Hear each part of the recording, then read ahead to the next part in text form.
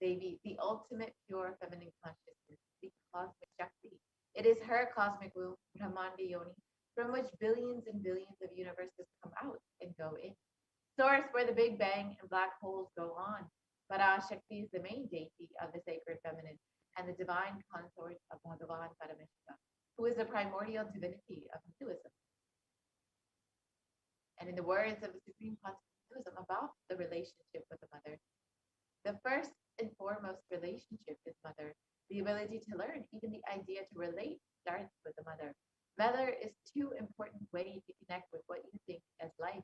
In the Vedic tradition, our rishis were aware your ability to connect with the mother should be directed towards the cosmos. It should inspire. It should awaken your higher consciousness. Connecting with life as mother is the most sweetest, most beautiful, most easiest form to ever connect.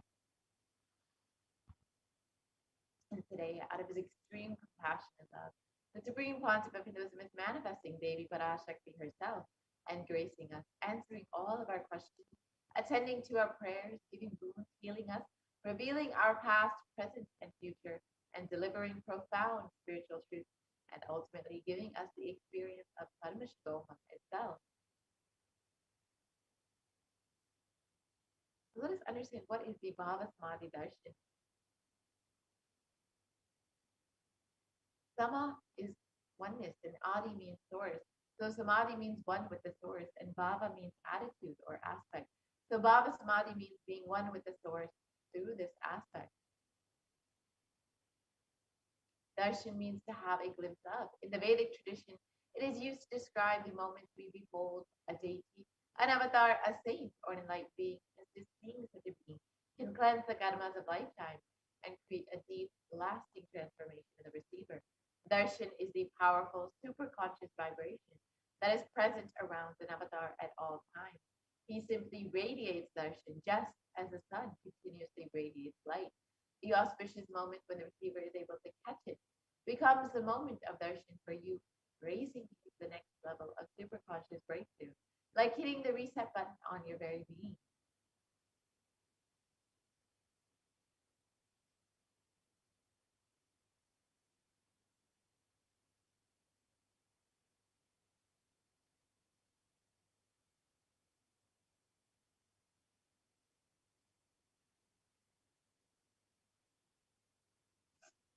And let us understand the signs of the Bhava Samadhi Darshan. The first thing you need to know is that divine cosmic beings are real. They manifest from Kailasa, the enlightened time-space zone, through deities and incarnations.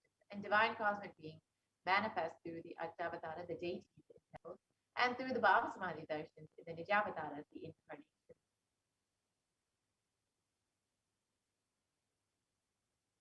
And Bhava Samadhi Darshan is the science of the Nijavatara manifesting Paramashiva, the consciousness. It is where the formless, the being of Paramashiva expresses through the Divya Sharira, the light body, and manifests as the Nijavatara, the physical form, the embodied form, for us to experience Paramashiva. So, for example, Devi Parashakti expresses through the being of Raja Rajeshwari and manifests as the Nijavatara, the physical form of Devi Meenakshi. The Ajavatara, the deity, reflects the consciousness and manifestation of the superconscious energy. But human beings are not mature enough to receive the higher level experiences from the Ajavatara directly. So the avatar, the physical embodied form, comes down to bridge the gap and create the experience of the superconscious energy in all of us. The Vavasmani Darshan awakens your Kundalini Shakti, which is the latent potential energy in every human being. This influx of superconscious energy visibly slows down the aging process, improves immunity to disease, and during the darshan, the whole brain comes alive, in turning into a superconductor of conscious energies that heals, empowers, and transforms our lives. During the Bhavasmadhi darshan, our neurons mirror that of the avatar. The mirror neurons activate and process all of the observed movements or information of the avatar, so the entire body can silently and without moving receive what is happening elsewhere through a process of direct observation, experiencing the superconscious energy radiated by the avatar. So the Akashic readings are not predictions, they are readings from the cosmic archive. Beyond space, creation and destruction happen simultaneously, and in the dimension of time starts the past, present, and future. And because Akashic records are stored in the Akasha, the space dimension, there is no past, present, and future. That is why what you call as happened, happening, yet to happen, are clearly already recorded.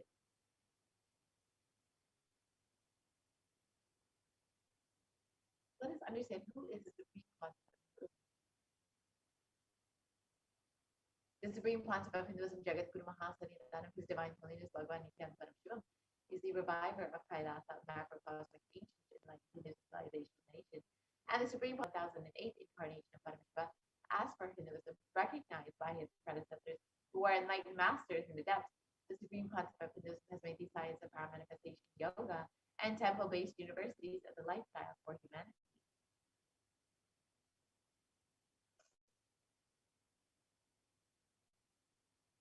And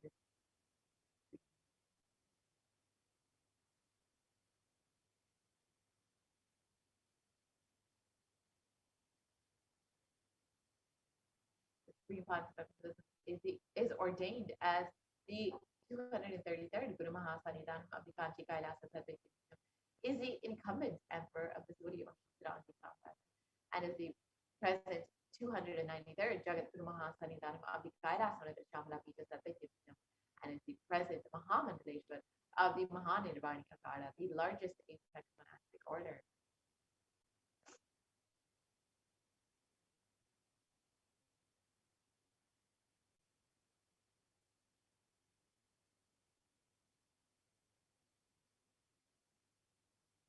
And the Supreme Pontiff of Hinduism is the 1008 Acharya Mahamandaleshwar of the Atalakada, is the present 23rd Guru Mahasanidanam of the Dharma Muktis Parampara Adinam, and has been elected as the Supreme Pontiff of Hinduism by a congregation of over 1,000 Hindu leaders. And the Supreme Pontiff of Hinduism is revered as a teacher of Hinduism, the most prolific, most viewed, read, and watched, and has authored over 300 books and 10,000 articles in three languages, English, Tamil, and Sanskrit, which have been translated into 50 languages with over 1,000 titles. And the Supreme Pontiff of Hinduism has over 20 million books, copies of books and articles sold, read, and downloaded, and over 10,000 hours of discourses delivered and available on, and has enriched and enriched over 1 billion lives digitally. The Supreme Pontiff of Hinduism is respected as the foremost commentator of all sacred scriptures, including the Upanishads, Bhagavad Gita, Shiva Sutras, Brahma Sutras, Yoga Sutras, Ashtavakra Gita, Jain Sutras, and more. He is honored as the leader of Hinduism, the most awarded internationally recognized Hindu leader, is a reviver of 108 ancient Hindu sampradayas, including the Rudrakanyas, Rudras, Rishis, Rishikas, Vaidavas, Vaidavas, and Sannyas, and is the establisher of the largest Hindu university, Kailasa University, with satellite campuses in over 150 countries.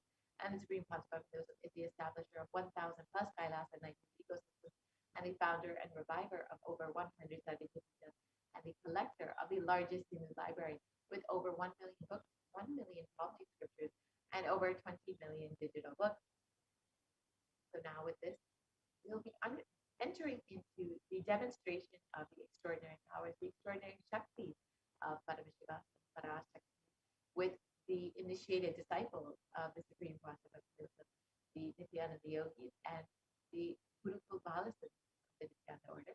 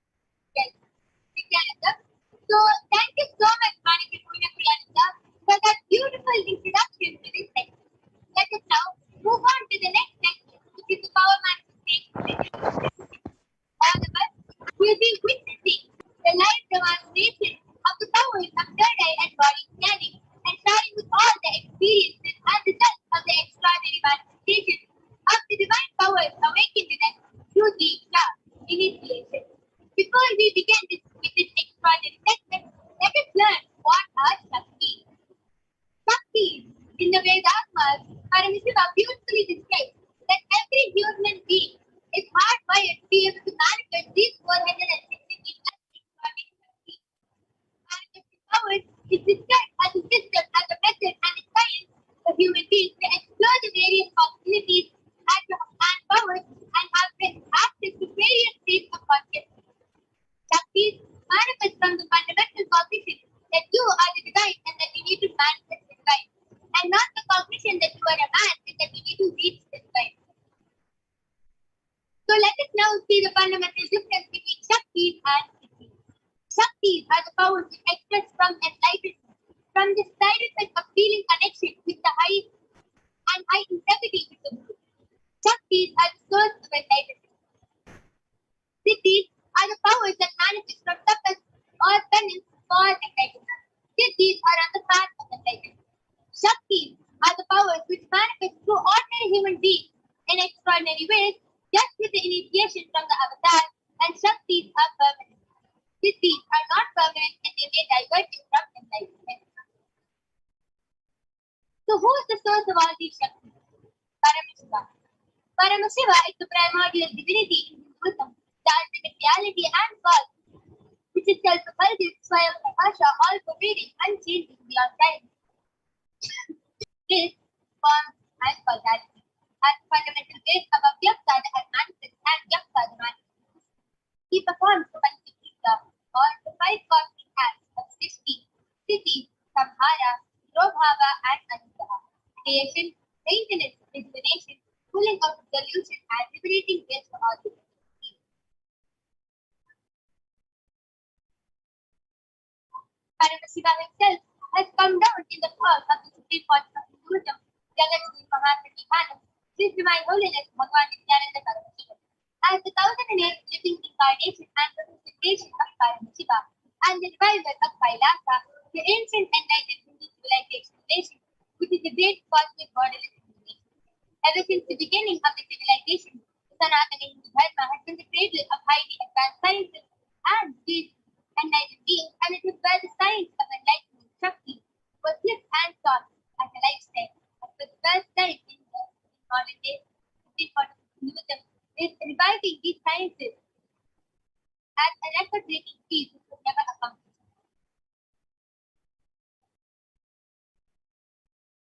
So here you can see the Guru Parampara, the enlightened gurus of Swamiji who have trained and recognized Swamiji as an avatar at a very young age and trained and taught Swamiji to revive these sciences from disciplines of Vedanta, Tantra, Sri Vidya, Yoga, Yogi, House, Tantra Shastra, Siddha Vidya, science of Aushadha, Advaita, Bhakti Yoga, Paramashiva, Jnana, and Paramashiva. So here you can see the enlightened gurus of Swamiji like Jnanananda Giri, Srinivasa Swamigal, Chinmay Swamigal, Yogi Raj Yogananda Giri, Mata Vijayananda Giri, Pundi Swamigal, Siddhi Swamigal, Annamalai Swamigal, Kanti Paramacharya, Sri Swamigal, Sri Tirthi Mahaswami, Sri Sadhuvoham, Anga Pradakshina Annamalai Swamigal, and the 238th Guru Mahasatiphanam of the Tamil Mandala Army. So all of you now might be wondering, okay, it is possible for all these incarnations and enlightened beings to awaken these divine Shaktis. But how can we awaken these divine Shaktis in our own? The answer is just with Diksha. When every ultimate truth, Jnana, gets mapped into our consciousness, Prajna, we start manifesting powers and it becomes a possibility for us to be Jnana. So let us now watch a small video which explains the power of initiation, the science of initiation. How, just with the initiation from the avatar, you can manifest these extraordinary Shaktis.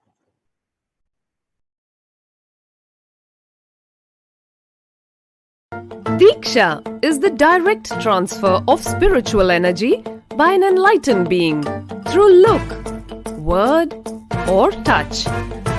The traditional Vedic book Navaratneshwara states, Sarvasamapi dikshanam muktihi phalamakhanditam avirodhat bhavantyeva prasangyastu bhuktayaha.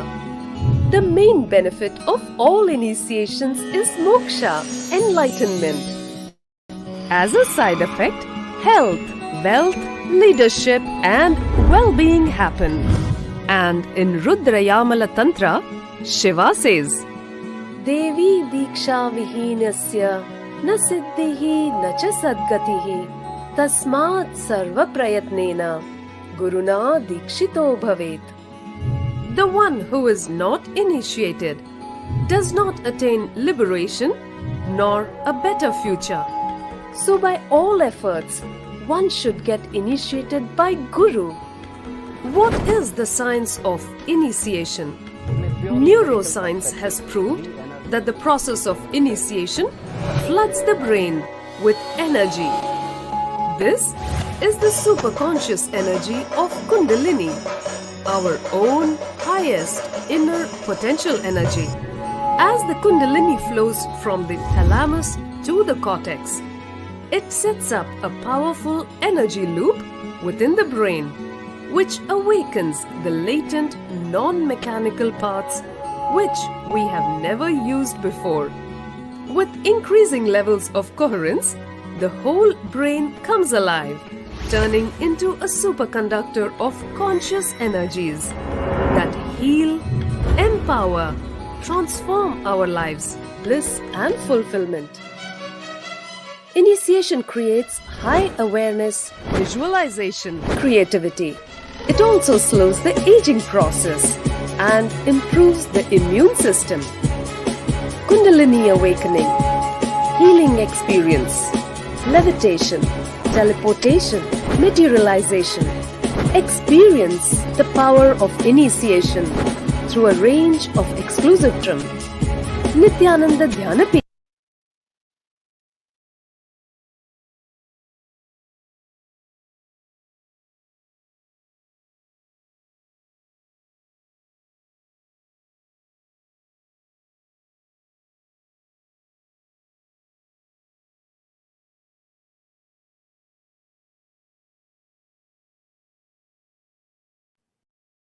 Yes.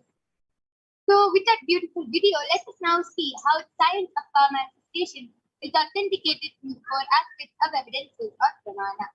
The first is the Shastra pramana, the eternal unchangeable truths revealed in the source scriptures. The next is the Apta pramana, the experiences and results of Aptas or the authorities of Hinduism, the Vedic rishis and scientists who have tested and verified this science. Third is the Atma pramana, the experience of His Divine Holiness Swamiji, this millennium's avatar's personal experience of power manifestation. And last is the Pratyaksha pramana, or the empirical evidence from observation and scientific experimentation. So all these pramanas, the Shastra pramanas, comes from the Vedagamas, which is a living applied science. Vedas are the ultimate superior authorities for Hindus, and they are the pure science where the ultimate truths are explained. Agamas are the scriptures where applied technology, the applied science is expanded. Vedas and Vedagamas are given the status of Shuddha, directly revealed by Paramashivoham. They are the ultimate eternal unchangeable truth, and any reference cited from these Shastras, also scriptures, is called Shastra Pramana. So without further delay, let us get ready to witness the live and exciting demonstration of the power of third eye by the partisans of the Nithyananda Guru. So before we go ahead, let us listen to the Shastra Pramana from the Vijnana Bhairava, Sutra 11, Dharana 34. Kapalantarmanonyasa tishtannilitalochanaha kramena manachodadhyat lakshaye lakshyamuttamam. The translation goes, by fixing the mind on the inner space within the crown center, or sitting stably without any movement, having the eyes closed in succession, by that stability of the mind and inner space, through the power of the third eye, one directly sees the ultimate goal Lakshyam by having a vision beyond the sight that reveals any object or place, attaining the space of oneness with the source Paramashiva. Next is the Akta Pramana, where Bhagavan Shri Krishna initiates Arjuna into the power of third eye. Bhagavan Krishna says to Arjuna, Natumam shakyase drashtum anenaiva swachakshusha divyam dadami te chakshuhu pashyame yogamaishwaram. But you cannot see my cosmic form with these physical eyes of yours. Therefore I grant you the divine third eye vision. Behold my cosmic opulence.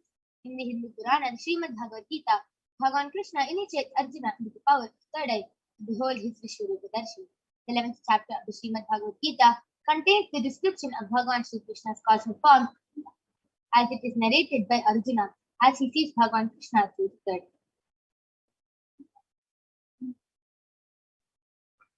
The next is the Atma Pramana. Swamiji beautifully shares his own experience. The first experience is that I was able to see everything around me, above me, the whole 360-degree, 10 direction, below me, everything. I realized not only I was able to see, I was able to feel, experience. I felt that the skin of the stone on rock on which I was sitting and the skin of this body both carry me equally. In both I exist equally. The setting sun, rising moon, the whole Arunachala hill, all the plants, shrubs, trees, everything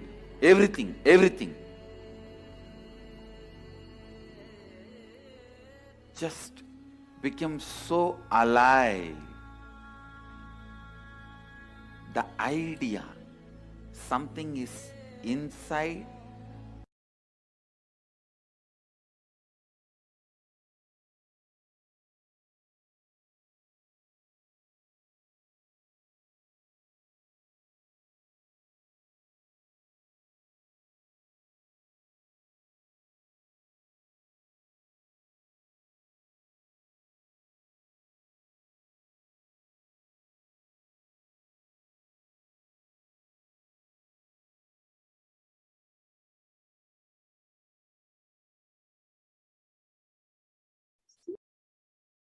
Pramana. Last is the Pratyaksha Pramana, the empirical evidence from observation and scientific experimentation. Study measures compare the metabolic cell activity of the brain in the conscious and meditative states of the third eye using the positron emission tomography, the PET. When doing daily activities, high activity is measured in the brain where the third eye is located. And when in the deep state of samadhi, only the third eye region is active and almost 90% of the rest of the brain is active. So let us now witness the live Sakshi Pramana, the live demonstration of the power of third eye by the balisons of the Nithyananda Gurukul. So we'll be back right after a short break.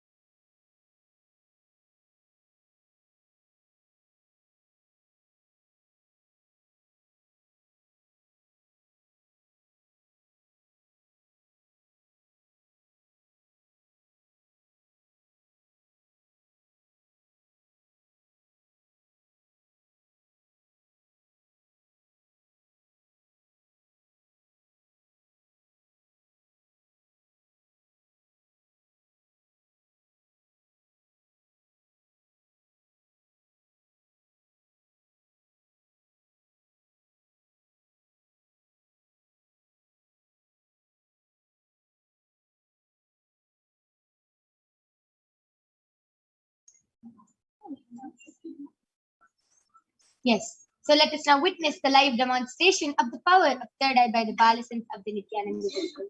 Along with me, I have a balisant Manti Kaladharananda, who is 15 years old, and she is going to be demonstrating this extraordinary Shakti to all of you today. And as all of you can see, I also have the medically tested eye band with me, and behind is a thick sponge. And there's no gap between the sponge and the opaque sheet, and there's no possible way of light entering.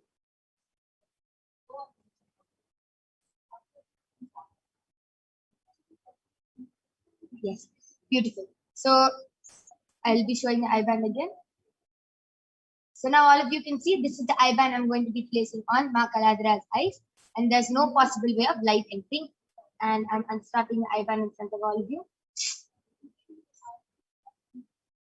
and placing it on Ma Kaladra.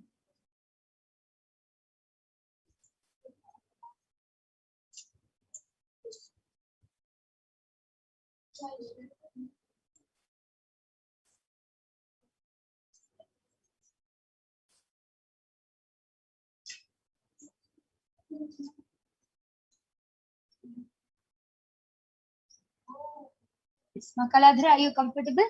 Yes. Yes, beautiful. I request the YouTube comments to now be projected. All of you can go ahead and post any comments you want in the Kailasa HDH Nithyananda YouTube channel. And you can throw any challenge at Ma Kaladra. You can post random emojis, random numbers, random letters, and Ma Kaladra will be reading it out live.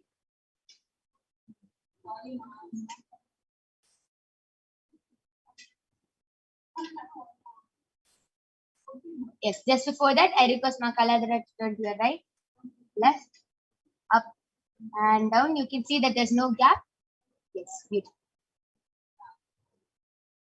Yes, Ma Kaladra, you can go ahead and start reading the comments. I request the latest comments to be projected.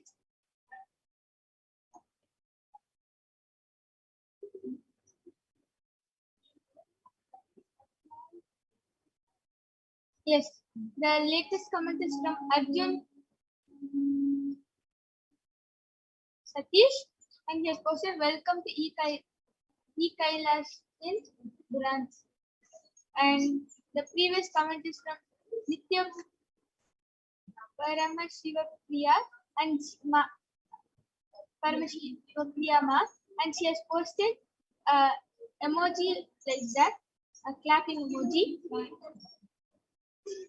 and a namaste emoji, two sunflower emoji, and good, and another sunflower emoji, morning, and another sunflower emoji, Kailasa, two sunflower emoji, namaste emoji, and emoji like clapping again.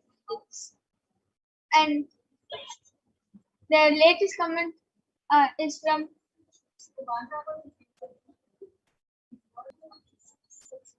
CELINE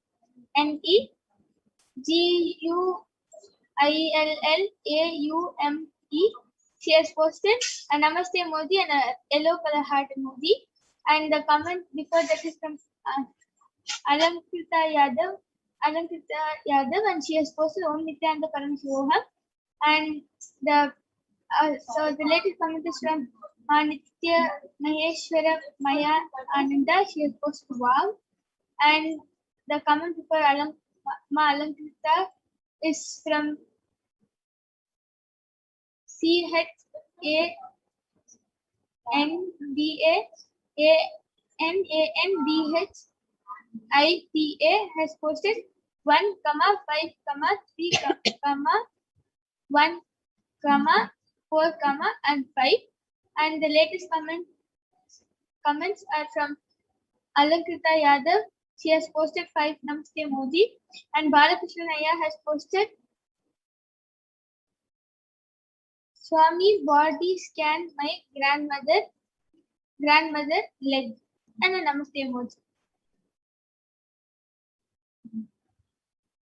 Yes, wow, amazing! All of you saw how so fluently Ma Kaladra. So as the comments came in, she was able to so fluently read all the comments. Beautiful. Yes, there are few more comments, previous comments, or one of them are from the first. So Nithya Parameshwara Priya Ma has posted Om Nithyananda Paramashivoham, and a small branch with 5 leaves, thrice, and a rose emoji, a hibiscus in pink color emoji, another rose emoji, another red color rose with a stem with 2 leaves on it, and a sunflower emoji, again a rose emoji with stems being front, and the next is from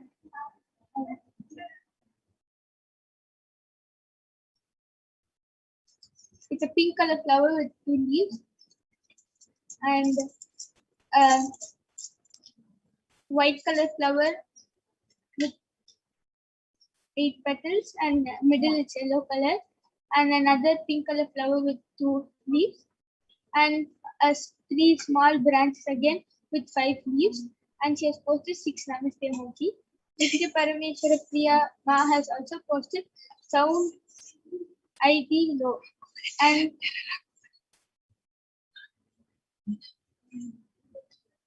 DASDAIENEWALDASS has posted Nithyanandam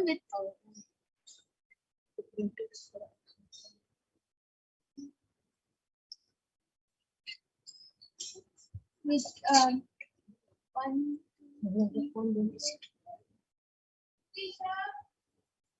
11 Namaste emojis, and Nitya Parameshwar Priya Ma has I posted. request the comment section to be scrolled down. So it's the same comment as the first comment I read from Nitya Parameshwar Priya Ma, and the next comment I is request from, the latest comments to be protested. Yes, and just before that, Mahajalandharistita Sandha has just stopped by to say Nithyanandam. Yes, ma, thank you for joining us, Nithyanandam. We welcome you to this Parashakti Akashic readings program. yes,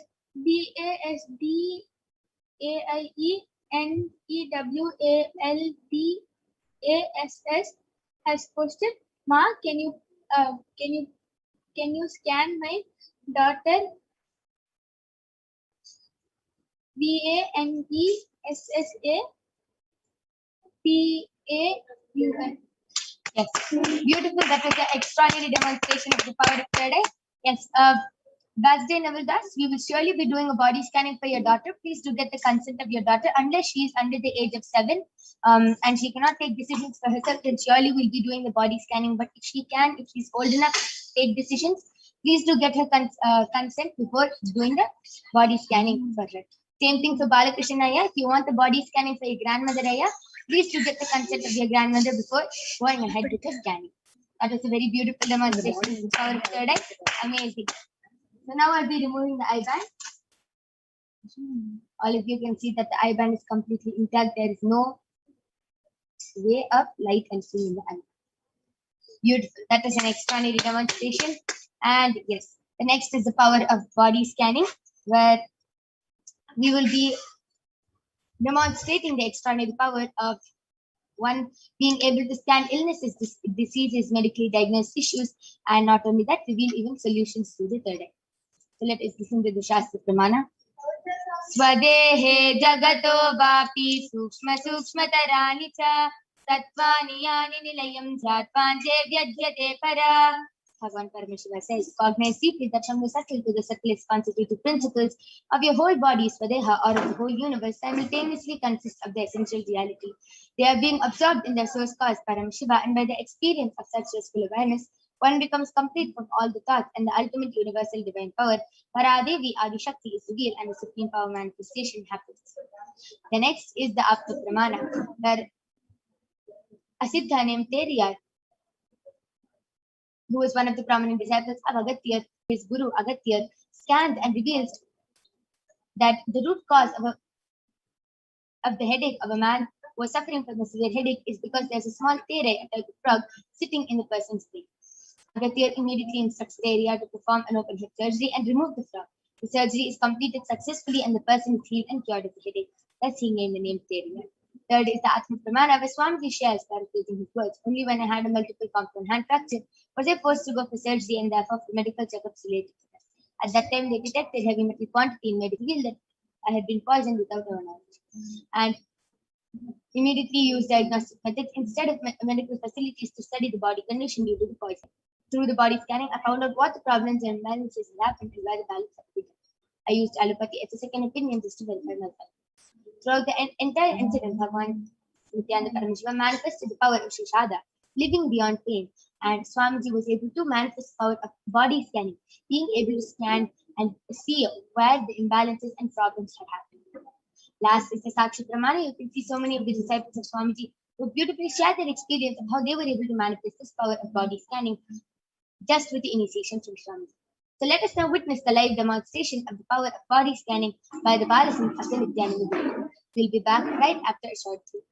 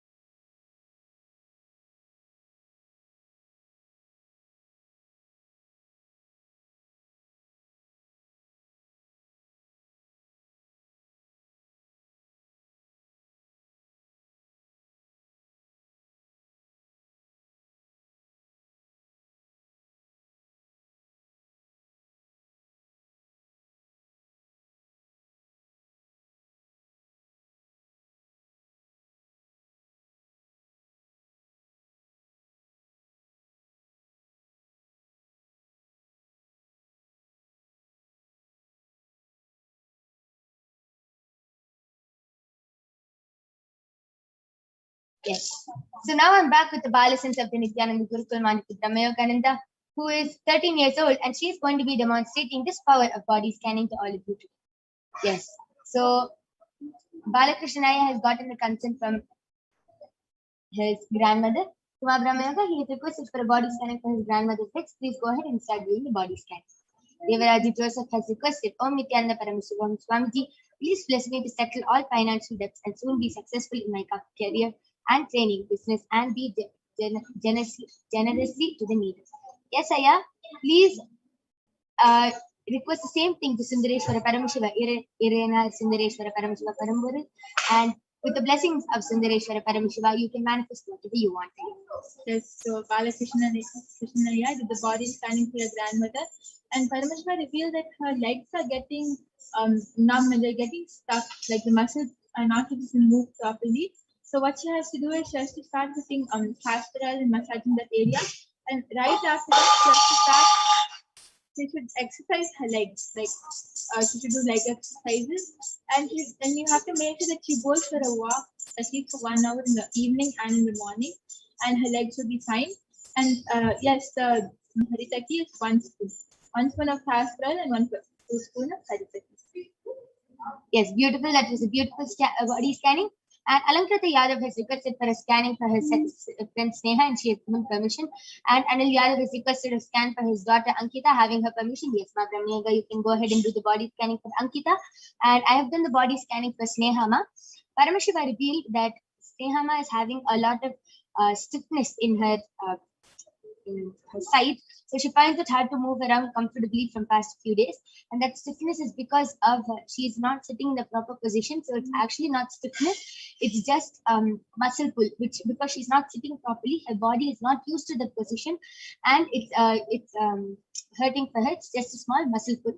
Paramashiva also revealed that she's getting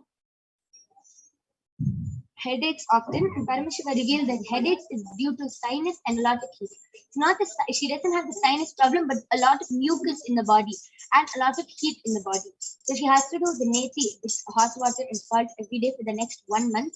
And Swamiji revealed she should follow she should do Nirahara Samyama for 11 days now, and she will be healed of this. Yes, Anil Yadav, I did the body scan for your daughter Ankita, and Paramashiva revealed that she just starts listening to Swamiji's satsangs, automatically her IQ will increase and she'll be able to, she'll be ahead in her studies, and also she'll start manifesting so many powers. Paramashiva showing that her brain's potential is that much. All she has to do is start listening to Swamiji's satsangs, and so many things. She'll be able to do so many different things, different talents. She'll become really good in her studies, and also she'll start manifesting powers. So just make sure she starts listening to Swamiji's satsang every day, and also without miss watching the live Bhav Samadhi Darshan of Lord Sundareshwar. Beautiful. And Celine G has requested for a body scanning. I did the body scanning, ma.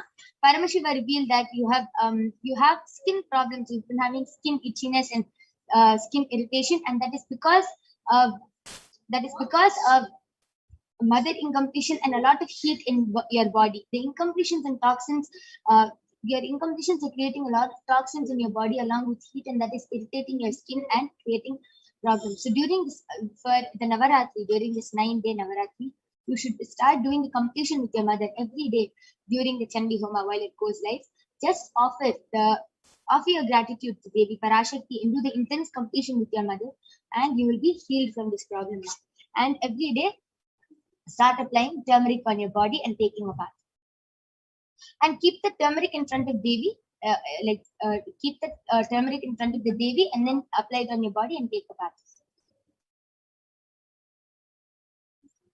Yes, Chanda Ananditananda, I did the body scanning for your dad and for your sister, and Paramashiva revealed that for your dad, his shoulders and his neck area, it's hurting a lot for him, and that is happening because he's feeling that responsibility is too much. Like he's not able to take responsibility. It's really it's too much, even like small, and he feels it's a really big job to take it up.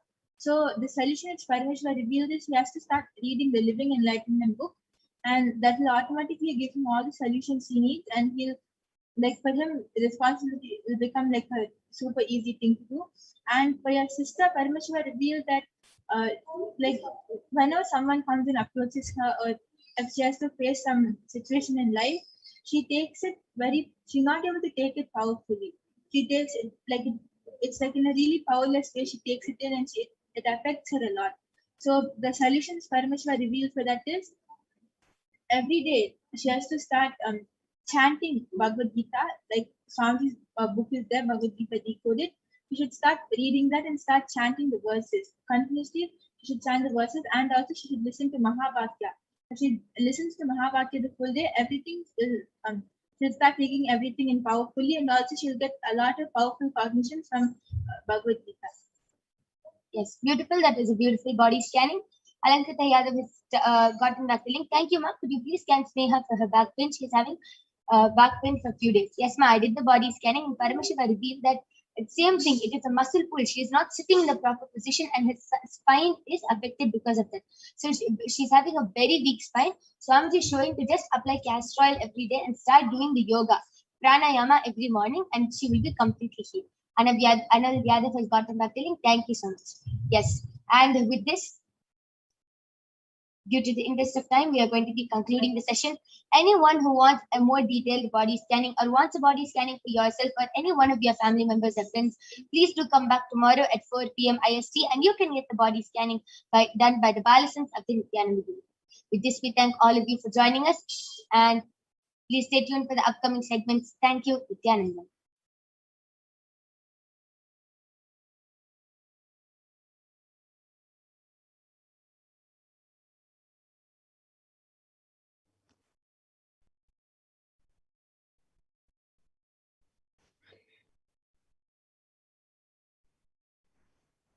Yes, thank you, Maya. And now, with that, we will be moving to the next segment of this program, where all of us will be learning more about Devi Parashakti. So we will now be learning about the divine feminine consciousness, about who exactly Devi Parashakti is. So we'll be first looking at a Dhyana Shloka of Devi Parashakti, which comes from the Lalita Sahasranama Dhyana Shloka.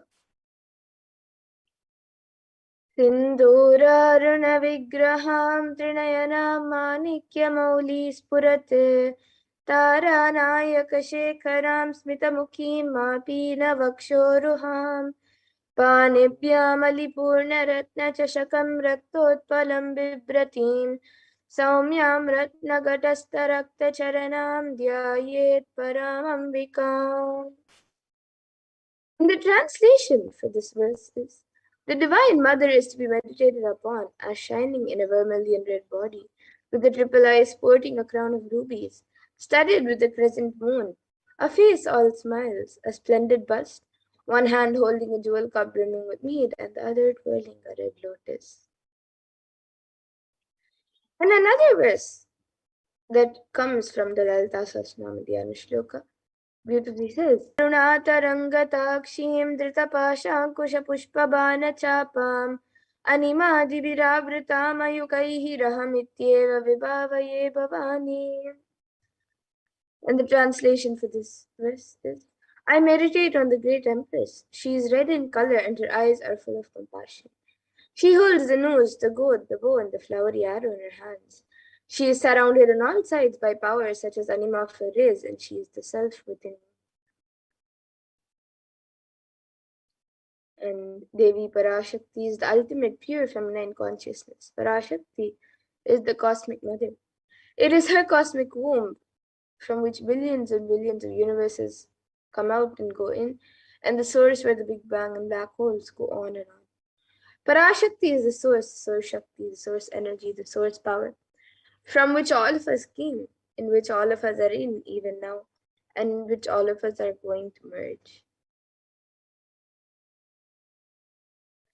And out of her extreme love and compassion, Devi Parashakti herself is manifesting through the embodied form as the Nijavatar of the Supreme Point of Hinduism, Jagat Guru Mahasannidhanam, His Divine Holiness Bhagavan Sri Nithyananda Paramashivam, gracing us, answering all of our questions, attending to our prayers, giving boons, healing us, revealing our past, present, and future, delivering profound spiritual truths, and ultimately giving us the experience of Paramashivoham itself. And Devi Parashakti beautifully reveals how she is manifesting through the Nijavatar of the Supreme Point of Hinduism.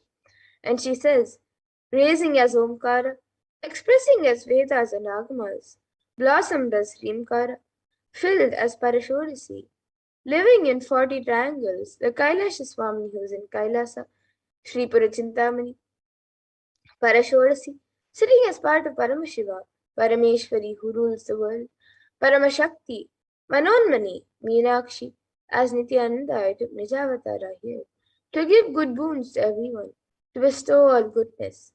Hiranyagarbha Swarupini, Brahmanda Yoni, Shami, Chandramauli, Rapala, Aparna, Uma, Parvati, Savitri, Navayavana, Samrajya Lakshmi, Parameshwari, Parashorasi, Meenakshi, taking the form of Nithyananda, I came to bless.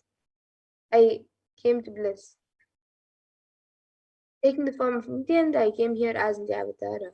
With great compassion and blessing, listen people, to do good to all of you, I took the form of Nithyananda and came down as Nijavatara.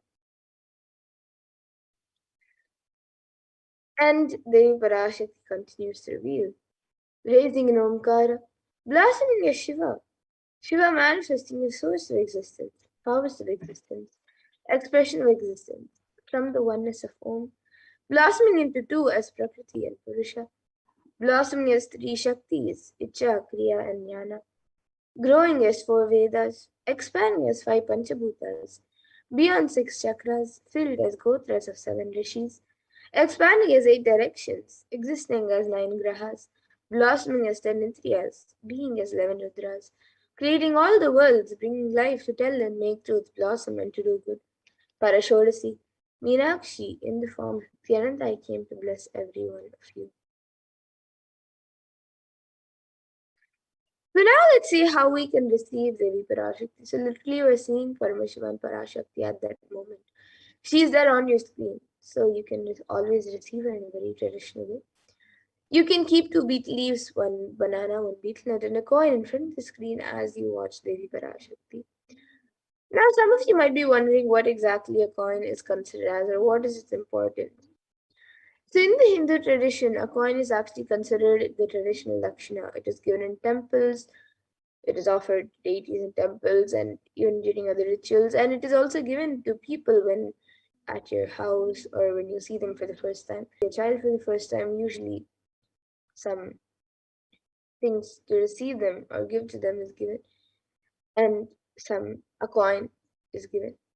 And it can be the lowest value. In India, it can even be just 1 paise. In the US, it can even be just a cent. Swami says, I'm not trying to monetize. Keep even 1 cent, it is okay.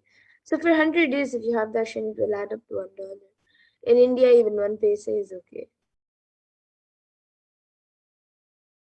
And you can offer that to Devi Parashakti. And once the darshan is over, you can do namaskar and eat the banana, wheat leaves, and the betel, taking it as prasadam immediately.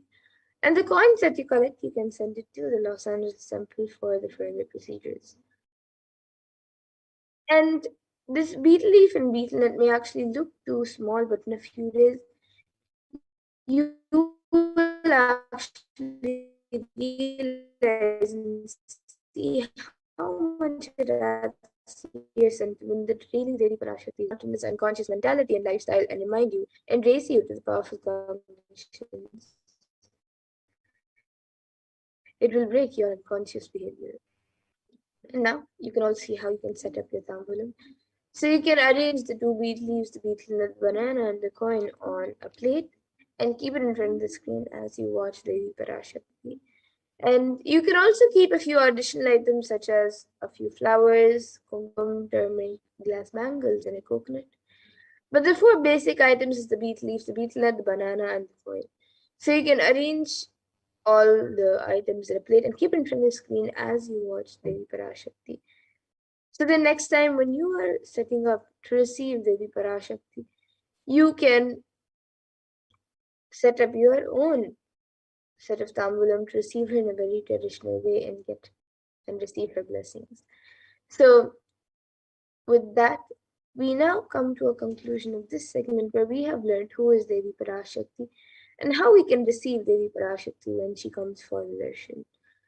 And we will now be moving to the next segment of this program where all of us will be seeing and learning what exactly Devi Parashakti has revealed in the Akashic readings on all the various problems that the world is going through today due to the pandemic. And what is the cause and solutions for all of these problems and how important it is for us to follow what Devi Parashakti has revealed. So please stay tuned for the next segment where we will all be learning what Devi Parashakti has revealed in the Akashic readings.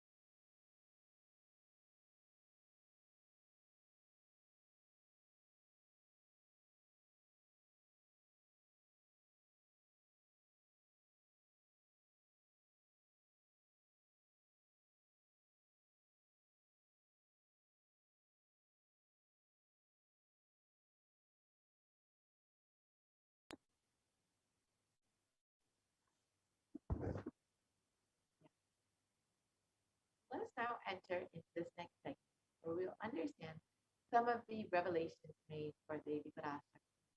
Devi has been continuously revealing various revelations about our current situation, about the world, about our personal situations, and many sacred revelations about humanity and the pandemic, the ongoing pandemic. So, in today's segment, we will explore some of Devi Parashakti revelations and specifically understand what Devi Parashakti has revealed as the cause and solution for this pandemic, for the pralaya.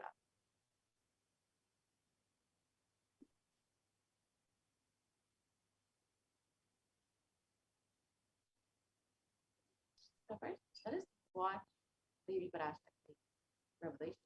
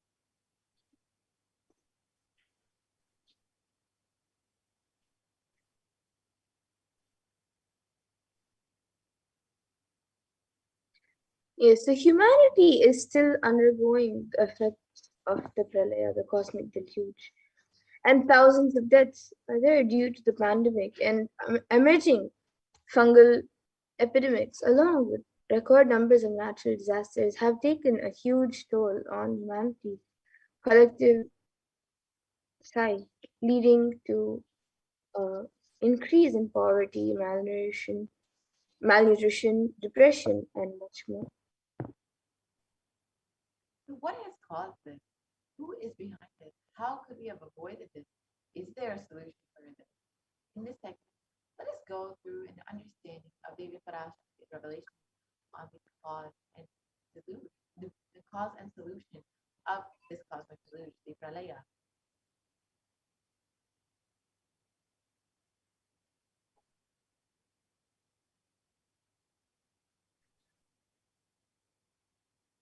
So all of us know the current state of the world right now with well over 3.8 million deaths.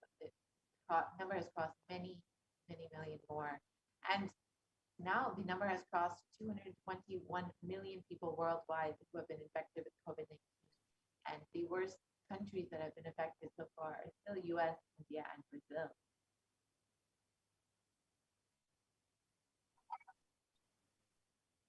And the number of cases in India alone has crossed well over 30 million.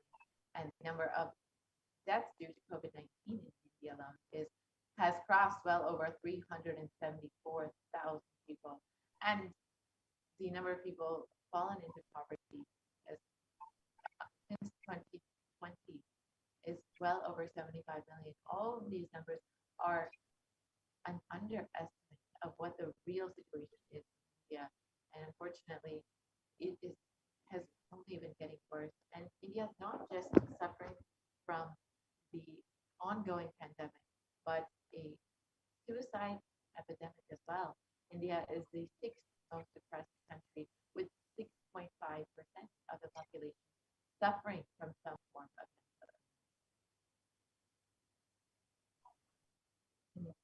There is a suicide rate of 10.9 for every 1 lakh people, with suicide as one of the largest causes of death from the age group of 15 to 24. And India is also suffering from several natural disasters. We've heard of the cyclones in Kerala, the floods in Maharashtra, and now we have another wave of COVID-19 coming up in the near future in India. So, how could we have prevented this? How could we have stopped this from coming to India? What is the cause and solution that Devi Parashakti has revealed in the Akashic readings for the entire humanity?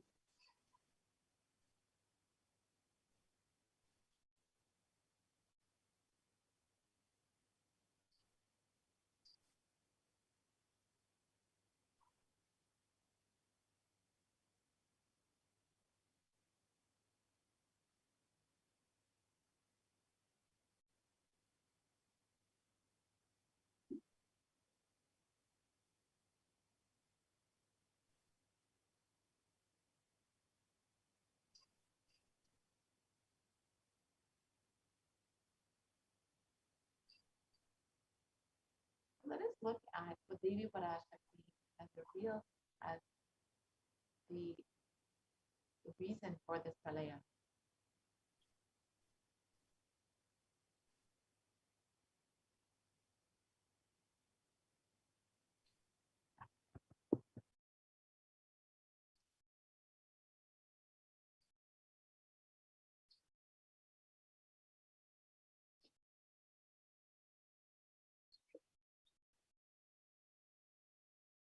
Yes, so the translation of what Devi Parashakti revealed was for this huge Kirmi Bhojanam, hell, not to come to India. In 2020 itself, I had planned to do Padayatra throughout India and the 12 Jyotirlingas through my son Swamiji. They chased the captain of the ship out of the country. See what is going to happen.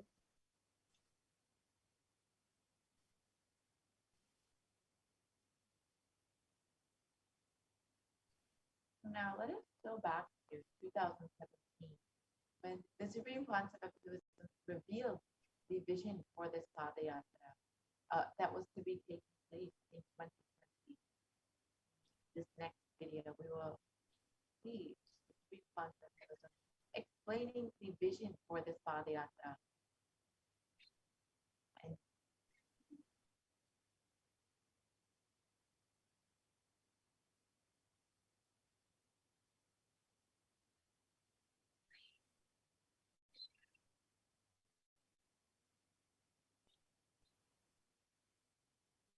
Supreme Concept of Buddhism explained in 2017 during the Parashakti program about how this Padayatra would see the revival of Hinduism once again. Let us now watch that video.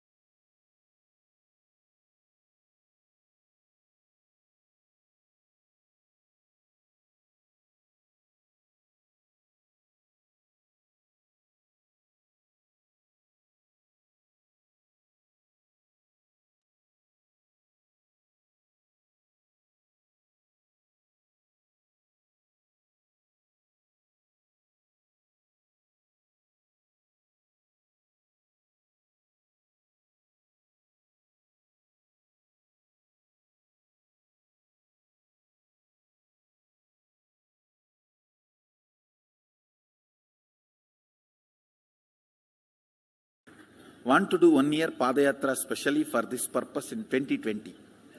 2020, planning for a full year. I'm going to walk from Rameshwaram to Amarnath.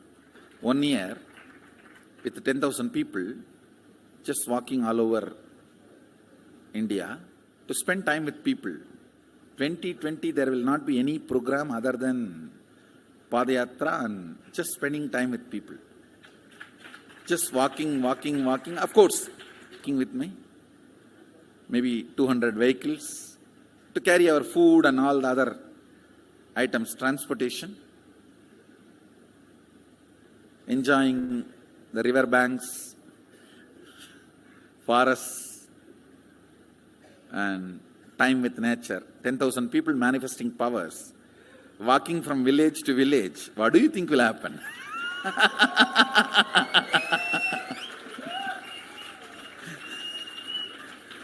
The scene of Buddhism spreading will be repeated now.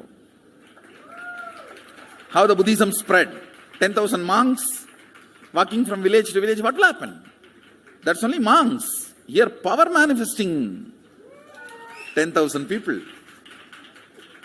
The whole village will be manifesting powers. Just want to enjoy India and let India enjoy me. So planning for next year Kumbh Mela 2019, next year January Kumbh Mela. Before that, all the Balalayam, everything. Balalayam is going to be like the same structure outside with one stone tower, gold coated. It will be something like a 40 to 50 feet tall stone tower and 5 Rajagopurams, which will be something like 120 feet. This will be the Balalayam. And after the Mulalayam is built, this Balalayam will serve as a Utsava Murti Sannidhi, where the Utsava Murtis will be worshipped and where the Archanas. See, in the main temple, there will not be any Archana or anything, because just for Darshan itself, there will not be time. Like Tirupati, you can only have Darshan and Arti, the camp for Arti. No other worship is allowed in the main temple. Because 12 Abhishekam is going to happen, 12 Kala Abhishekams. So continuously the rituals will be going on. People can have only darshan. They will not be able to involve themselves in any ritual. Other than darshan, nothing else will be allowed. So all the archana, all the other offerings, like people will offer the archanas and other, everything will be done to the Utsava Murti, which will be kept in the Balalayam, the present Balalayam, present structure. So people can spend time here. That will be more like a main darshan. This will be like energy darshan, where you can give letter, get response. So by next year, the Balalayam will be ready. So 2019 full year, I will be conducting the programs and everything. 2020 will be the one full year Padayatra, walking. From next year, Jayanti, means 2019's Jayanti to 2020's Jayanti. Full year, Jayanti to Jayanti will be Padayatra. Before that, we will make 10,000 people power manifestors. It will be sannyasi, brahmachari, grihastha, all put together. 10,000 people will be walking. What a scene it will be. I think that is the only way the revival of Sanatana Hindu Dharma can be done. I need to get into the ground where people can see me, where they are living. I can't be waiting for people to come where I am living. Now I am sitting in one place to prepare these 10,000 people and make this science completely user-friendly. For that only I am sitting and working. 2 years for me now. 2018 and 2019. So 2020, before that 10,000 people will be ready to walk with me, manifesting powers. We will literally solve every person's problem in every village. The way we are walking. The path, route we are taking, physical healing or mental healing, or it's a too big visualization. How will you visualize? What will happen if 10,000 power manifestors enter into a village and ask people, tell me your problem now, come on, let's sort it out. Understand 1200 years before in Tiruvannamalai temple carvings, how the baby will be in the womb in second month, third month, all that is detailed way carved, it is there. Which scanning machine was there in those days other than the third eye? Very detailed carvings are there. Even Srirangam temple, the whole carving is there. Srirangam temple gives a week by week the whole picture of male baby and female baby. Any of you have seen that? Srirangam Rangaraja Mandapam, it very clearly portrays. There will be one Rangaranga Gopuram. In that next to Rangara Gopuram, there is a Rangaraja Mandapam.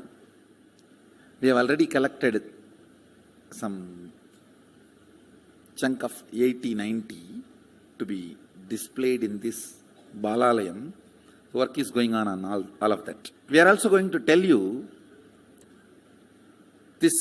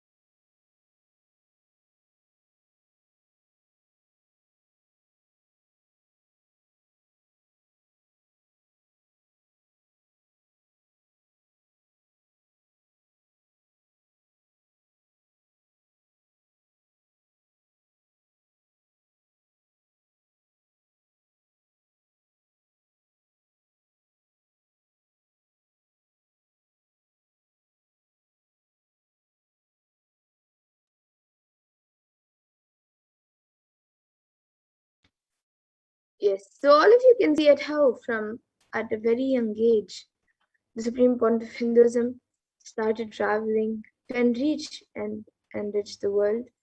So here you can see pictures of various programs conducted by the Supreme Pontiff of Hinduism around the world in various places. So here you can see the 21st of November 2005 in Rasipuram. Hinduism has been continuously initiating people into the science of enlightenment, has been giving continuous darshans, various programs. Here you can see in Namakkal, Tamil Nadu, the thousands and thousands of people in each of these various programs. You'll be able to see in Salem, Tamil Nadu, how many people were touched and experienced this science and enlightenment by the Supreme Pontiff of Hinduism. For the last 2 decades, the Supreme Pontiff of Hinduism has been continuously working to bring the science enlightenment and share it with the world. The Nithyananda program, the Birth Star celebration in Tiruvannamalai in 2005. You can see the people from various backgrounds, various ages, various cultures, various nationalities. The Jayanti celebrations in Adi Kailasha, the Jayanti celebrations again in Tiruvannamalai. And the Supreme Pontiff of Hinduism has also enriched many kids. And here in the previous slide, you just saw where the Supreme Pontiff of Hinduism has gone to a school to initiate the kids and get them ready for the Pralaya. So here you can see the Guru Purnima celebrations in Adi Kailas Nithyananda Paramashivam. And then the Bhakti Spurna program.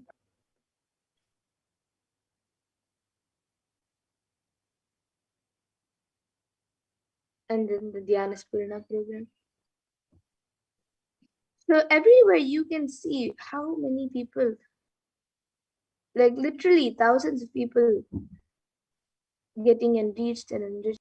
Here you can see the Little Anandas program, and then the Saptayaham program, which took place in Salem 2006. Several homas conducted by the Supreme Pontiff of Hinduism, where the Supreme Pontiff of Hinduism not only conducted the homas, but led 1,008 other people into the same homas, guided them to perform the same homas. The devotees and disciples performing the homas, the Supreme Pontiff of Hinduism himself performing these homas as well.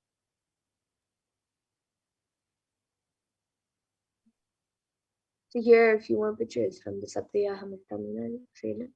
The Supreme Pontiff of Hinduism blessing people and guiding them, doing the various rituals. And this was a huge offering to humanity, as the energy that it created has brought so much of good to humanity. This is the Nithyananda Paramashivoham program that was conducted in Adi Kailasha Sarvajna in 2006. And each of these programs, Supreme Pontiff of Hinduism was working tirelessly to bring science of enlightenment people, to prepare them for this upcoming pralaya, to ensure that they are protected and saved.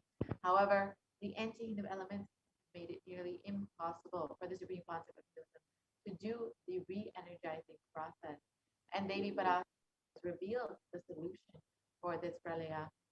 And Devi has revealed that only when the Supreme Pontiff of Hinduism is once again received in India with great reverence and respect, only then will we see the end of this pralaya.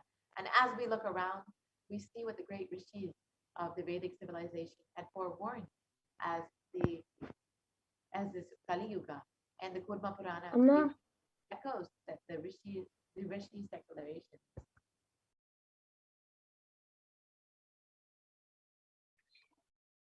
Yes, so all the rishis have foretold about the pralaya.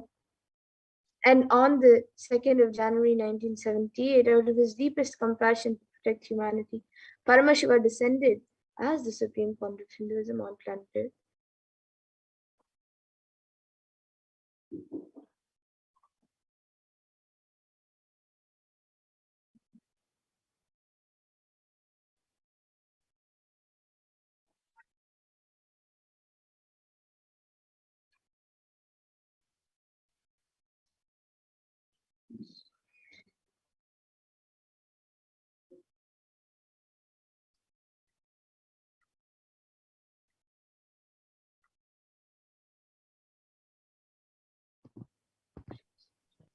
In the Kurma Purana, actually, Sage Vyasa explained that the Kali Yuga is the worst of all the yugas, where man will be his own worst enemy, and yet no prescribed penance will atone for the great sins of men.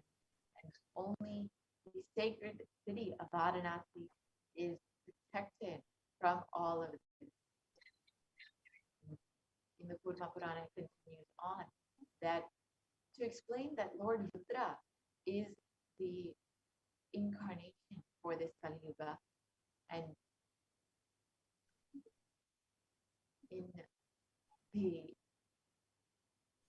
explanation of this, Sage Vyasa explains that in the Kali Yuga, it is Lord Rudra, the incarnation of Paramashiva himself, that will be the incarnation, the avatar for this Kali Yuga. Here is the exact translation.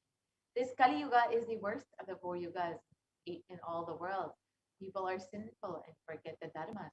In fact, men are so sinful that no prescribed penance atones for their great sins. Only the great sacred city of Varanasi is protected. And it continues on. Brahma is the presiding divinity or Devata for the Krita Yuga. In the Treta Yuga, the second cycle of time, it is Bhagwan Ravi, in which appeared Sri Rama. In the Dvapara Yuga, the third cycle of time, the presiding divinity is Vishnu. And in the Kali Yuga, the fourth cycle of time, the current age, Presiding divinity, the avatar, is Rudra, Lord Maheshwara, Mahasadashiva himself, on the 2nd of January, as Mahamadra explained. Out of his deepest compassion to protect humanity, Paramashiva himself descended in the human form of the Nijavatara of the Supreme Concept of Hinduism, Jagat Guru Maha Sanidana, his divine holiness, Bhagavan Nithyananda Paramashivam. In order, let us see, the Supreme Concept of Hinduism has explained that if he had waited even one more year, Paramashiva had waited even one more year to take the human form, it would have been too late for humanity. 1979 would have been too late. The last lamp of Hinduism would have burnt out if the Supreme Concept of Hinduism had not landed, if Paramashiva had not landed as the Supreme Concept of Hinduism to revive this whole Sanatana Hindu Dharma. And the avatar's advent on planet Earth was to protect the world from the great cosmic delusion and to bring the new age, the Satyuga.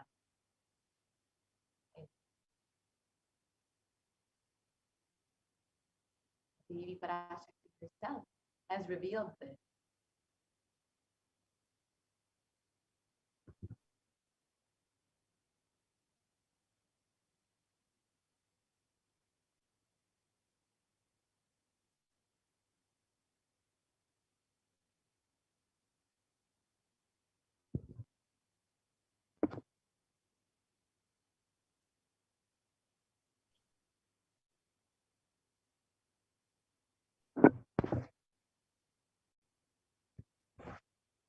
Let us look at Devi Parashakti's the revelation, the translation of Devi Parashakti's revelation about how the Supreme Concept of Hinduism has landed to bring the Satyuga. People of the world, listen. Kali Yuga has matured, and over time has come for Satyuga to happen. So this great pralaya has to come. Don't worry, people. In the form of Nithyananda, I myself have come here. I will make Nityuga. Nityuga will blossom and Satyuga be blissful. For this huge hell Kirimi Bojanam not to come to India. 2020, I plan to do the Padayatra throughout India in the 12 Jyotirlingas through my son Swami.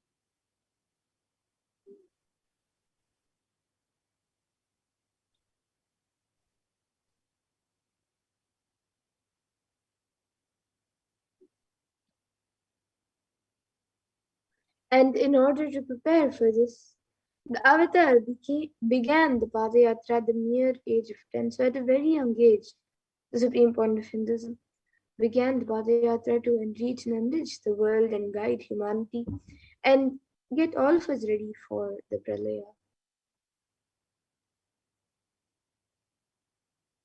In order to bring this Satyuga once again, prepare people for this Pralaya, and in order to bring the superconscious breakthrough to humanity.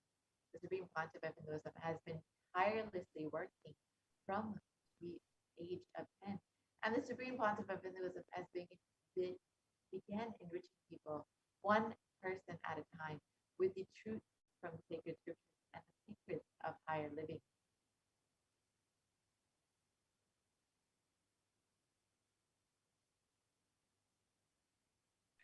And even as the Supreme Point of Hinduism was just 14 and 15, all of his classmates recalled the Yatra where the Supreme Point of Hinduism led them all from Gudiyatham, Tamil Nadu to Tirunelveli, which was his birthplace and a huge spiritual pilgrimage site.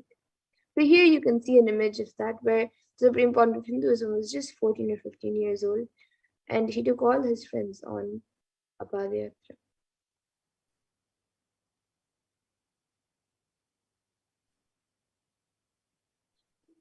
Concept of Hinduism was around 19 years of age. All of his fellow monks at the Ramakrishna Mutt recall the Yatra where the Supreme Concept of Hinduism led them from Chennai, Tamil Nadu to Tirunelveli, his birthplace, and gave them an unforgettable pilgrimage trip experience.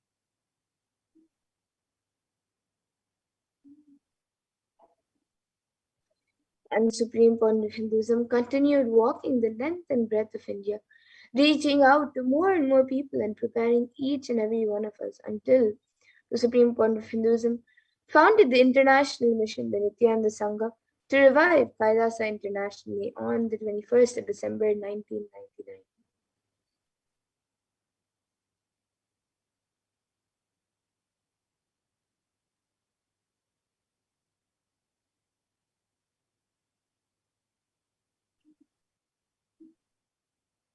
And the Supreme Conceptism established the very first Kailas enlightenment ecosystem in Tiruchendur, Tamil Nadu, South India, on the 14th of April 2000.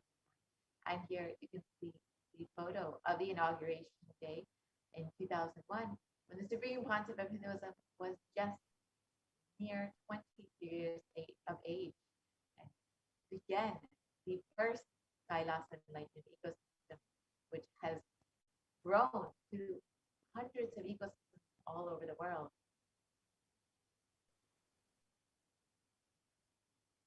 And in 2003, the Avatar continued his Vijayatra all over the world to enrich people from various backgrounds.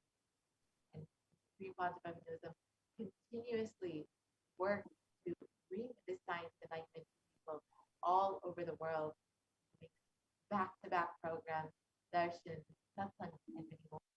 And with the Supreme Concept of Hinduism's intensity and dedication for the people, even in crowds of thousands who did not understand English, Supreme Concept of Hinduism's voice resonated deeply, and his presence moved each one to tears. You can see the various programs conducted in Guadeloupe and in Brazil, where most of the audience did not understand English. And each one was very deeply touched. And in 2004, the Avatar also led his disciples on the first Himalayan Yatra, visiting temples, delivering satsangs, and initiating them into a super conscious breakthrough. So here you can see images of the Himalayan Yatra. You can see the photos of the various yatras, the Himalayan yatras that the Supreme Concept of Hinduism has been conducting over the last 2 decades.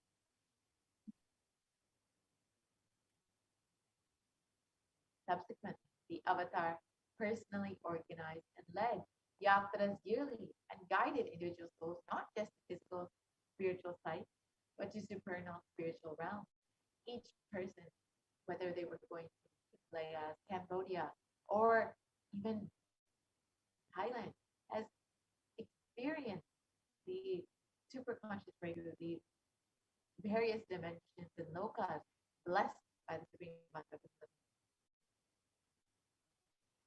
And in 2006, the Padayatras were taken to the next level with the Kodikan Rathayatra, with crores participating and impacted by the Nityanandeshwara and Nityanandeshwari deities traveling from city to city.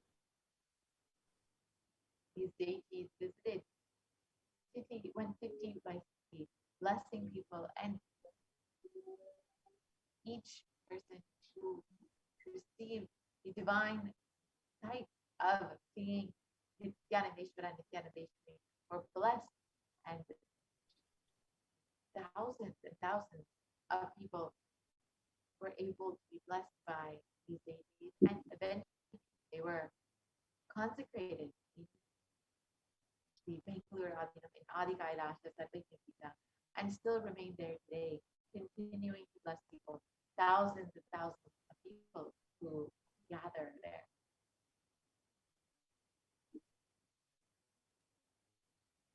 Kodikan Rathayatra culminated with the consecration, as we stated, and the inauguration of the Garbha Mandir, the sanctum sanctorum, with the Nityanandeshwara and Nityanandeshwari, Parashakti, and Swayambhulinga in Adi Kailash, Sarvajnapita, and South India.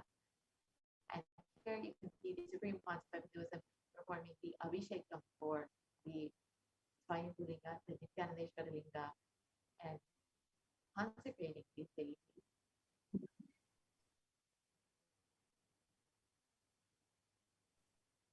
And these deities were energized as Archavadanas to radiate the energy of Paramashivoham and Parashakti to create the Adi Kailash Sarvajnapita as a ship to save humanity from this upcoming pralaya. And the Supreme Point of Hinduism created innumerable spiritual energy centers in India as safe havens during the Great Deluge. So here you can see pictures from the Kailasa in Tiruchengodu, one of the first Kailasas inaugurated, the first Kailasa inaugurated in 2001. And then the Adi Kailasa in Savagnipeetham in Bangalore, and then the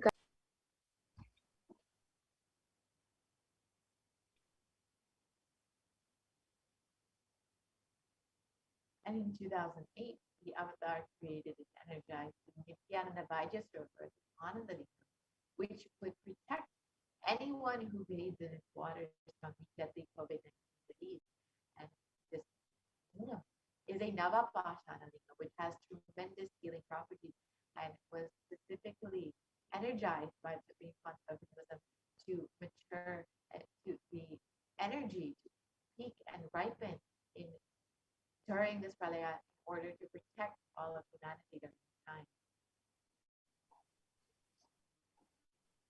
And in 2009, the Avatar held another Gaurikanta Yatra and garnered international attention, creating a movement where lakhs of Hindus once again embraced Hinduism.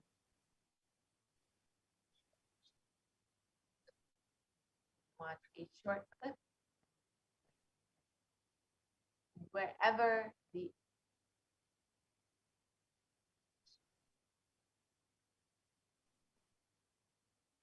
போல நின்பதம் கண்ட என் மனோ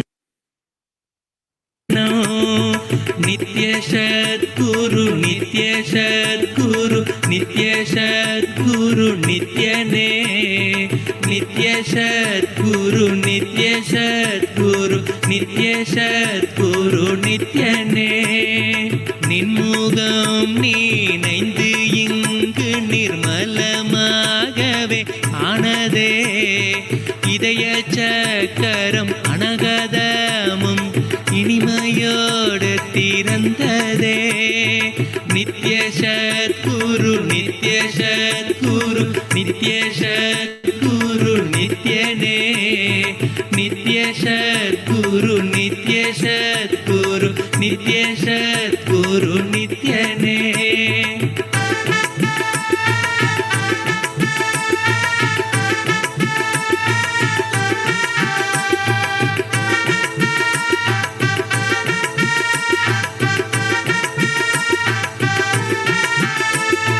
மற்றவர் கண்டு மறைகள் எல்லாம் கழன்று விசுத்தி அதுவும் அசுத்தியாய் பொறாமையோடிங்கு ஏக்கத்தோடப்பா புண்ணியம் எல்லாம் போனதே எரிந்தவயிரும் ஏக்கமும் சேர்த்து விசுத்தி அசுத்தியானதே விசுத்தியை தீர்க்க பதம் பிரிந்து இங்கு வரவேணுமே நித்ய சத்குரு நித்ய சத்குரு நித்ய சத்குரு நித்யனே நித்ய சத்குரு நித்ய சத்குரு நித்ய சத்குரு நித்யனே ஆமை பூகுந்த எண்ணகந்தினை பொறாமை பூகாதே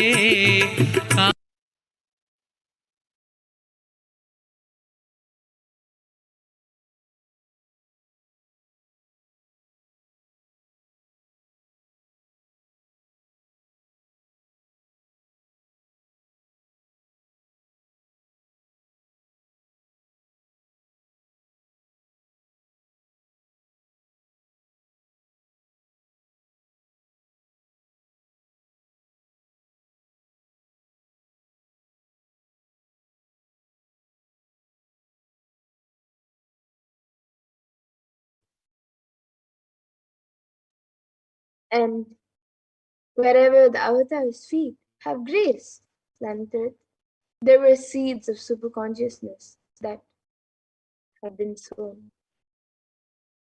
So wherever the avatar's feet have touched planet Earth, when he did the Padayatra, everywhere the seeds of superconsciousness have been sown. And just to protect humanity, the Supreme Point of Hinduism worked effortlessly and is still working effortlessly with and is established with over 10,000 plus Kailasa ecosystems, the Sarvagnapeethams, and reaching over 1 billion people worldwide. The avatar is the last hope for humanity.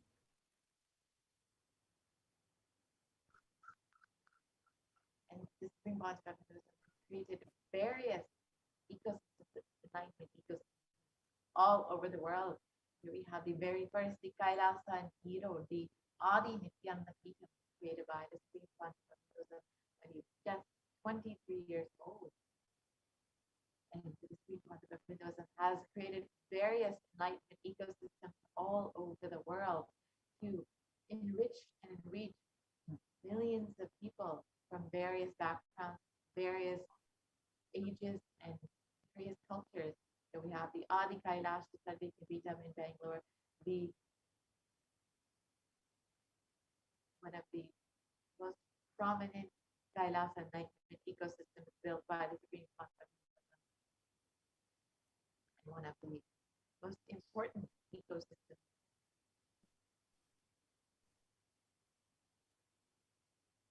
And then the next is the Kailasa and Tiruvannamalai. All of you can see where the Supreme Point of Hinduism himself is doing the puja for the deities and is giving satsangs and receiving the Pratyakshapada puja in the Tiruvannamalai Adina, in the Kailasa and Tiruvannamalai.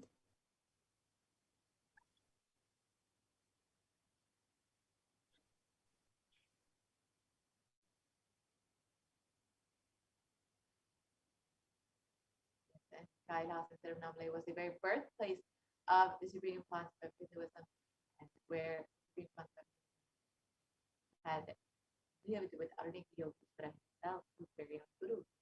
Here we have the Kailasa in Columbus, Ohio, which was one of the very first enlightenment ecosystems established in the United States. And this was inaugurated in 2007 by the Supreme Concept of himself.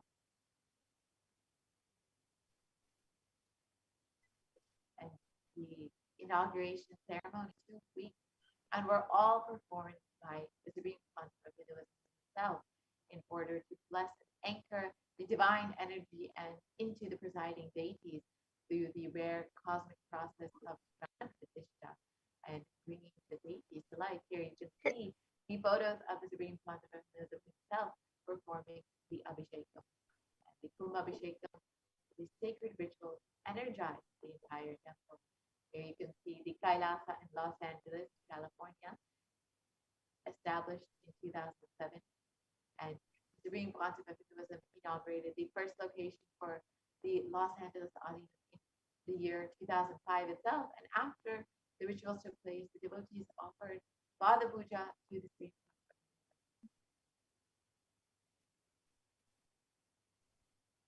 And the Kailas and Los Angeles, which was inaugurated in 2007, was the permanent temple space, and it was established encompassing over 25,000 square feet, and was infused with the cosmic energy by the Supreme Point of Hinduism, who blessed the people to be the pinnacle of the Vedic tradition and headquarters to the Western world. And over 80 deities reside at the temple, embodying the diversity of Hindu sacred sentiments. Till date, it houses many deities. And the next is Kailas and San Jose, which was inaugurated in 2009.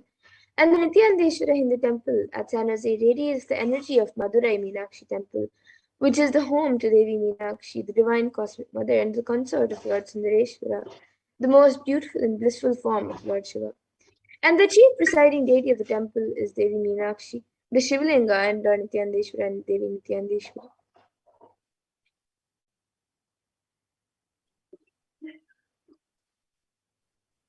Yes, here you can see the various photos of the Kailas and San Jose, the programs, the hundreds and hundreds of people who have been attending each program, been blessed by the Supreme and this beautiful enlightenment ecosystem, especially even during this Pralia, despite the various lockdowns, this Kailas enlightenment ecosystem still stands as protection for all of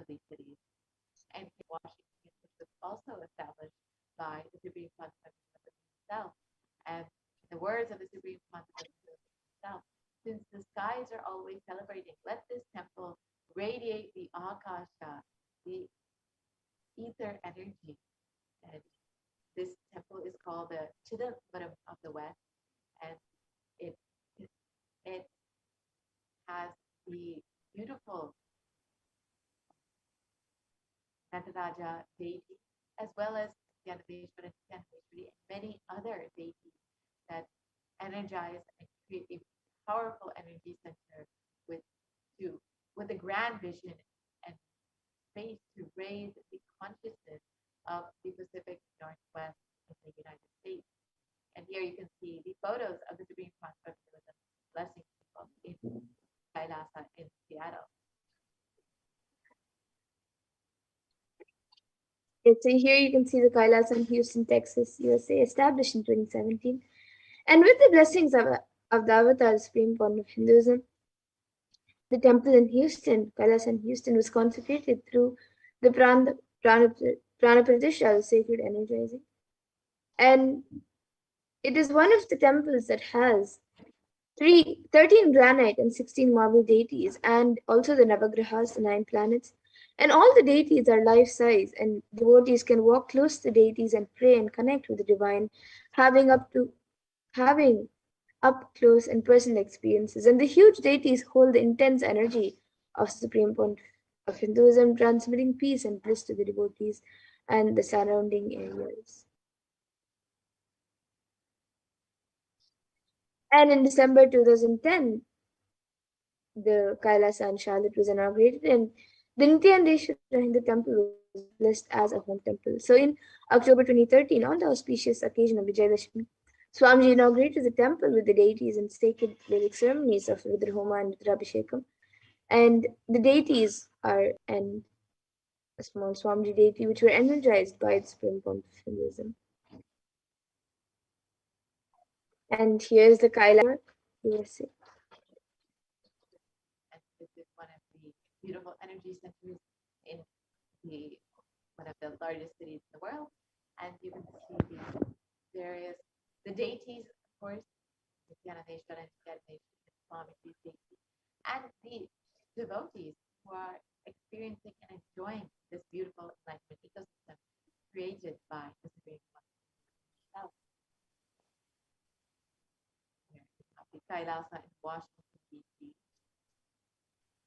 is one of the major energy centers in the east coast of the United States. You can see the Bharatamurti of Swamiji, Nithyanandeshwara, Nithyanandeshwari, and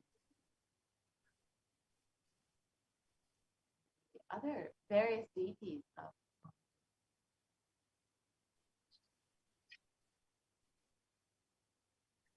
And here you can see the Kailasa in Toronto, Canada, established in 2011.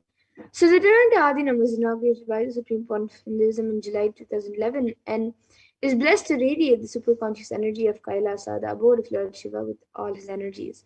And the temple deities are seated exactly as they existentially preside in Kailasa around Mahadeva himself. And the presiding deities are Sri Nithyanandeshwara Devi Nithyanandeshwari, and the Shivalinga along with Devi Meenakshi and many more deities.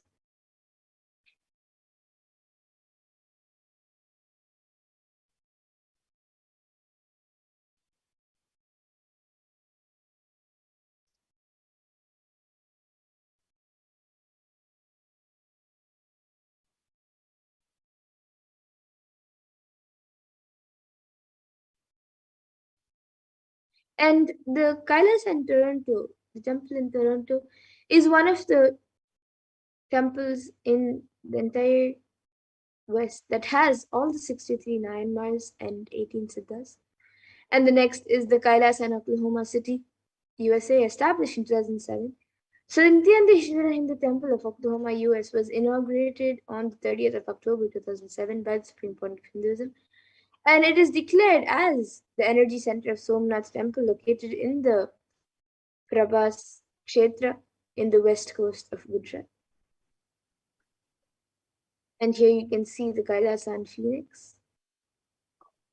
And we have the Kailasa in Phoenix, Arizona, which was established by the Supreme Consort and serves the energy field of worship, meditation, celebration for the last decade. And this temple structure is 2,500 square feet and completely enlivened with the cosmic energy.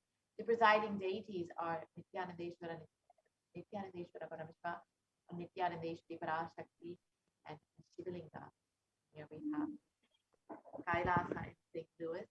And this carries the energy of Tirumala Tirupati and houses one of the largest, tallest Venkateshwara deities in North America, along with Sri Devi and Bhu Devi, and the beautiful Shivalinga and Nityananda Ganesha also preside at this temple. And this Kailas enlightenment ecosystem is a beautiful countryside with lots of beautiful nature around. And here we have the Kailasa Om, which is a pillar in nurturing the Vedic culture.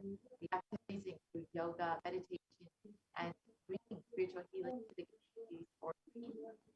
It is one of your centers along with the Kailasa in Dubai, with the most important energy centers, Kailasa and ecosystem of the Paduka Parashakti Swamiji and the devotees. Beautiful And here's the Kailasa in London.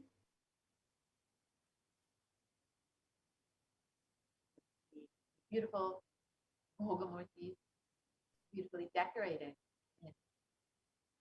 and enlivening up this beautiful enlightenment ecosystem in London.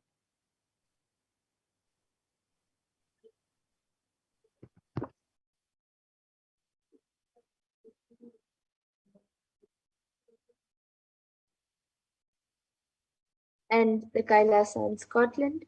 So you can see the deities of the Kailasa in Scotland, and you can see how to various places around the world, the Supreme Point of Hinduism has personally sent deities, sent clothes for the deities, jewels for the deities, and established Kailasas everywhere.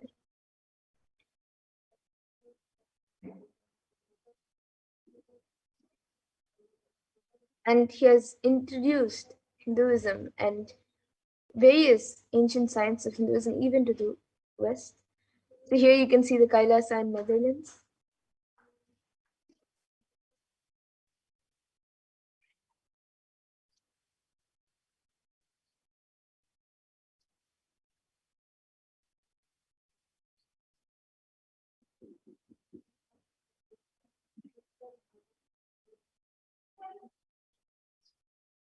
And then the Kailasa in Slovakia.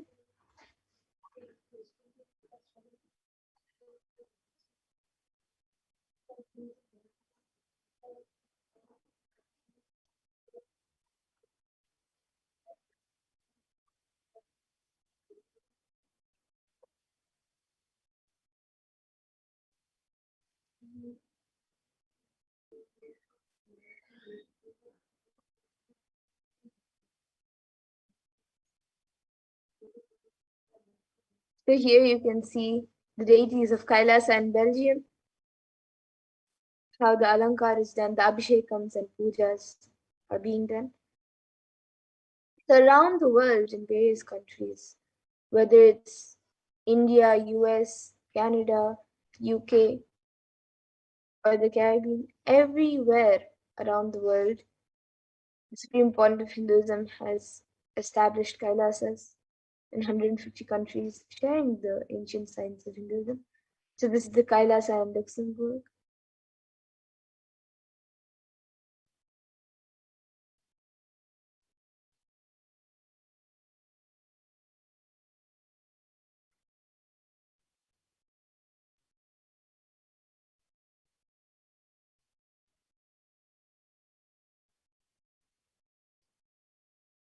And then the Kailasa in Austria.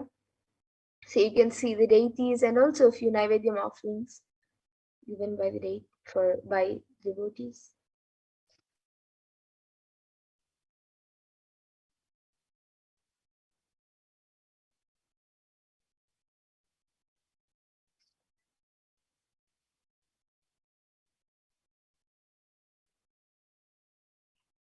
and then the Kailasa in Germany. So you can see the entire Sangha, or few people from the Sangha. There are thousands of people everywhere around the world. So here you can see people from Germany sitting in the Adinam for the satsang.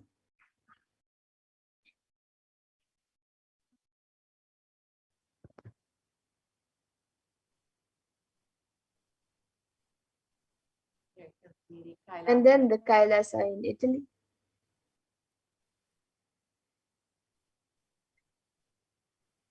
The beautiful deities who are energizing this beautiful enlightenment ecosystem.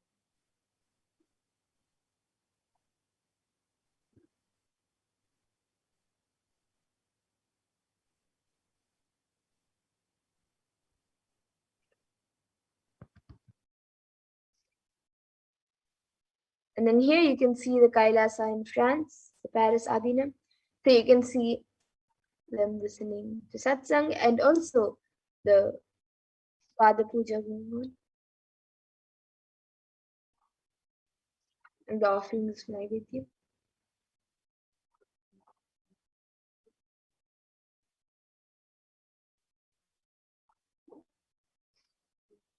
And then the Kailasa in Switzerland. So you can see the deities in the Kailasa of Switzerland.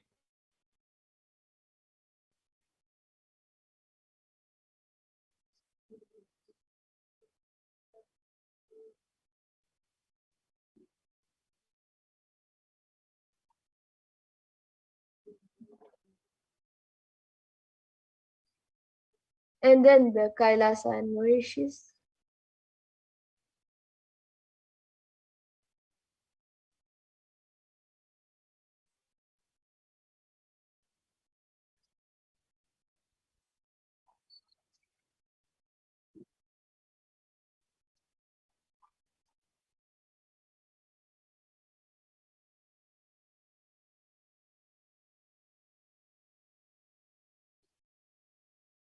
And then the Kailasa in South Africa. So you can see the deity and also the devotees that are doing the Pada Puja. You can see the devotees enjoying this beautiful enlightenment ecosystem and enjoying the Pada Puja, the beautiful deity of Swamiji, and of course the photo of the banyan tree. And then you can see now the Kailasa in Salem, which was established in 2006. So on the 12th of November 2006, the Supreme Board of Hinduism inaugurated the Salem, established the Salem Adinam, and declaring that this enlightened ecosystem will be the headquarters of Tamil Nadu. And the Supreme Board of Hinduism says, during one of his inaugural talks, he said, Tamil Nadu will start giving birth to enlightened humans after this. Let there be Nithyananda, eternal bliss. There are more photos of the Kailasa in Salem, the supreme concept of the Maheshwara Puja, and inaugurating this beautiful enlightenment ecosystem, one of the most important ecosystems in Tamil Nadu, India.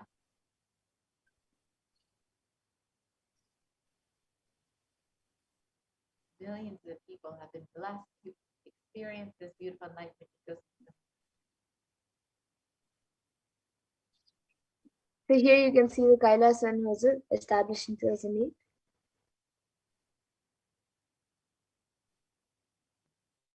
And the Hosur Adina was handed over to the Supreme Council of Hinduism in 2008 and officially inaugurated in the year 2015. And the Adina was founded by J. Krishnamurti, the great Indian speaker, and was given to his secretary, who served him for over 40 years. And here you can see the Kailasa in Patnam, the inauguration day of this beautiful enlightenment ecosystem, where thousands and thousands of people gathered from all over Tamil Nadu to enjoy and celebrate this beautiful ecosystem created by the Supreme Council, be blessed by the Supreme Council. You can see the And here you can see the Kailasa and Varanasi.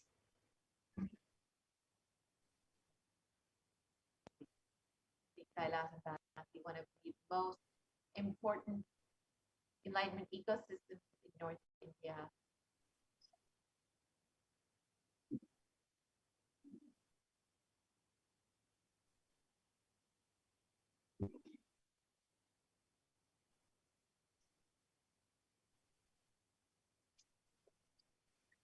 And here you can see the Kailasa and Rajapalayam established in 2008.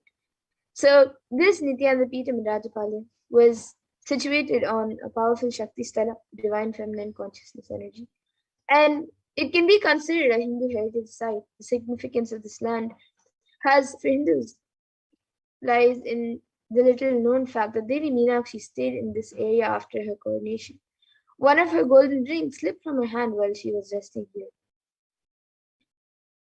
And here you can see programs conducted by the Supreme Court of Hinduism in Rajapalayam, where thousands of people have attended.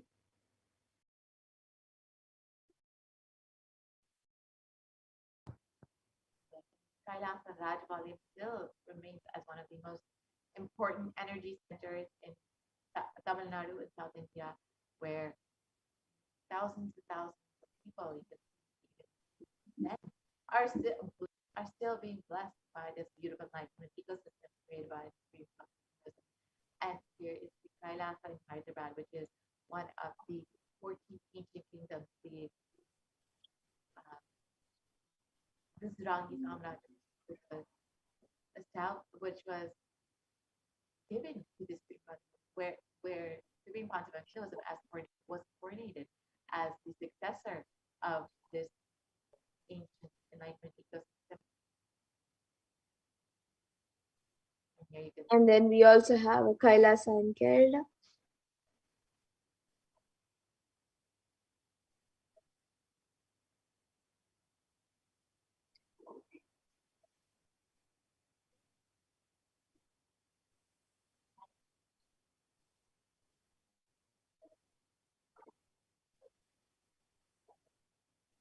And then the Kailasa in Gujarat. Yes, this is the Yogini Sarvanya Pita, dedicated for women alone and dedicated to revive all the sacred feminine Hindu sampradaya, like the Yogini Sampradaya, the Rudrakanya Sampradaya, the Bhairavi Sampradaya, and the female Sanyas Sampradaya, and many, many more. And Supreme Conservatism is dedicated this entire enlightenment ecosystem for the revival of sacred feminine consciousness. Here we have the Kailasa in Tiruvannur, which was a beautiful seashore Kailasa enlightenment ecosystem, and this energizes the Nithyanandeshwara and Nithyanandeshwari and the deity of Swami himself, and it blesses the devotees with complete completion. And here we have the Kailasa Alankulam again in Tamil Nadu, one of the important ecosystem in Tamil Nadu. Since the devotees were enjoying the beautiful days of this enlightenment ecosystem, as well as performing Annadan regularly.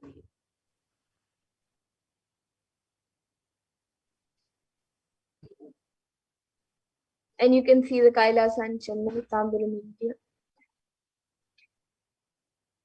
This energy, this enlightenment ecosystem houses the energy of the Nataraja, the Chidambara Nataraja as well.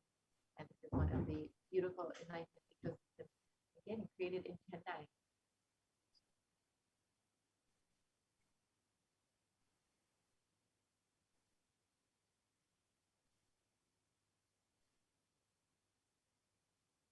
Another enlightenment ecosystem in Chennai is Kailasa in Avadi, Chennai. Here you can see the Bhogamurtis and the deities of Swamiji, Nithyanandeshwara and Nithyanandeshwari, beautifully decorated and blessing this enlightenment ecosystem.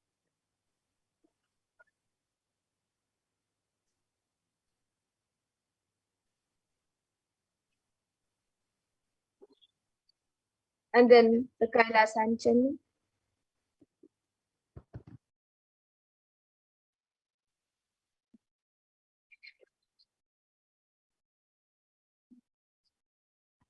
Yes. Here's another beautiful enlightenment ecosystem created by the Supreme Concept of in Chennai, India. And here you can see the deities of Swamiji, Nithyanandeshwara and Nithyanandeshwari.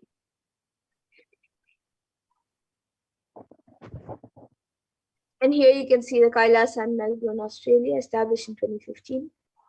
So Australia is the first Nithyanandeshwara Hindu temple in Melbourne, Adinam, and it was inaugurated by the Supreme Court of Hinduism in 2015. And the main deity is a life-size statue of Supreme Court of Hinduism, which was blessed by him to radiate blessings and healings to all of Australia.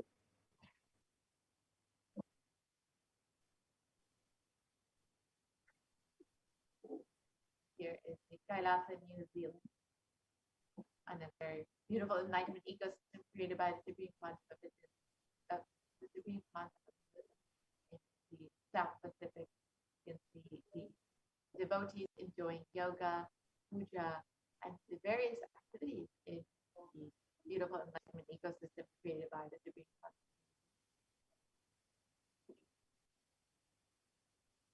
And here you can see the Kailasa in Singapore, established in 2006.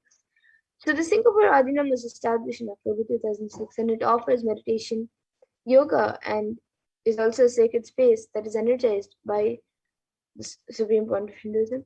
And as part of the Bhakti Yoga and sacred Vedic ceremonies are also performed. And various practices are done to awaken the Kundalini Shakti to enable all and achieve the higher space. And here is the Kuala Lumpur Adinam in Malaysia, established in 2008.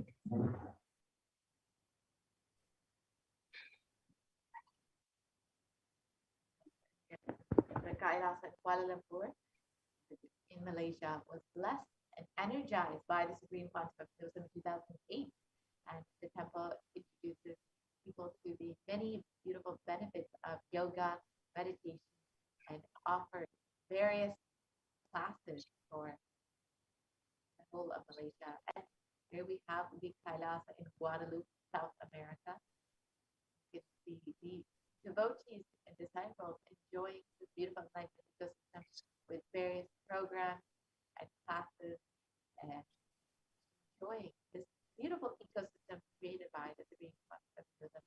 You can see the devotees performing arati for the Parashakti of Swamiji. And to ensure humanity survives this pralaya, the Supreme Concept of Hinduism created these various enlightened ecosystems and, of course, the sovereign order of Kailasa with thousands of sannyasis with no discrimination against caste, creed, or religion. And the whole purpose of creating all of these various initiatives, programs, Kailasa enlightenment ecosystems, and orders was to ensure that humanity is protected and survive this pralaya is brought into this new age of the Satyuga. And the Supreme Pontiff of Buddhism has been initiating thousands of people into Nithyananda spiritual healing, and those are still actively healing millions all over the world. So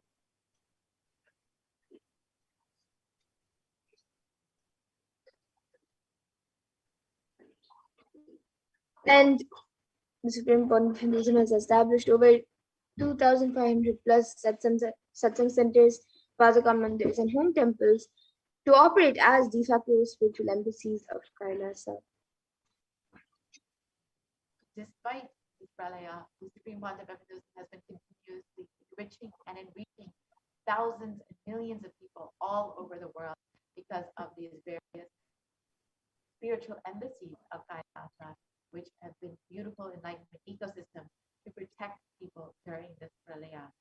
And the avatar has inspired millions to reclaim their Hindu-centric freedom with thousands of yatras that were conducted by the Hindu diaspora worldwide in order to honor the hard work of the Supreme Concept of Buddhism and the revival of Kailasa, preparing each one for what was to come.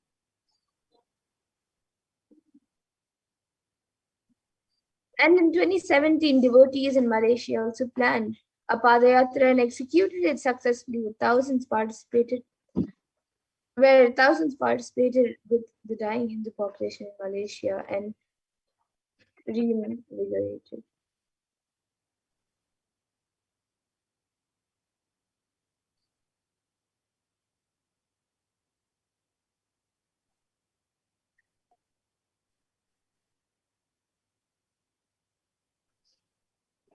In every devotees from all over the world perform the Padayatra out of their sincere devotion and love for the avatar.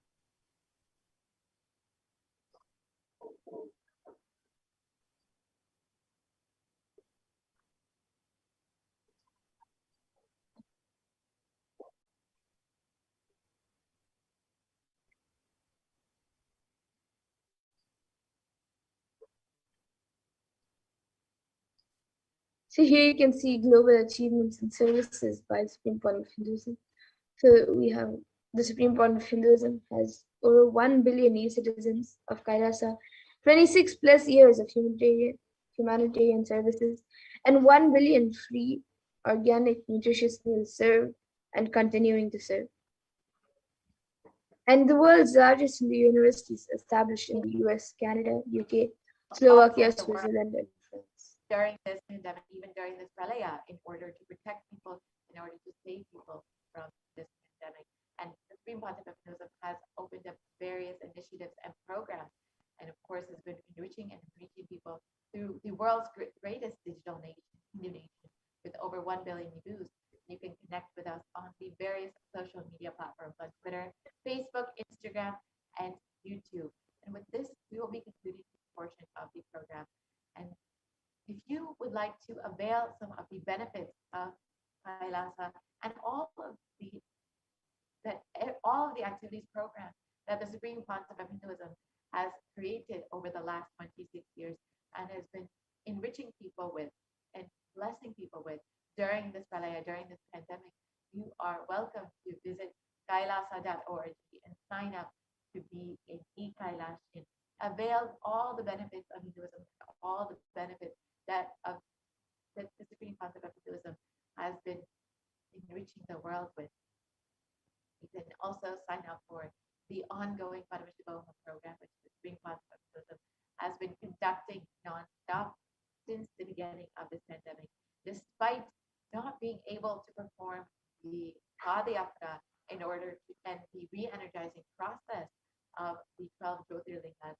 The Supreme Pontiff of Hinduism has been continuously enriching people, enriching people all over the world during this pralaya in order to protect them and guide them through this pralaya, through the various programs and initiatives, and of course the Devi Parashakti Akashic reading and the Bhagavan Sundareshwara Darshans as well. The various global initiatives by the Supreme Pontiff of Hinduism, education, holistic health, and the development of human potential. And this has been especially important during this pandemic where people are suffering during this time. And the Supreme Pontiff of Hinduism has brought the foreign aid through Hindu diplomacy and with the United Nations with over 108 humanitarian charitable initiatives and been spearheaded by the Sovereign Religious Order of Kailasa.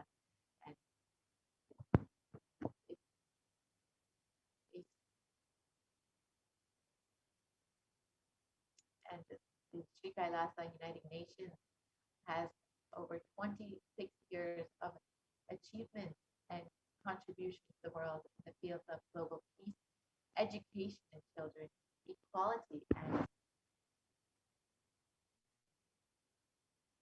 so now with this, we will be concluding this portion of the program and we'll be entering into the next segment very shortly.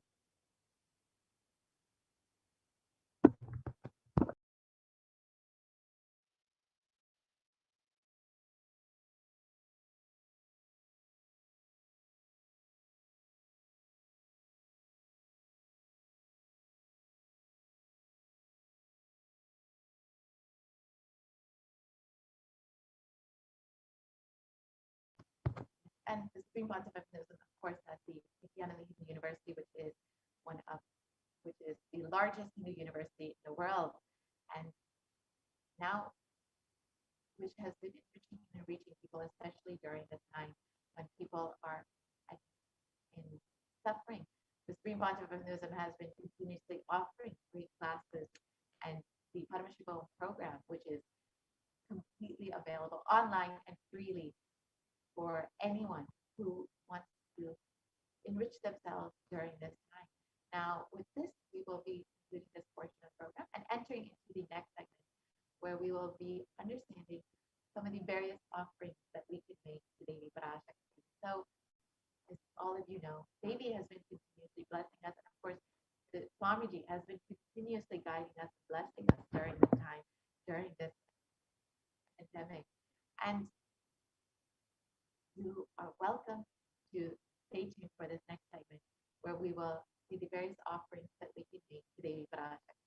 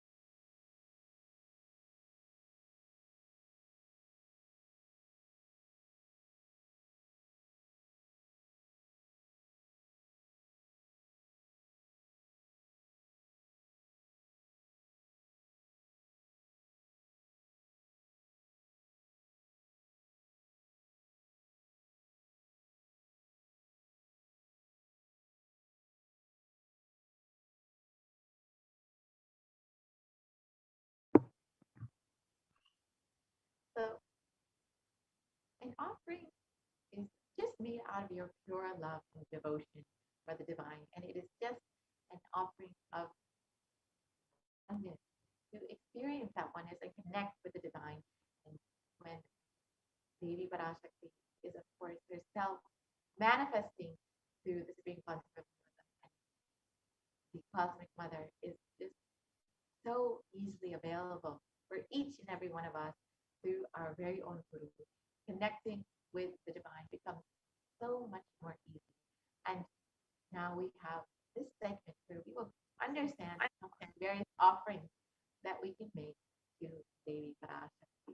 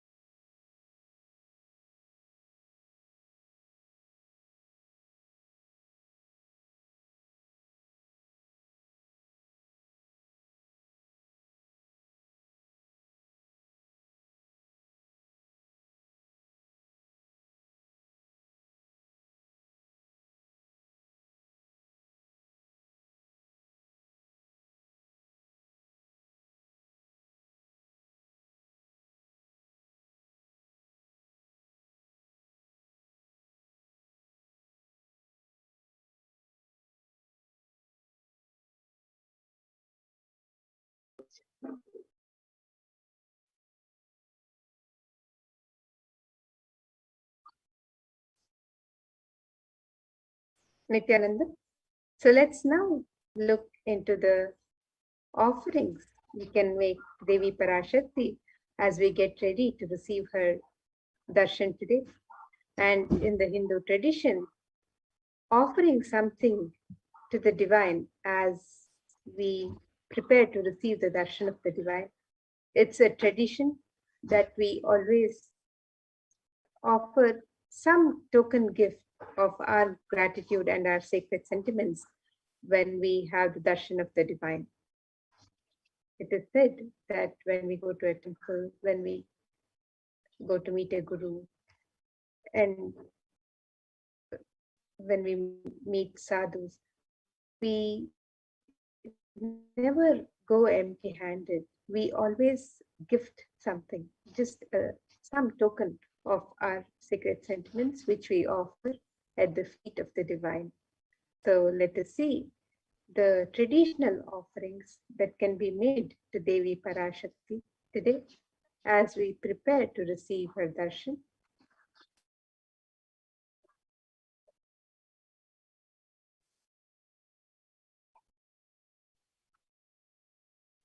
And in the Hindu tradition, the offering is a gift of pure love, devotion, and oneness. And it is never made of fear or greed. And receives the offering.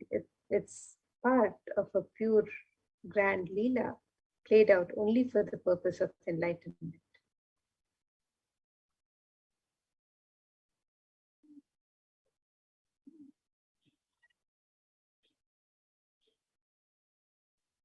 So let us now be in the sweet remembrance of Devi Parashakti with this Dhyana Shloka as we prepare to receive her darshan and get ready with our traditional offerings to Devi Parashakti. And this Dhyana Shloka describes Induni Bhaveda Karavani Nayanam Syat Pankaja Varabhaya Japakshara Sarayuktam Angahimabhushana Vichitra Vasanam Syat Tungamakutojvala Manonmani Swarupam. The meaning of this verse: moonlight face, holding the Veda books on hand, fire in eyes, with lotus flower, gracing and blessing hands, and one hand with Japamala, beautifully decorated with jeweled ornaments in wonderful clothes and shining crown. Her name is Manonmani. And another Dhyana Shloka which describes Devi Parashakti. It says, Dhyayet Devim Trinetram Shashinibhavadanam Vedahastam Dadhanam Savye Padmam Varadam Aparecha Bhayam Chakshamalam Divyairabharanair Vibhushita Tanum Brahmadibhi Pujitam Devi Meva Manonmani Sachinam Kamarthadhatrim Shubham.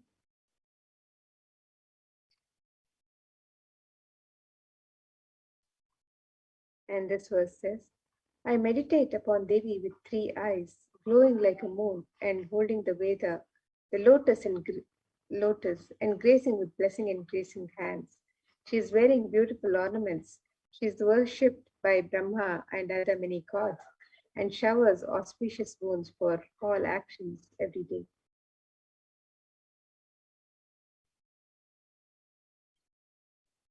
And in the Hindu tradition, the various offerings to the divine are made in the sacred element of gold.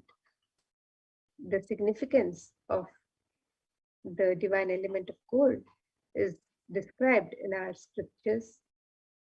Let us see this verse from Atharva Veda, which describes the significance of the element of gold. Predajitam janmanedam hiranyam agnirekam priyatamam bhabhuva somasyaikyam insitasya parapatata apamekam vedasam reta ahutatte hiranyam trividastvai vishe. The translation: triply born by birth is its gold. From the atoms of Agni is one. It becomes dearest to Agni. One fell away from the Soma when it was hurt, just and powerful Apa, the watery molecules. Let that triple gold be for your long life. Gold is a divine element in the Hindu tradition. It purifies anything that it touches. It is an element of great significance and spiritual power of healing and enlightening. The vibration of gold has the power to infuse sattva energy and positive thought currents in anyone who wears and in anyone who sees or operates in its vicinity. Gold is present in all the scriptures, Hindu scriptures such as the Vedas, Agamas, Shrutis, Smritis, Itihasas, Puranas. In all the Hindu scriptures, it is abundantly displayed that gold is the most auspicious and purest metal which purifies our being. In the Hindu civilization, everything was built in gold, exchanged in gold, ritual feasts were offered in gold bricks. When one was to be saved from life-threatening illnesses, gold was offered as a ritual fee. Gold was in abundance and used for weighing equivalent amounts of commodities, including cows. Kingdoms were built with huge stores of gold. The streets would have huge columns and archways made of gold. Horses and cows were dressed in gold. The Hindu civilization thrived on the banks of rivers of gold. The Indus River was called Hiranmaya, the river of gold in Rig Veda. The river Saraswati was called Hiranyavartini in Atharva Veda. Gold is the supreme element for offering gifts to the ones you love and revere. Temples are constructed and paved in gold. Deities are made in gold and decked and adorned in gold because it preserves the enlightenment energy for thousands of years and it lasts forever. And let us now see the various traditional offerings that can be made to Devi Parashakti as we continue in her sweet remembrance. And it is said that Devi is fond of true devotion. So let us see this verse which describes her love for true devotion. Bhakti Priya, Bhakti Gamya, Bhakti Vashya Bhaya Paha, Shambhavi Sharada Radhya Sharvani Sharmadaini. The meaning of this verse: Devi is fond of true devotion and is realized through true devotion. She can be won over through true devotion and she removes all fear. If there is any fear in the minds of devotee, Devi is sure to remove that fear. It is stated that Devi likes to be worshipped in autumn. Here it is meant the autumn of our lives when our thoughts turn more and more inward. The role of the divine is known and understood clearly, and the need for Devi worship becomes stronger. Shambhavi is the consort of Shambhu, who is Lord Shiva. Sharada Radhya is the one who is worshipped by Devi Sharada herself, who is Devi Saraswati. Sharvani is the wife of Lord Shiva. In the Linga Purana, Lord Shiva is described as Sharva in the third form. Sharmadaini is Devi who bestows happiness on devotees, and you can offer the e-hundi offerings in multiple currencies and in any amount as you wish to. And you are blessed with the grace and blessings of Devi Parashakti. It is your expression of your sacred sentiments. And just like as you would offer in a hundi in the traditional Hindu temples, you can make your offerings in the e-hundi in any amount and in any currency as you wish to offer.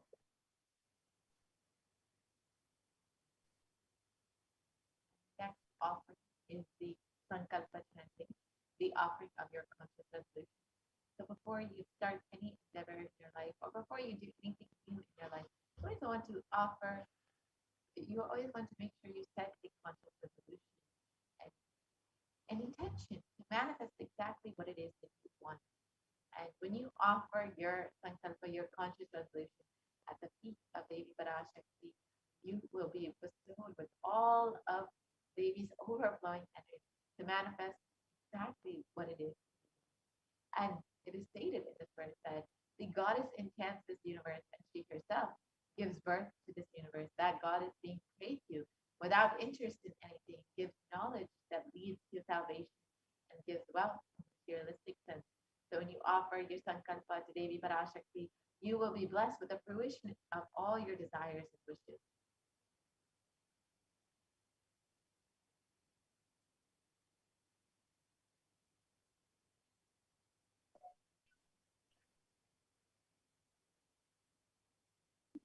The next offering to Devi Parashakti is the Sahasranama Swarnakasu, the offering of the pure gold coin, inscribed with one of the 1,008 sacred names of Devi Parashakti.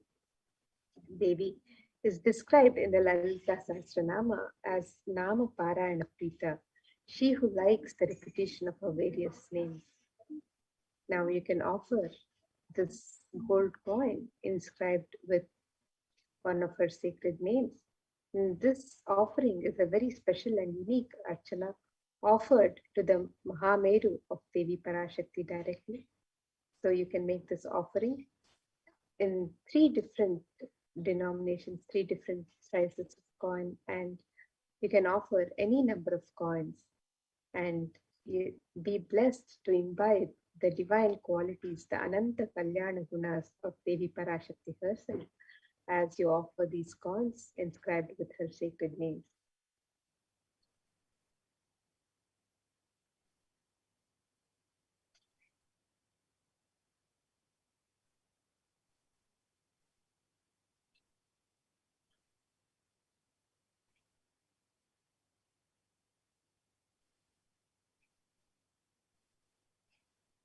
Next offering is the Mukta Angrati, the finger ring with a pearl. And Devi is very well known to be adorned and very fond of pearls. And the pearl represents Devi's infinite compassion. And in this verse, it states, I bow to the goddess Meenakshi, whose crown has garlands of pearls, and the face shining like a full moon, who wears anklets that are studded with gemstones and has small bells, who is shining like the splendor of the lotus, who grants all the wishes, the daughter of the mountain, who is worshipped by goddesses Vani and Rama. I remain ever bowing to the goddess Meenakshi, the ocean of compassion. When you offer this Mukta Angrati, the finger ring with a pearl, you will be blessed with Devi's overflowing compassion in all of your business endeavors.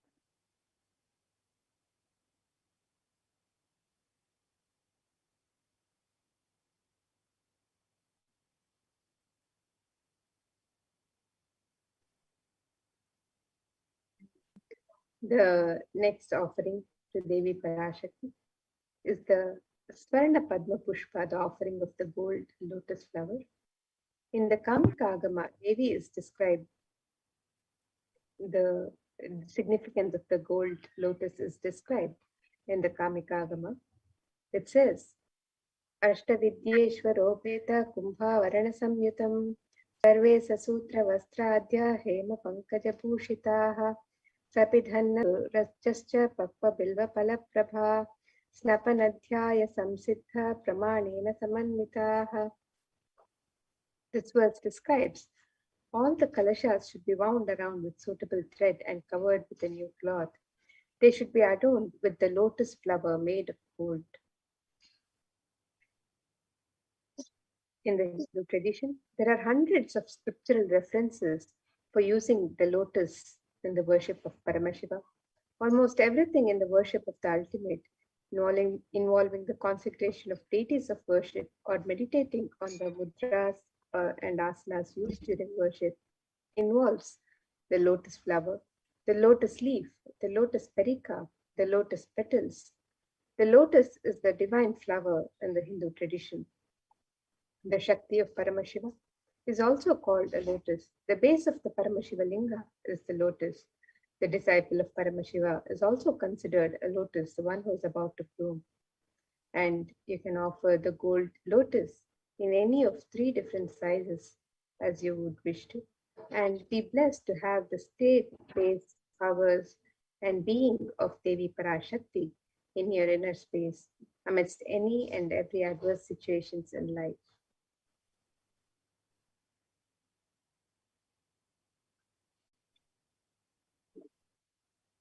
Next offering is the Swarnamati, the gold toe ring. And this verse, it describes the greatness of Devi's very toenail. And it states, you whose brightness from the toenail destroys the ignorance in the minds of the devotees. You who prostrates at your feet, you whose brightness from your 2 feet overpower that of the lotus flower. You can see the power of Devi's very toenail. When you offer this Swarnamati, the gold toe ring, to the feet of Devi Parashakti, you will be blessed with all protection and the removal of all ignorance from your life by prostrating at the very feet of Devi Parashakti.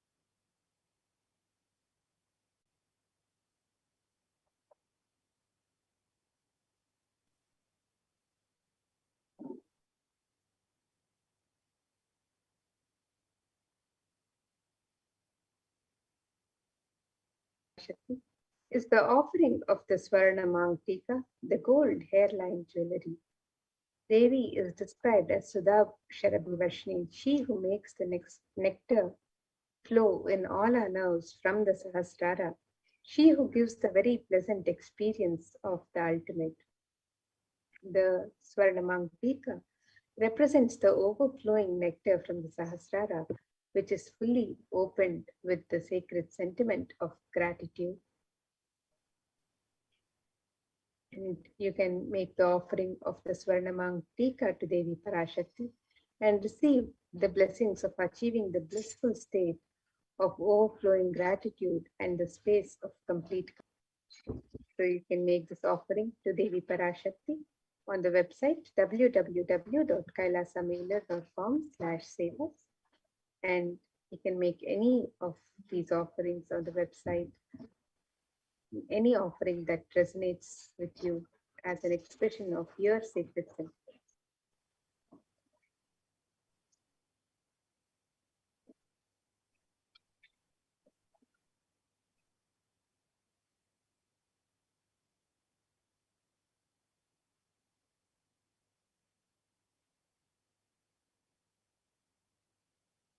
The next offering is the Pratiksha Pada Puja, the worship of the divine lotus feet of Swamiji himself, who is manifesting Devi Parashakti for each and every one of you. And in the Soundarya Lahari, it states that the toenails have been sharpened by constantly bowing down and being touched by the crowns of the celestial beings who always prostrate before Devi. And Tamoguna is darkness. In the Stotram, tamas is indicative of the ignorance in the minds of the devotees, and by constantly prostrating before Devi, their ignorance is removed and they attain knowledge. So by offering your Pratiksha Pada Puja, you will be blessed to attain the ultimate knowledge and have the sweetest path to enlightenment.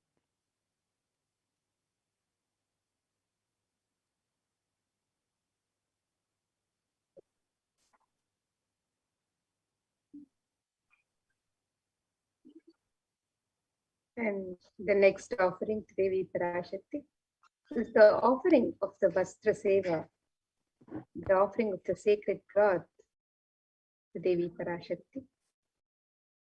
And the sacred cloth is offered as a token of gratitude and reverence to the divine for the protection that the divine offers at all times. And you can make this offering of the sacred cloth to Devi Parashakti and be blessed with all the auspiciousness and blessings of Devi Parashakti and the Nijavatara, the Supreme Pontiff of Hinduism, Jagat Guru Mahasannidhanam, His Divine Holiness, Bhagavan Sri Nithyananda Paramashivam. We can make all of these offerings to Devi Parashakti as we prepare to receive. You can make these traditional offerings on the website www.kailasavailar.com/sevas.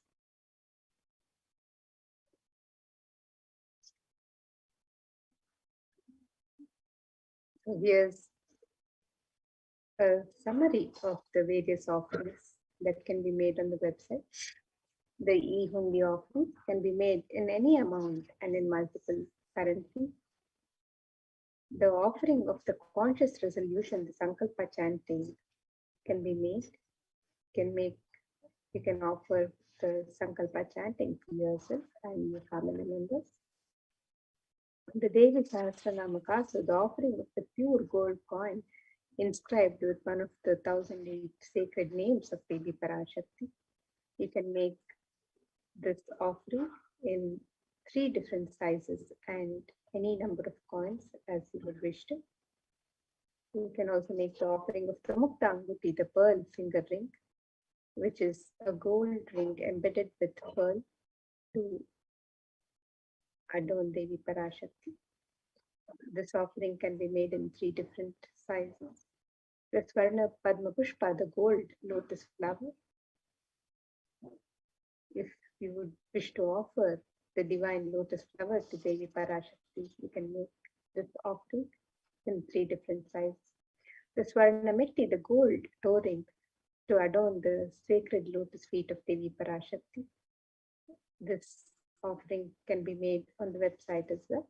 The Swarna Mangtika, the gold hairline jewelry, which adorns the hairline and represents the overflowing nectar from Devi Sahasrara.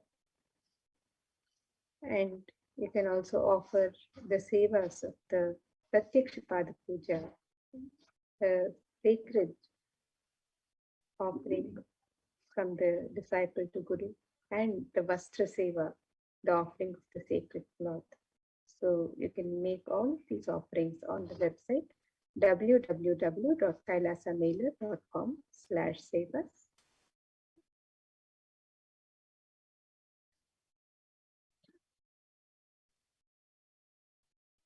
And here you can see on the website www.kailasamailer.com/sevas. And if you would like to make an intention to make an offering, you can make the intention in step 1. And if you're ready to make your offering today and you wish to go ahead with the offering, you can make the offering on step 2 for the e-hundi or the various jewelry and sevas.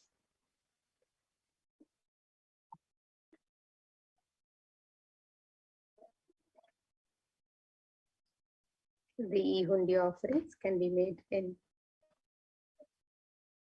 multiple currencies: US dollars, Canadian dollars, Australian dollars, New Zealand dollars, euros, Indian rupees, Singaporean dollars, Malaysian ringgits, Great Britain pound, and Chinese yen. And you can make the offering in various amounts, any amount of your choice. And you can also offer the traditional offerings of jewelry and seva to Devi Parashakti on this website. So you can make the offering of the conscious resolution, the Devi Sahasranama Kasu, the Mukta Anguti, the Swarna Padma Pushpa, the Swarna Metti, the Swarna Mangtika, the Pratyakshapada Puja, the Vastra Seva, and various other offerings that are traditionally offered to Devi Parashakti as the sacred offerings. You can make any of these offerings by visiting the website www.kailasam/sevas. And with this, now we will come to the conclusion of this segment and get ready to receive the darshan of Devi Parashakti. And we'll be moving to the next segment where we'll be learning more about the various facilities being made available for the care and well-being of humanity as guided by the Supreme Pontiff of Hinduism and the Parashakti through the various spiritual de facto embassies of Kailasa. So with that, now we'll be moving to the next segment. And let us all get ready to receive Devi Parashakti with the traditional offerings and the traditional rituals. Thank you. We'll see you in the next segment.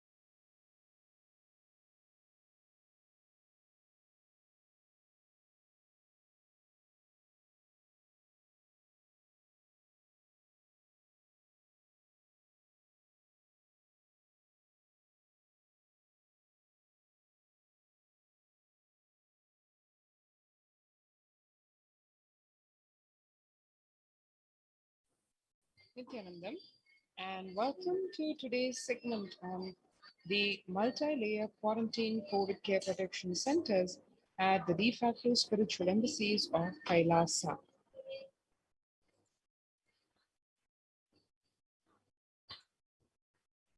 Let us first understand where we are in terms of where the world is, what are the challenges the world is facing. Today, people around the world are trying to grapple with the grim reality that the pandemic is far from over. The aftermath of the current calamity promises to be much more devastating. The greatest enemies of the world are facing disastrous futures. Countries are facing off each other in deep mistrust. And now, let us understand this with some statistics and current news. Australia reported a new record number of coronavirus cases on yesterday, when the country continues to battle the third wave of COVID-19 infections. There were more than 2,400 new locally acquired infections reported nationwide yesterday morning, the figure surpassing 2,000 in a single day for just the second time. The World Health Organization on Tuesday said that the Delta variant of COVID-19 has elbowed out all the other three COVID-19 variants of concern that now represent a tiny fraction of the samples which are being sequenced. Less than 1% each of alpha, beta, gamma are currently circulating. It's really predominantly Delta around the world, said WHO's technical lead on COVID-19, Maria Van Kerkhove. The Delta variant, which was first detected in India last year, has become more fit. It is more transmissible, and it is outcompeting, it is replacing the other viruses that are circulating, she said, and added that the variant has been detected in more than 185 nations till date. The COVID-19 has now killed more Americans than the influenza pandemic of 1918-19. The coronavirus pandemic has now killed more Americans than the 19 influenza pandemic did. 1918-19 flu infected about 25% of Americans and killed an estimated percent with 675,000 deaths. COVID-19 has infected more than 12% of Americans and killed about 0.2% with 676,000 deaths. Now that the US death toll from COVID-19 has surpassed 676,000, the coronavirus pandemic has killed more Americans than the 1918-1919 influenza pandemic did. This is what the Axios and the Associated Press both reported. And the COVID-19 now officially US deadliest pandemic as death toll crosses that of the flu. This is what the news carries. The University of Maryland researchers suggested the need for better ventilation and tight-fitting masks in addition to widespread vaccination to help spread of the virus. This, as we are seeing, The alpha variant exhales 100 times more virus into the air than the original COVID strain. This is what studies say. And what researchers are saying is, we know that the Delta variant circulating now is even more contagious than the Alpha variant. Our research indicates that the variants just keep getting better at traveling through the air. So we must provide better ventilation and wear tight-fitting masks in addition to the vaccination to help stop of the virus. This is what the professor of environmental health at the University School of Public Health has to say. And the findings show that the amount of virus in the air coming from the alpha variant infections was much more, 18 times more than could be explained by the increased amounts of virus in nasal swabs and saliva.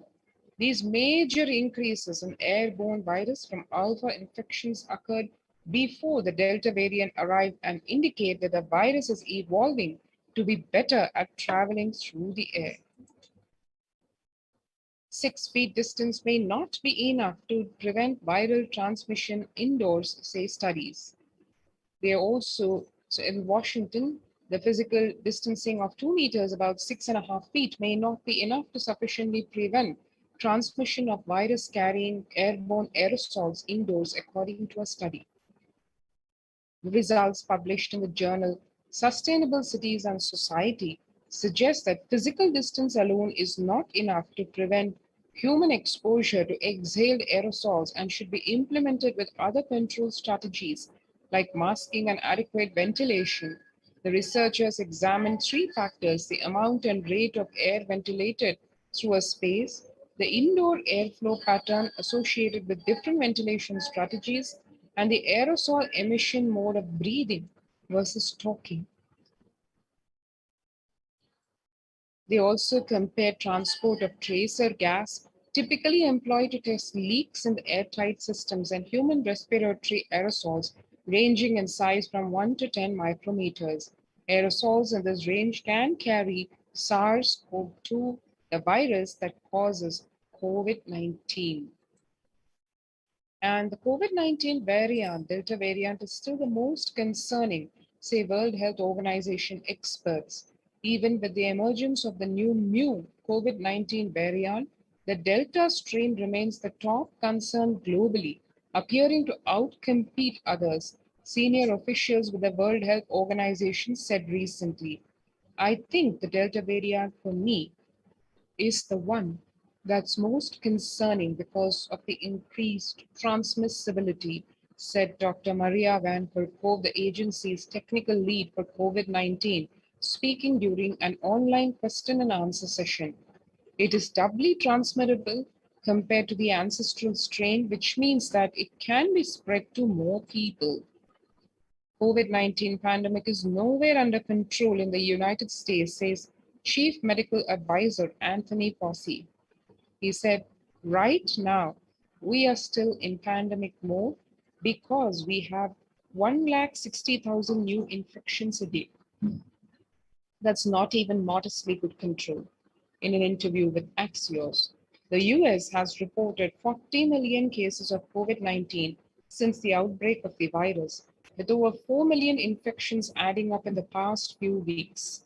The increase in COVID cases comes as the US administration earlier this month announced it is planning to provide booster shots of the Pfizer and Moderna COVID-19 vaccine as the Delta variant has become dominant in the nation and is wreaking havoc. The surge in Delta variant is driven by the low vaccination coverage in many communities across the US, according to the US Centers for Disease Control and Prevention. In a country of our size, you can't be hanging around and having 100,000 infections a day. You've got to get well below 10,000 before you start feeling comfortable. This is what the United States Chief Medical Advisor Anthony Fauci has to say. One can see how the COVID-19 made the world literally less peaceful. The COVID-19 violent incidents and fatalities, if one sees January 2020 to April 2021, both the graphs of violent incidents and fatalities and the index trend in peacefulness by domain 2008 to 2021, one can see how the onset of the corona pandemic has made life literally less peaceful. And younger adults are more likely to report symptoms of anxiety and or depressive disorder during the COVID-19 pandemic. One can see here ages 18 to 24, 56.2% of the population experiencing anxiety and or depressive disorder. In the age group 25 to 49, which is really the working group, it's about 49%. In the ages 50 to 64, it's 39%. And above 65, the elderly age group, it's about 29%. The average share of adults reporting symptoms of anxiety disorder and or depressive disorder compared to 2019, the pre-COVID time, and 2021 during this COVID pandemic, one can see so clearly that in 2019, only about 11% of people reported symptoms of anxiety disorder and or depressive disorder compared to a whopping 41%, almost 4 times the number in January of 2021, which is during this COVID-19 pandemic. The share of adults reporting symptoms of anxiety and or depressive disorder during the COVID-19 pandemic by age. This, as we can see, the graphs concerning where the elderly age group, almost 30% are feeling depression and or anxiety, and it comes all the way up to 56% in the youth age group.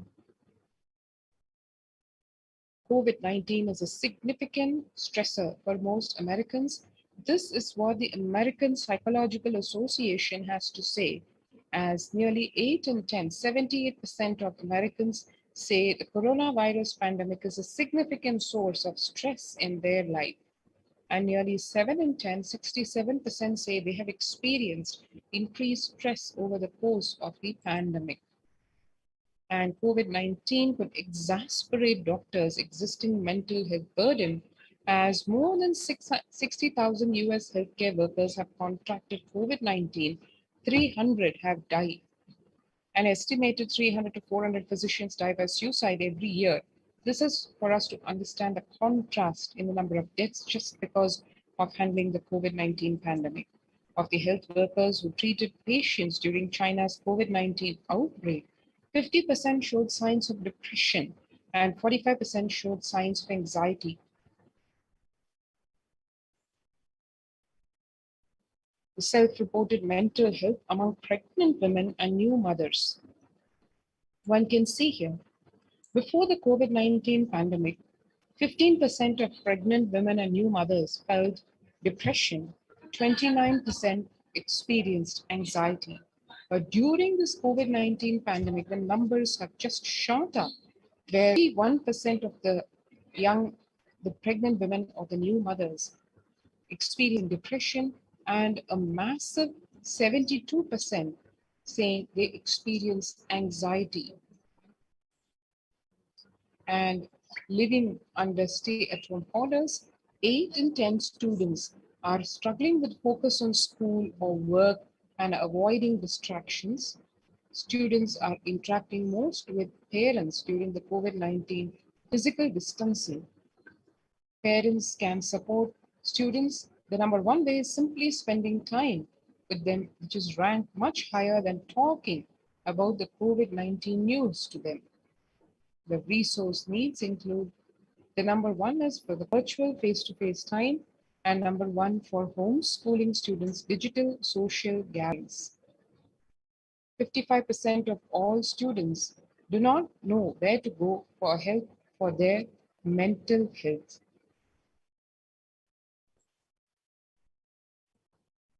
Understanding the pandemic's impact on working women. Nearly 82% of women surveyed said their lives have been negatively disrupted by the pandemic. Nearly 70% of women who have experienced these disruptions are concerned their career growth may be limited as a result of this COVID-19 pandemic and the stay and work from home.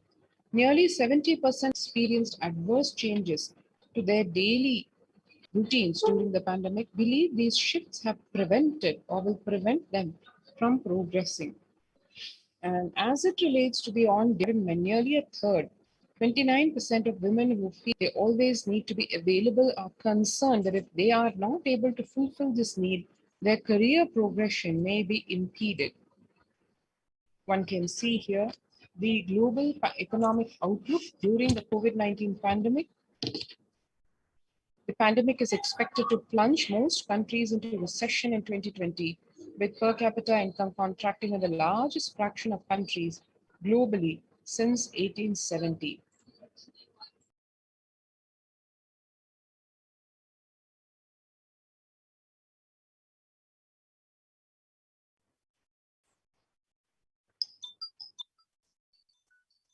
COVID-19 is a threat to peace building in conflict-affected nations.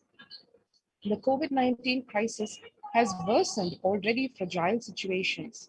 The ILO is more aware than ever of its responsibility to promote peace and resilience in the time of this global pandemic. This is what Guy Ryder, ILO Director General, has to say. And as one can see here across the world, the impact in, for example, in the city of Mumbai in India, Mumbai mayor says third wave is here.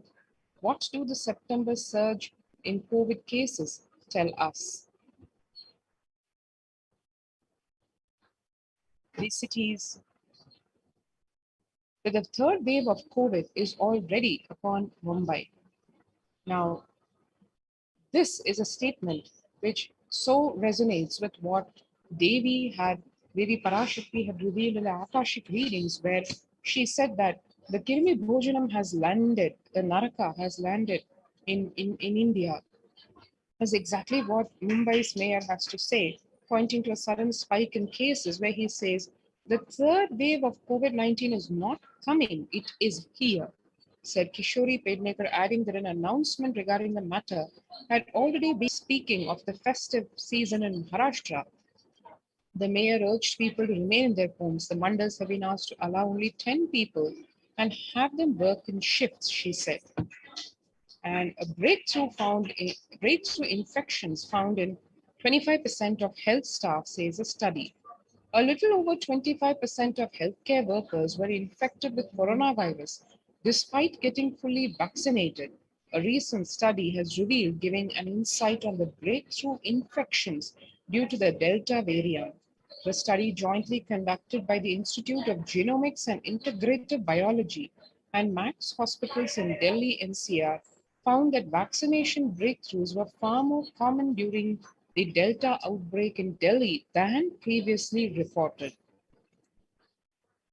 The new COVID-19 variant Mu shows signs of vaccine resistance, and all you need to know, a new coronavirus strain known as Mu, which was first identified in Colombia in January, has been designated a variant of interest by the World Health Organization. After being detected in Colombia, Mu, known scientifically as B.1.621, has since been reported in other South American countries and in Europe. The Mu variant is a constellation of mutations that indicate potential properties of immune escape, the Global Health Body said Tuesday in its weekly pandemic bulletin. And how to cope up with the current COVID-19 pandemic, given all these very scary facts. It is important to address the COVID pandemic, which is seeing another wave destroying many lives. The Supreme Pontiff of Hinduism says the pandemic fatigue setting in as a result of continuous lockdown is result in delusional ignorance. Holding on to the delusion and supporting the space of delusional decisions leads to delusional arrogance, Robhava Sankalpa. Continuous lockdown leads to delusional thoughts like, so what if I die? It's okay. I can't live forever in this lockdown. Going out then and exposing oneself and putting the risk on oneself and others with irresponsibility and insensitivity is a delusional arrogance of Drobhava Sankalpa. The global COVID virus pandemic has left The whole world desperately looking for answers. Life, as it been experienced even back in February of 2020, is no longer recognizable. Drastic change is the order of the day, with people having to redefine their world with new paradigms of economy, society, faith, religion, and health. Blessed are those who have had the greatest fortune to be with the incarnation of Paramashiva, the supreme pontiff of Hinduism, in their lives to carry them through this crisis. And now, let us take a few minutes to register ourselves to join the COVID care protection centers by just registering at the link below, https://kailasa.org/kailasa care.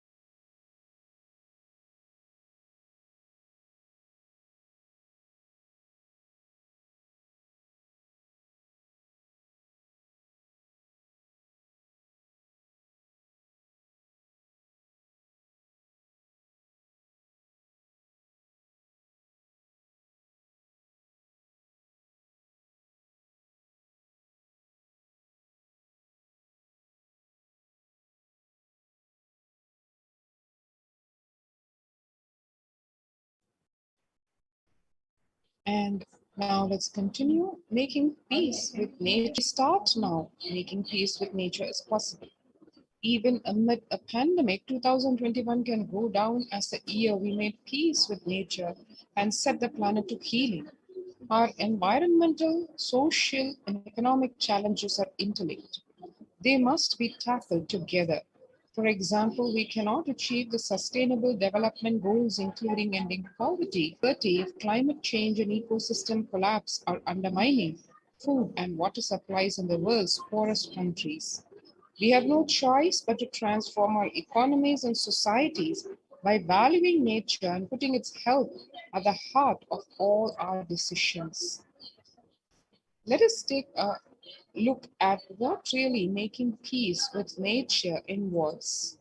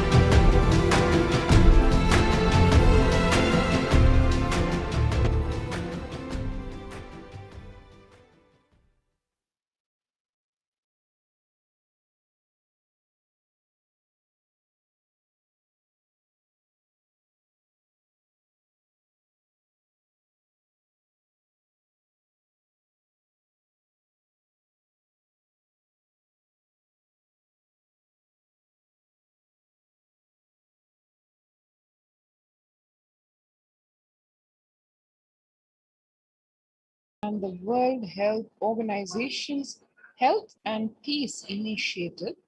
Health and peace are interrelated. In the words of the Director General of the WHO, Dr. Tedros, there cannot be health without peace, and there cannot be peace without health.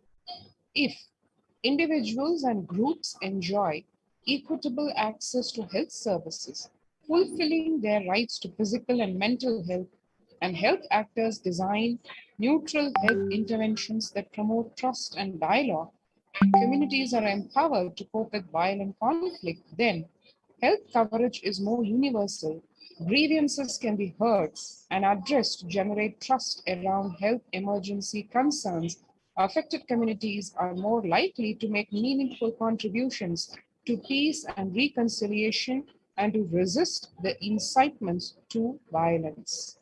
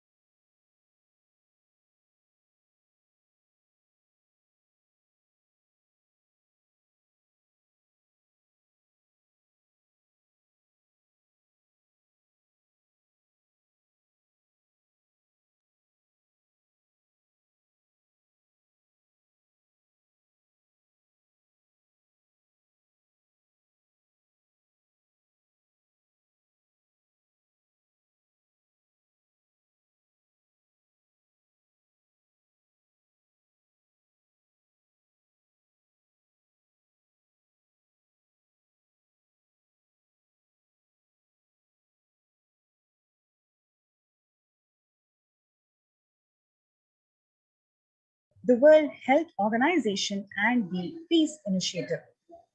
The menu of peace and health interventions very clearly talks about reinforcing the equitable access to health services, mental health and psychosocial support, support to disarmament, demobilization and reintegration, community violence reduction or the prevention, cross-line technical cooperation and dialogue, mediation and diplomatic engagement, inclusive participatory health or governance.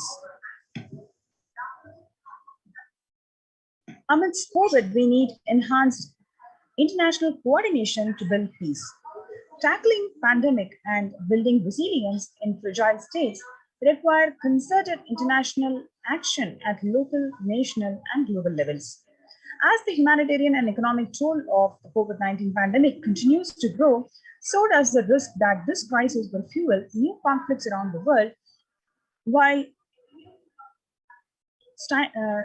stemming prospects for resolving ongoing crises. For the first time since 1945, the world is confronted by a common threat, regardless of nationality, ethnicity, or faith. A new social contract between people, government, health sector, civil society, and more can tackle the roots of inequality with fair taxation on income and wealth, universal benefits, and opportunities for one and all. Now let us look into the Supreme Pontiff of Hinduism, Swamiji's contributions to this world. Whenever an individual goes through a spiritual bliss, he manifests a beautiful, peaceful life for him and everyone around him. If he is powerful enough, he moves the whole city and manifests peace.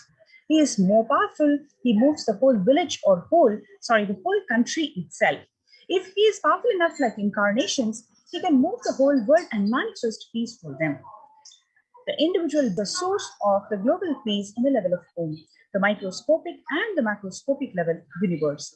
Whatever level it may be, whatever level it can be, the global peace is actually a byproduct of the individual peace.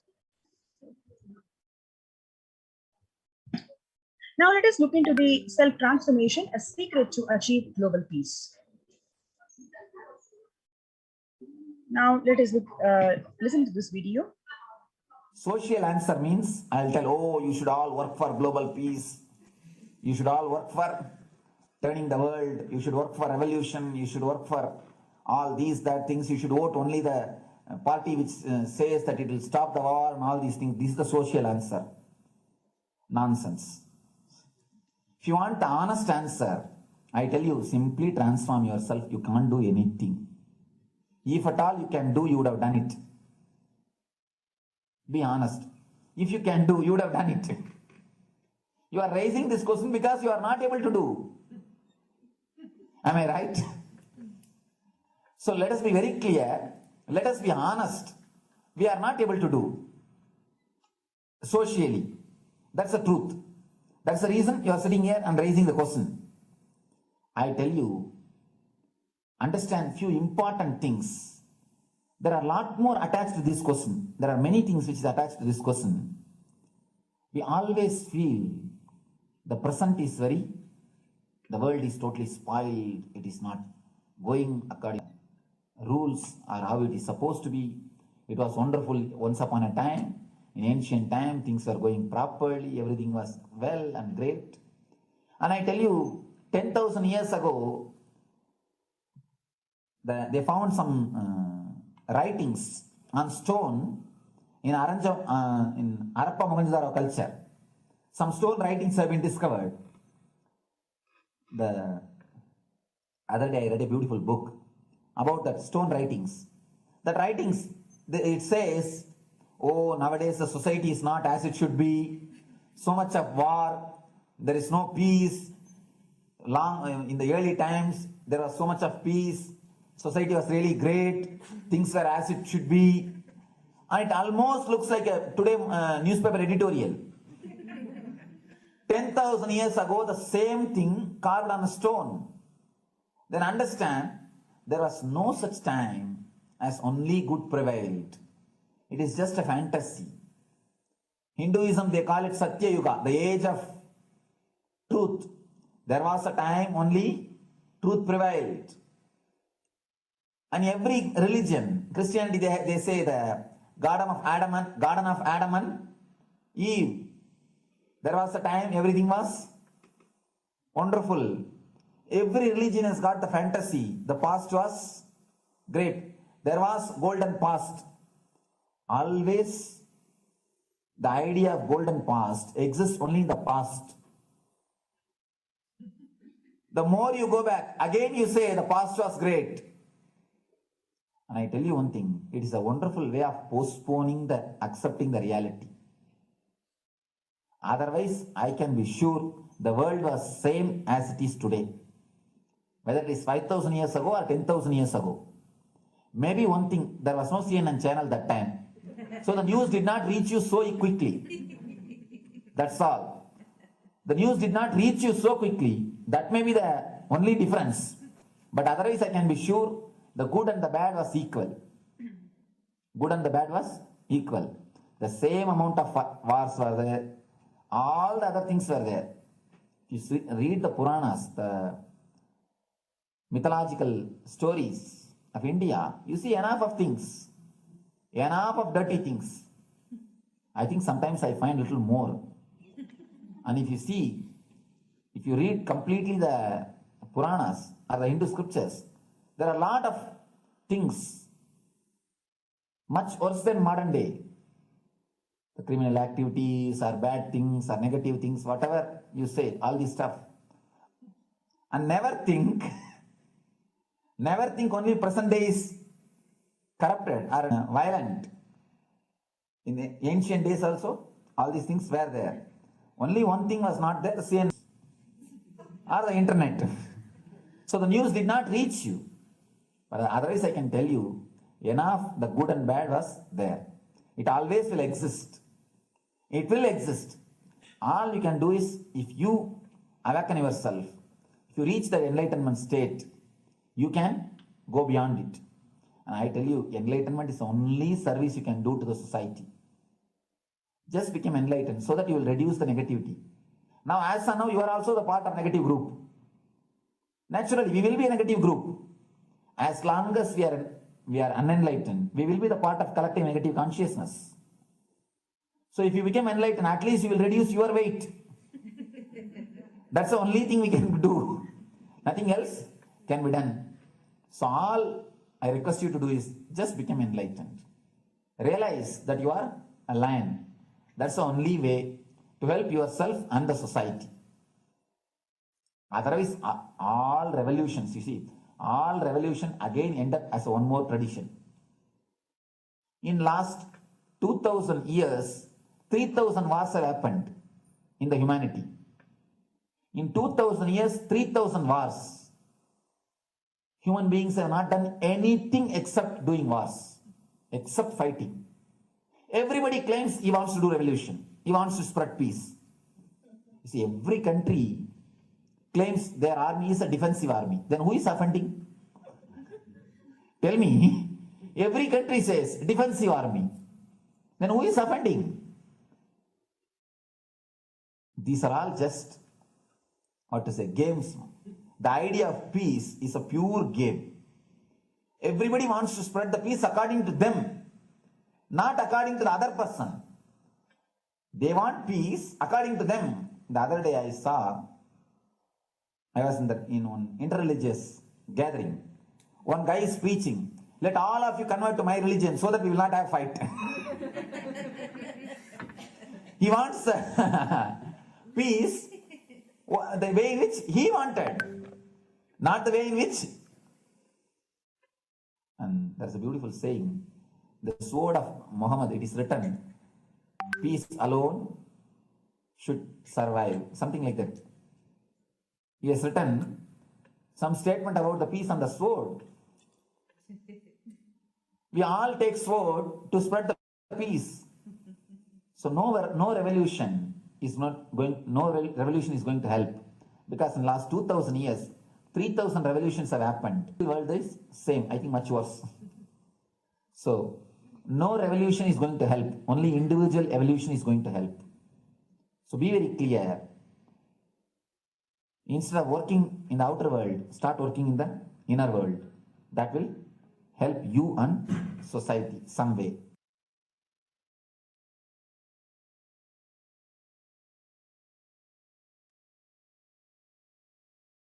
Social answer means I'll tell, oh, you should all work for global peace.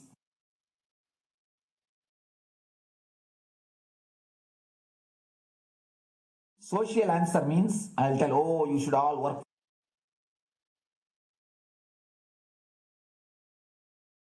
Listen carefully.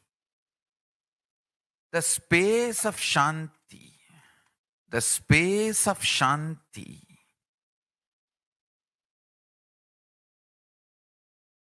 is where Kailasa grows. Listen carefully.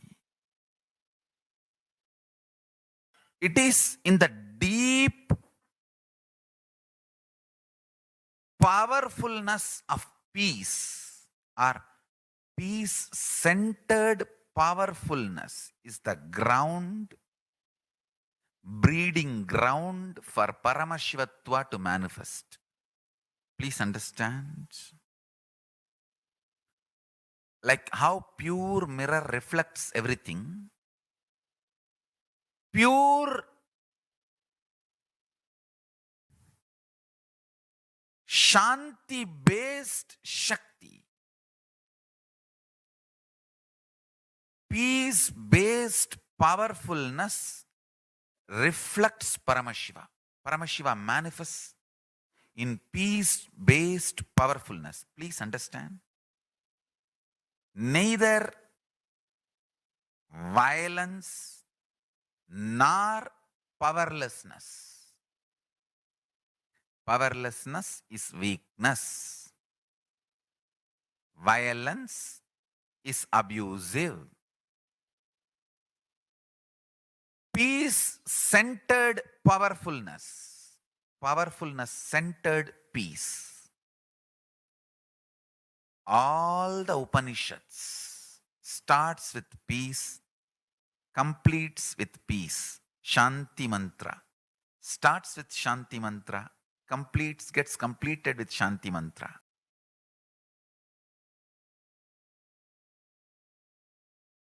Peace-based powerfulness is a fundamental requirement for Paramashivatva to manifest. That is why people who don't want us to manifest Paramashivatva or power manifestation do not want to allow the peace in our life, or do not want peace in our campus. Understand?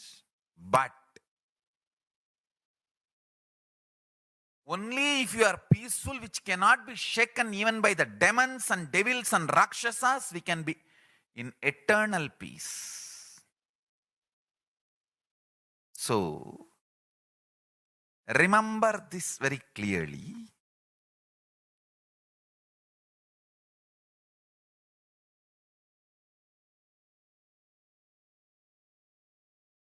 Peace alters the very DNA structure, genetic structure, the core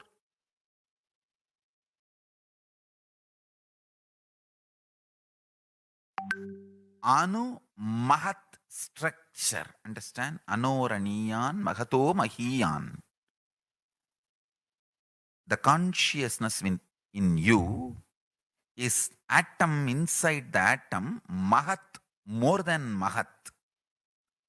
That Anoraniyan Mahato Mahiyan. That consciousness starts growing in you with more and more peace-based powerfulness developing in you. Nothing can be compared to unclutching. Spend more and more time, energy in unclutching. It will never be wasted. Time spent on unclutching is the most productive time for you in your life, because unclutching completely makes you altogether a different material. Understand? It makes your very biomemory, muscle memory, core structure, molecular structure, genetic structure, DNA, all the 8 energy flow circuits, 7 energy flows, 1 the pure conscious explosion. So totally 8 energy flow circuits exist in you. All the 8 explodes when you unclutch. Understand? Unclutching is the space of Sri Kailasa.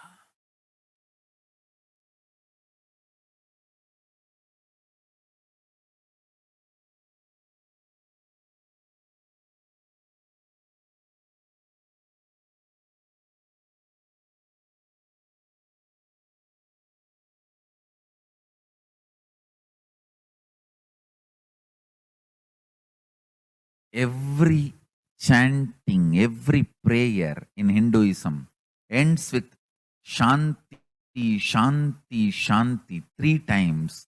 Means peace, peace, peace. Hinduism is the real religion. Loving peace, living peace. Individual level, social level, global level. Understand? Hinduism lost all its 56 nations, 200 states, 10,000 kingdoms, samsthanas, is not a loss to Hinduism, it is a loss to planet Earth, human beings. Wherever Hinduism is practiced, kept alive, the ideal of global peace is kept alive. Just do this one simple statistics. You yourself study. Google and study. Take the top 10 religions and list how many people they converted in last 200 years, how many people they killed. List for each religion. I can be 200% sure. You yourself will realize Hinduism is the most peace-loving and peace-living religion, neither conversion nor terrorism. Neither conversion nor terrorism. Being the supreme pontiff of the most peace-loving, peace-living religion, I give you all my blessings on this International Peace Day. Understand? It is we Hindus need to keep the global peace as a living possibility, and we need to make this globality. Just talking about global peace will not work. Working for global peace only is the responsibility of the real living Hindu. Anyone who wants to claim themselves as a Hindu or practicing Hindu should work for global peace. Global peace is our responsibility.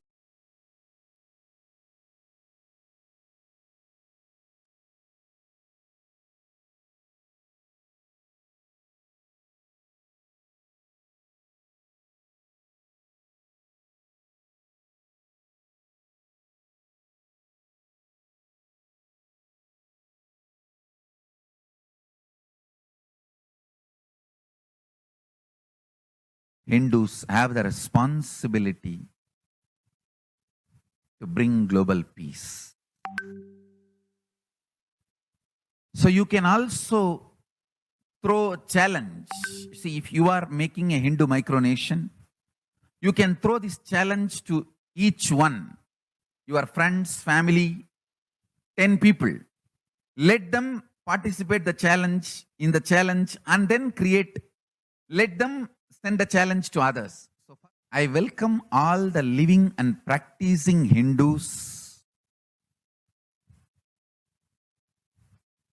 to become founding fathers of Kailasa micronation in your countries.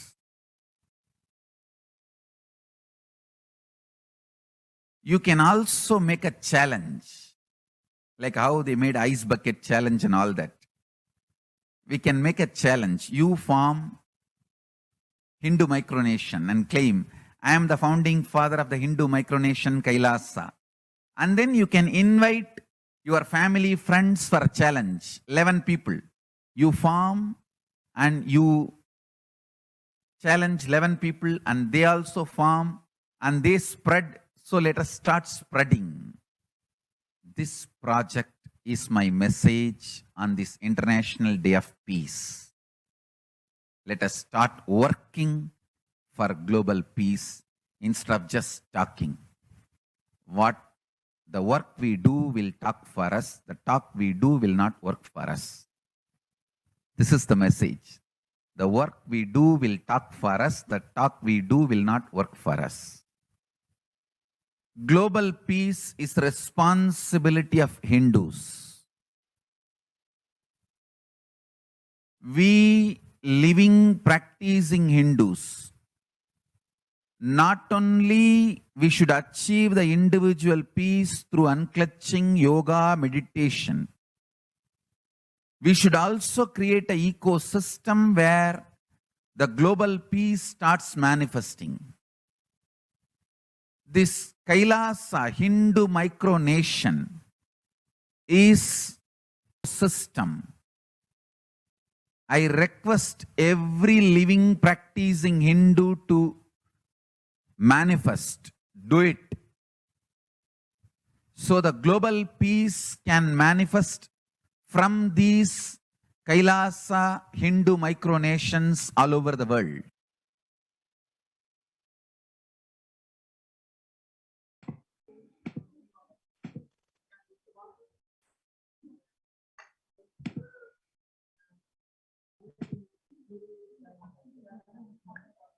Yes, you have this wonderful opportunity to be part of the COVID Care Protection Center.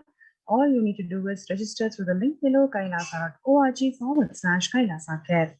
So if you are somebody, especially if you're living in India, and if you're looking for protection and want to reclaim your conscious sovereignty during this pralaya, all you need to do is register through this link. Swamiji, the Supreme Pontiff of Hinduism, Bhagavan Nithyananda Paramashivam, has opened his homes, his de facto spiritual embassies of Kailasa to one and all unconditionally. You are entitled to get free food, free accommodation, free internet service.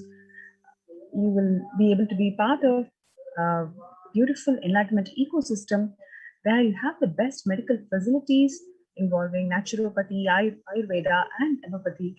And more than everything else, it is the breathing space of Bhagwan himself. So this is a wonderful opportunity for you to join these COVID care protection centers in Adi Kailas and Kailasavanya Peetham. All you need to do is register through this link below, kailasa.org/Kailasa Care, KAILASA.org/KAILASCCARE. So let's take a few minutes to register in these links and we will be right back.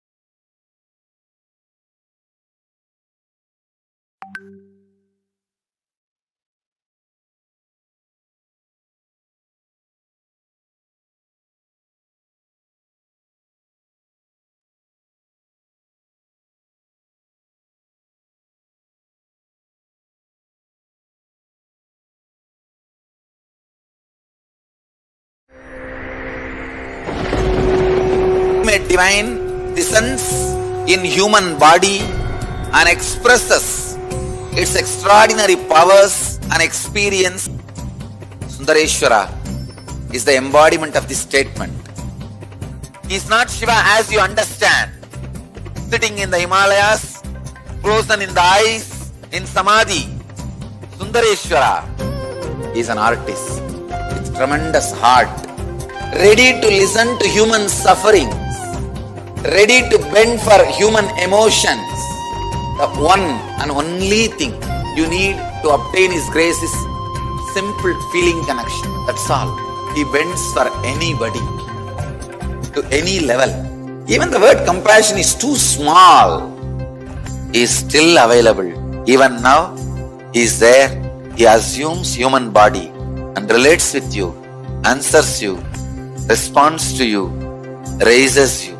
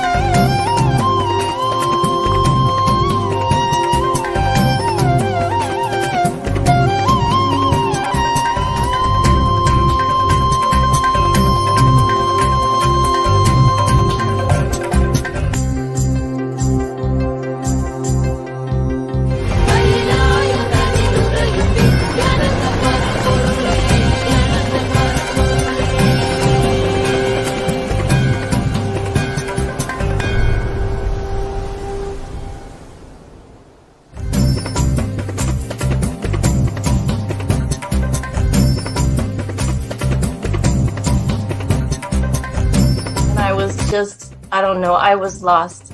And then he was done speaking, and just tears just started pouring out of my face. I'm just like, ugh, I don't know what just happened. It was just like unbelievable, just unbelievable. I was just, I'm shaking now just remembering it. I don't know what shifts inside you. It's just, I literally felt the strong initiation happening at that time when Swamiji blessed. I don't know, it just puts you in some different world altogether, and suddenly everything seems possible. Everything seems, like that impossibilities in that 1 second, fraction of a second, that impossibility drops from you. And you just, everything seems possible, that you get into that space of possibility. And I think, that is the greatest, dropping the impossibilities is really, and something changes in you, something shifts in you. You can physically feel the change. And the energy that is generated is really, it's phenomenal.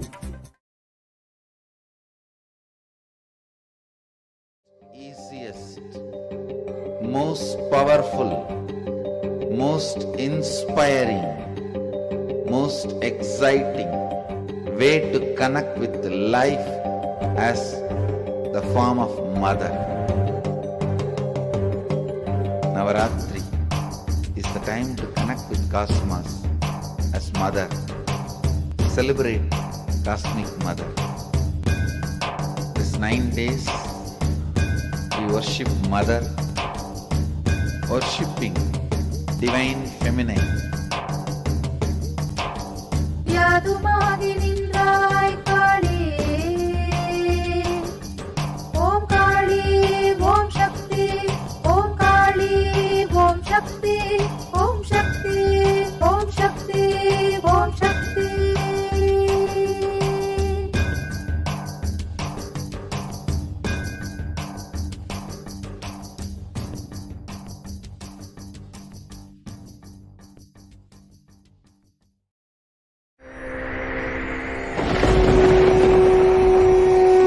Ultimate divine descends in human body and expresses its extraordinary powers and experiences playfully.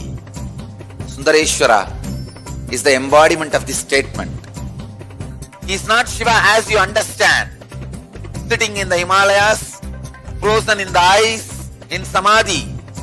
Sundareshwara is an artist with tremendous heart, ready to listen to human sufferings, ready to bend for human emotions.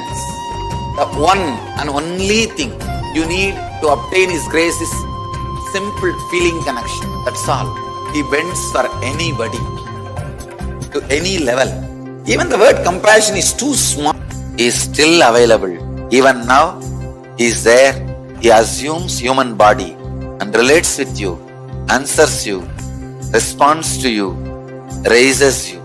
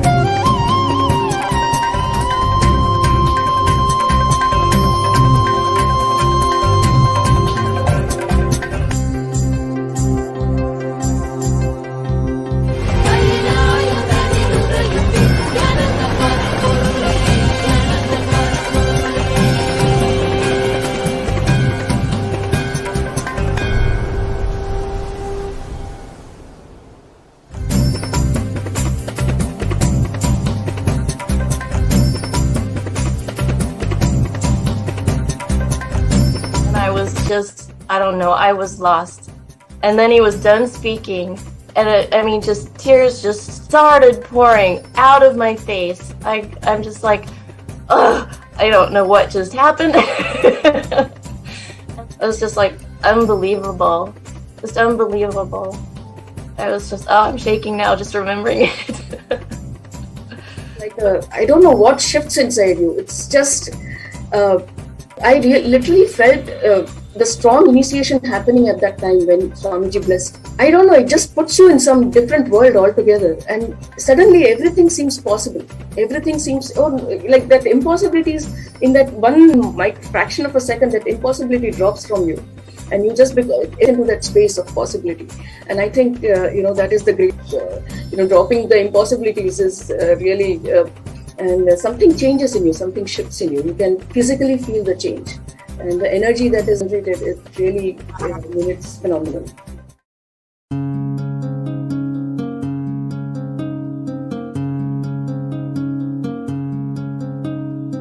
There are some gods, 9 unknown gods. The moment you call, they will be there. Venkateshwara, Balaji. I tell you, people give so much for Venkateshwara because he does the job. He is a 9 unknown god. There's a village folk story where Venkateshwara borrows from Kubera for his marriage and he is still paying the debt. Venkateshwara takes the responsibility of reserve to reserve. This whole story, beautiful story of Venkateshwara is an amazing concept. He is making Yaksha into Lakshmi. He is making the reserve to reserve. It's an amazing truth.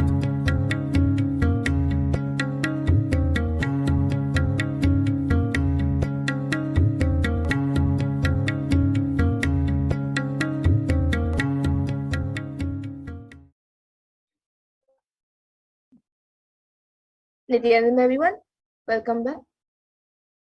So now we have a very exciting news for all of you. We will be having the live Sundareshwara Paramashiva Sayajya Samadhi Darshan at 10 p.m. IST. And by having the darshan of Irina Bhagwan Sundareshwara Paramashiva, you will be able to manifest the superconscious experience of the Shiva Sayajya Samadhi. So get ready for the rare and unique, powerful initiation into the God equation to make human beings into multiverse species by Sundareshwara Paramashivam. So now let us look at a small video where Bhagwan Sundareshwara reveals how he is blessing all of us and how he is manifesting.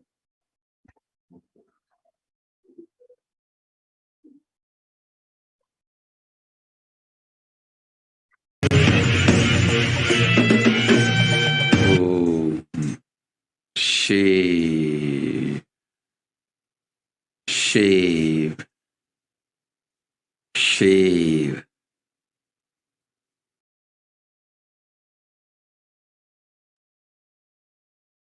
Paramashiva, I will manifest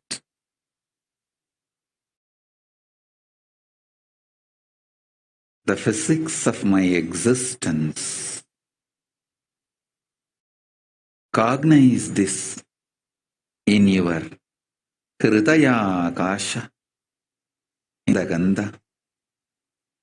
You will experience my existence. Sundareshwara Paramashiva. Countless, uncountable by any visualized, assumed mathematics. Brahmandas manifest in me, exist in me, get rejuvenated in me,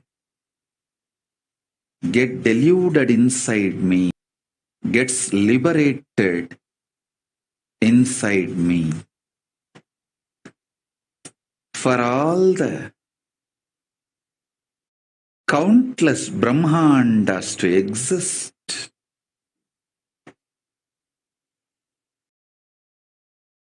to get created, to get sustained, to get rejuvenated, to get deluded, to get liberated. I am the space. Yes, so let us just reiterate what Bhagwan Sundareshwara said. He says, I will manifest the physics of my existence. You will experience my existence. Sundareshwara Paramashiva.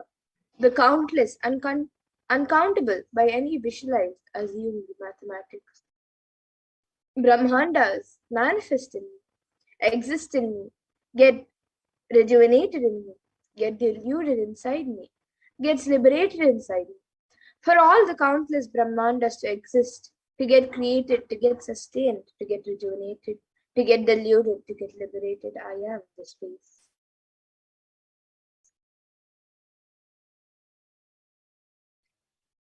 And as all of us know, for the past 1.5 to 2 years, the world is going through a lot of crisis. And according to the United Nations, a new scientific report from the Intergovernmental Panel on Climate Change warns that we are on a crash course towards catastrophe if global temperatures are allowed to rise. The window to slow or even halt some of these worsening impacts is rapidly closing, and the message is clear: we must take action now. So let us now watch a short video on how the state of our world is today.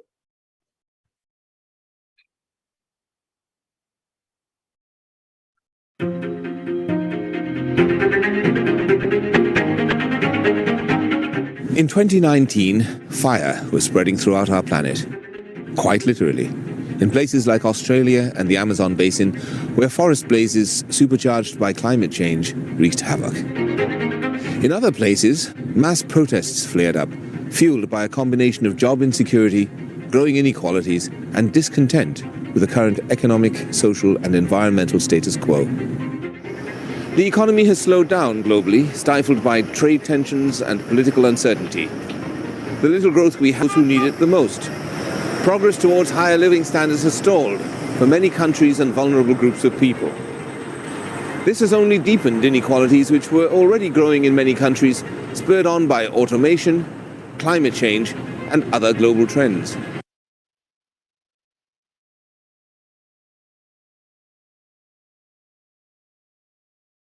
Yes, and here you can all see a few more images of how the world is today. And according to the World Health Organization, the WHO, the total cases globally for COVID-19 is 221 billion plus till date. And Healthline.com states that new COVID-19 cases have risen to more than 150,000 per day in the United States. And experts warn that with the emerging variants, it could lead to another surge in cases. Yes. So it is not just that the climate crisis is affecting humanity or the pandemic is affecting humanity. There have been multiple disasters and calamities that have been continuously leaving humanity devastated. And it is at this time of crisis and that Bhagavan Deshwara come down to earth with such extreme compassion for humanity. He states, "O bound souls, listen intensely. Your impossibility and irresponsibility made you surrender yourself to the delusion. Cognize truth. Sundareshwara Paramashiva, I exist. Sundareshwara Paramashiva, I exist. The moment you remember me, call me. I am here for you."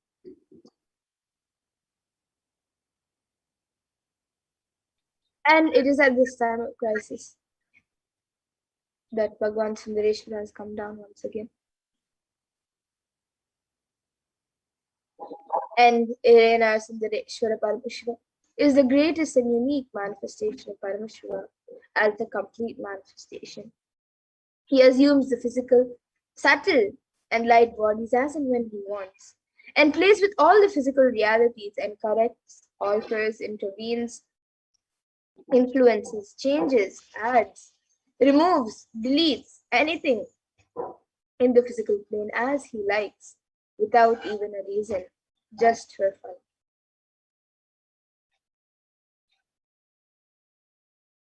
And sometimes they manifest as Meenakshi and Sundareshwara, as two bodies in one being, and sometimes as both in one body. That's the reason all his manifestations are called the Tiruvalayad, and all Sundareshwara's manifestations is called the Tiruvalayad, the Leela.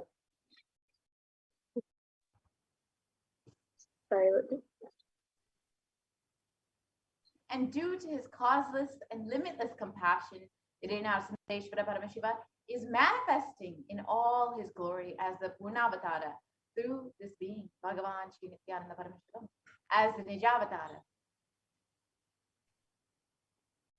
And from the Shuddhadvaita Paramashiva Sayuji Samadhi space, Irena Sundareshwara Paramashiva Paramguru will be manifesting through the supreme manifestation of the supreme form of Hinduism, and will be giving us the darshan, blessings of boons as part of his divine leelas.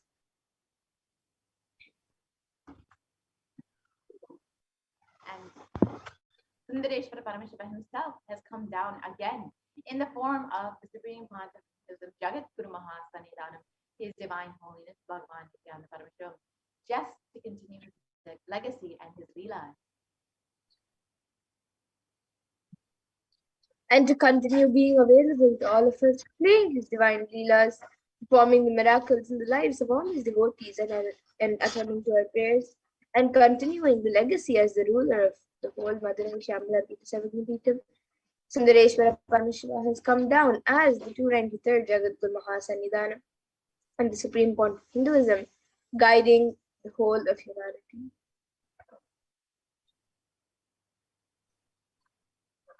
When you witness the Bhava Samadhi Darshan, your neurons mirror that of the avatar, and the mirror neurons activate and process all the observed movements or information of the avatar just by seeing. So our entire brain can silently and without movement recreate what is happening distances far away, experiencing the superconscious energy radiated by the avatar as an effect of the mirroring neurons. All the powerful cognitions and powers of Bhagavan Sundareshwara Paramashiva are mirrored inside of you. So you can just exhale intensely whatever you have, and Paramashiva will inhale in you. That is the God equation.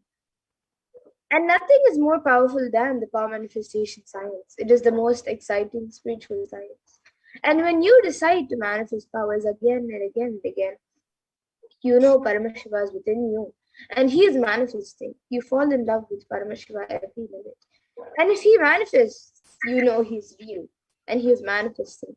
Even if you don't manifest what you declared, you will manifest the jnana and vijnana, the knowledge and understanding, and the possibilities and powers of Paramashiva will manifest in all of you.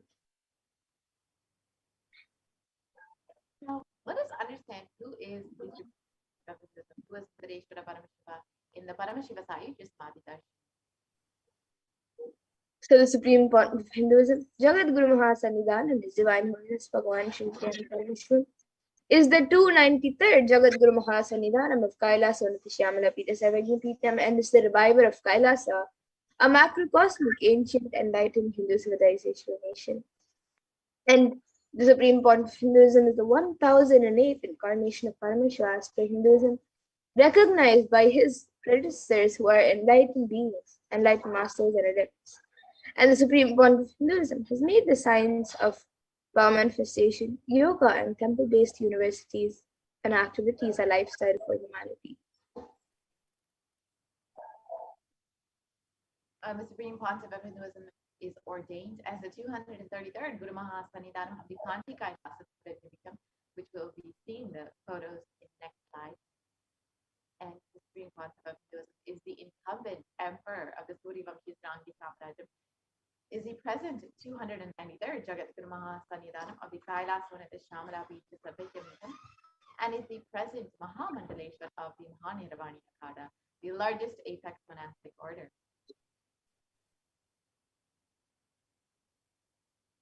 So here you all can see at a very young age the supreme point of Hinduism being ordained as the 233rd Guru Mahasannidhanam of Kanchi Kailash Sarvajnapeetham, the Tonde Mandalayam. And here you can see the supreme pontiff of Hinduism performing and energizing the deities of Suryavanshi Sampradayam. And here you can see the supreme point of Hinduism being coronated as the incumbent emperor of the Suryavanshi Srangi. And here you see the supreme pontiff of Hinduism being as the 293rd Jagat Guru Mahasannidhanam of the Kailasvanatha Shamala Pita Sarvajnapeetham, kingdom of Meenakshi, Bhagavan Sundareshwara, is revived by the supreme pontiff of Hinduism now. And here you can see the supreme point of Hinduism being coordinated as the Mahamandaleshwar of the Mahanirvani Akada. So you can see all the other sannyasis and heads and seniors in the Mahanirvani Akada are coordinating Swamiji as the Mahamandaleshwar, supreme head of the Mahanirvani Akada.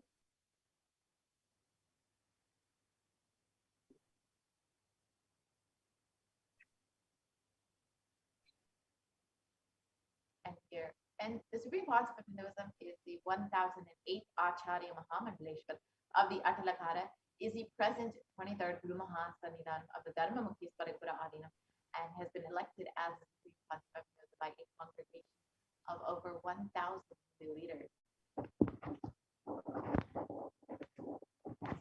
And here you can all see a few images, a few pictures with another enlightened divine yogi, Sri Sukadevananda Maharaj, and all the other Gurukul Valsins.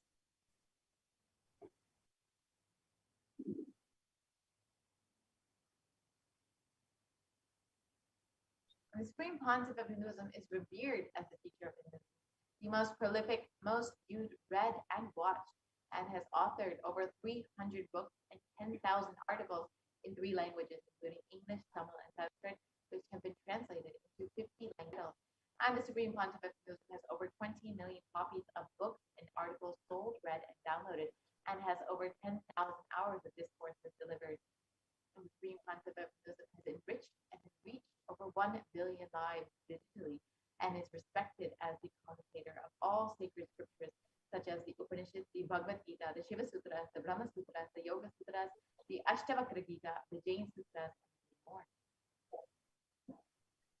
And the Supreme Court of Hinduism is honored as a leader of Hinduism, the most awarded, internationally recognized Hindu leader, the reviver of 108 ancient Hindu sampradayas, including the Rudrakanyas and Rudras, Rishis and Rishikas, Bhairavas and Bhairavis and Sannyas, and is the establisher of the largest Hindu university, HDH Nithyananda University in the world, with satellite campuses in 150 countries, the establisher of 1,000+ Kailasa enlightenment ecosystems, and is the founder and reviver of over 100 Sarvagya-Pitas, and the collector of the largest Hindu library with over 1 billion books, 1 million Pali scriptures, and over 20 million digital books.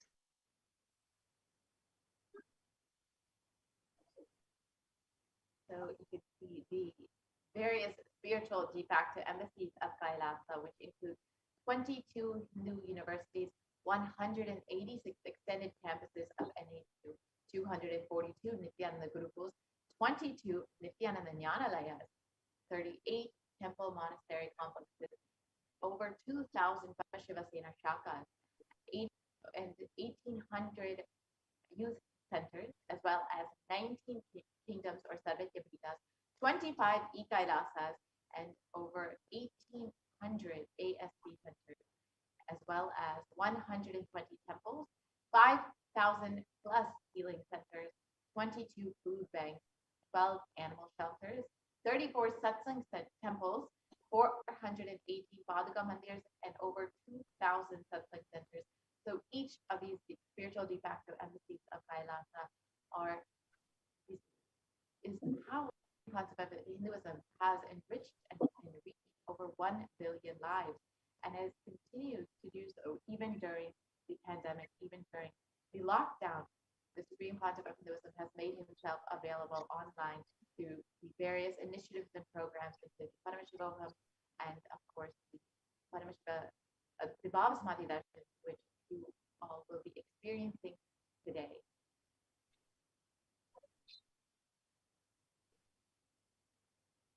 And here you can see the Supreme Pontiff of Hinduism's peace walks are go and cover around 100,000 kilometers, 100,000 plus kilometers, to give the science of healing to 2 million plus human settlements and much more. So here you can see various yatras done by the Supreme Pontiff of Hinduism, healing and guiding thousands of people around the world. So you can see the Padayatra, the World Tour Yatras, the Himalayan Yatra, then the Kodaikanal Yatra, then the Cambodia Yatra, and various other yatras, the Kailasa Yatra, and much more.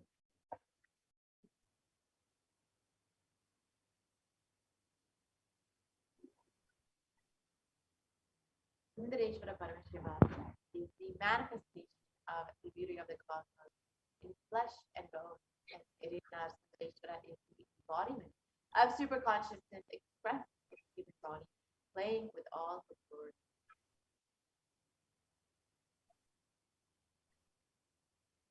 And Irena Sundareshwara Paramashiva Paramburu is the complete manifestation of Paramashiva, who assumes the physical, subtle and light bodies as and when he wants, as his divine manifestations. And he plays with all the physical realities and corrects, alters, intervenes, influences, changes, adds, removes, and deletes anything in the physical plane as he likes without even noticing.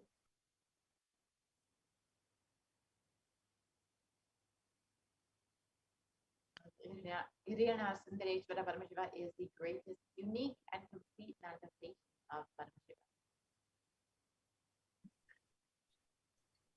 And Sundareshwara is the embodiment of super consciousness expressed in the human body, playing with all his glory.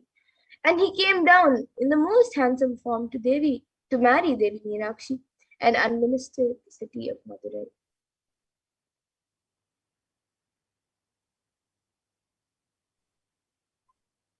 kingdom of Madurai, known as the Kailas or the Shamla Pita Sarvati kingdom, is the oldest Hindu papal state and enlightenment ecosystem, which was established by Paramashiva. The kingdom of Madurai was later revived by Bhagavan Sundari, who, as the deities and incarnations of Paramashiva and Parashakti, ruled over Madurai, reviving the foundation pillars of Madurai as the highest living stream of spiritual sciences.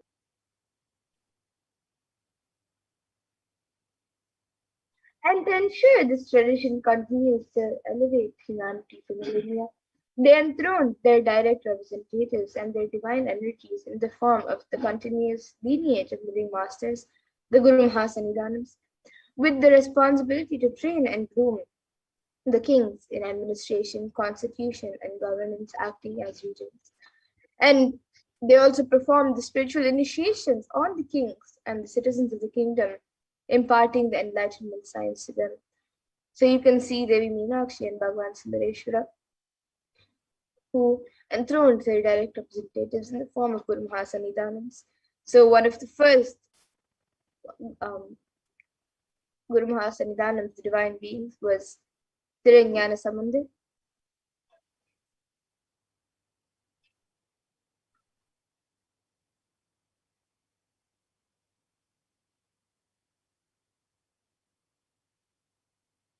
And this supreme discipline of Adi Shaiva tradition has been coming down through the continuous lineage of the Guru disciple, the Adi Shaiva Guru Parampara, from the time immemorial.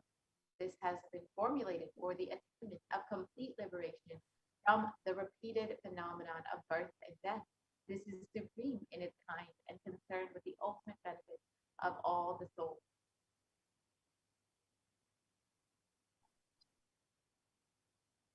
And the Kailas on the Shamla Pita Sarvati's rare and sacred lineage of pontiffs has been systematically carried over in an unbroken progression from ages.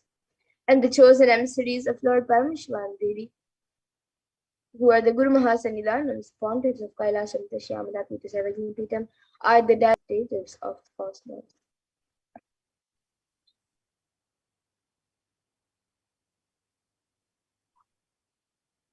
On the 27th of April, 2012, Srila Shri Nithyananda Jnana Sambandha Deshika Paramachari Swami was formally appointed as the 293rd Guru Mahasannidhanam of the Kailas Vanada Shamala Pita Satyatinta. And of course, this is Swamiji himself, and he is the lawful successor, descendant, and inheritor, invested with all the powers, duties, and obligations to perform the rituals, spiritual, religious, and customary rites.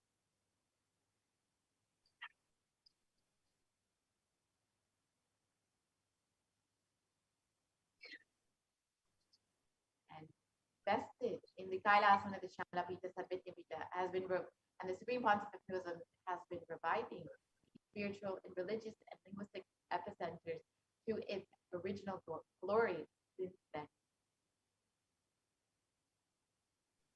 Yes, so now let us watch a video of the history of the Kailas of the Shamala Pita Sarvati's, the Madurai Adini.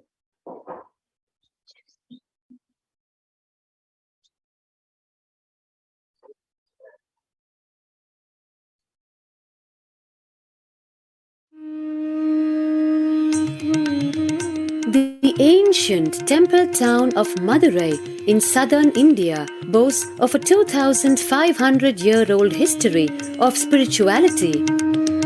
Historians trace Madurai's existence back to the 3rd century BC, making it one of the oldest continuously inhabited cities of the world. Legend says that Madurai was established by the cosmic mother herself, who incarnated as Princess Meenakshi, daughter of the pious king Malayadwaja Pandian.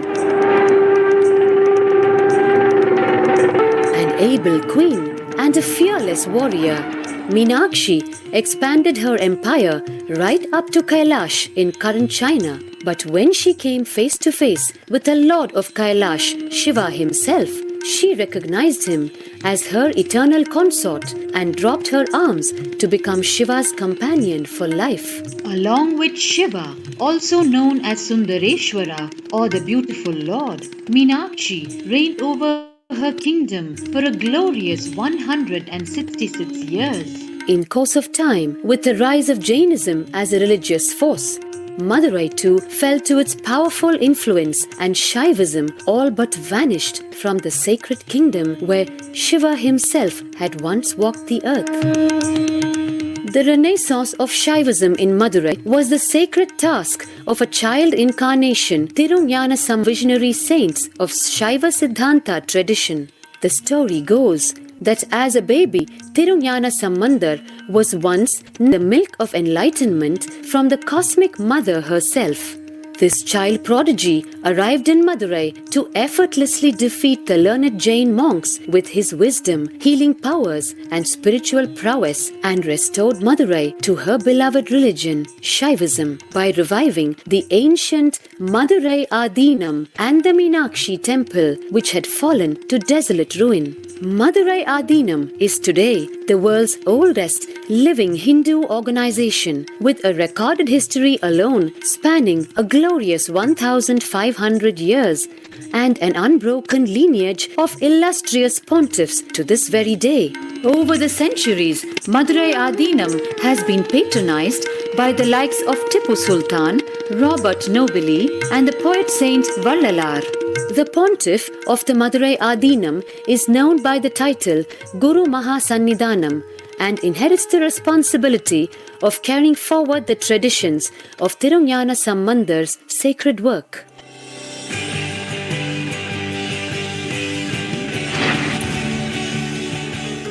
On 27th April 2012, a new era began in the history of Madurai Adinam. The 292nd Pontiff, Srila Sri Arunagirinatha Jnana Sambandha Desika Paramacharya Swamigal, guided by intuition and inducement by Lord Shiva, coronated a charismatic young saint as the 293rd Pontiff of the Madurai Adinam. An accomplished yogi, a pragmatic social visionary, and an adept in mystical sciences. His Holiness Paramahamsa Nithyananda as a divine incarnation by millions worldwide. Within weeks of his ascent to the sacred throne, he brought about sweeping changes to the Adinam, including the renovation of the ancient monastery, Annadan, free food for thousands every day, free medical camps, yoga classes, scriptural study, spiritual healing, and meditation programs.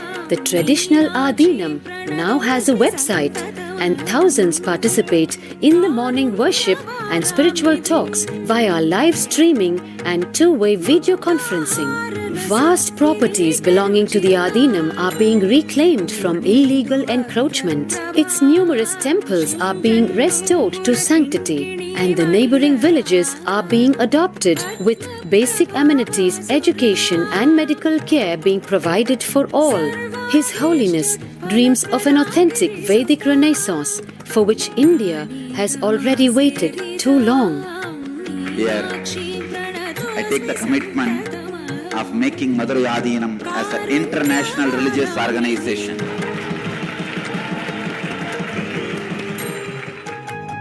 We will fulfill all the responsibilities of Madurai Adinam, make Hindu tradition, Saiva tradition alive, revived, lived, celebrated all over the world. With a brand new pontiff at its helm, Madurai Adinam promises to be more than just another traditional monastery. As a whole generation turns to spirituality for answers, the changes at Madurai Adinam mirror the changing role of spiritual organizations today as power centers and guiding forces, forging the enlightened government of the new world.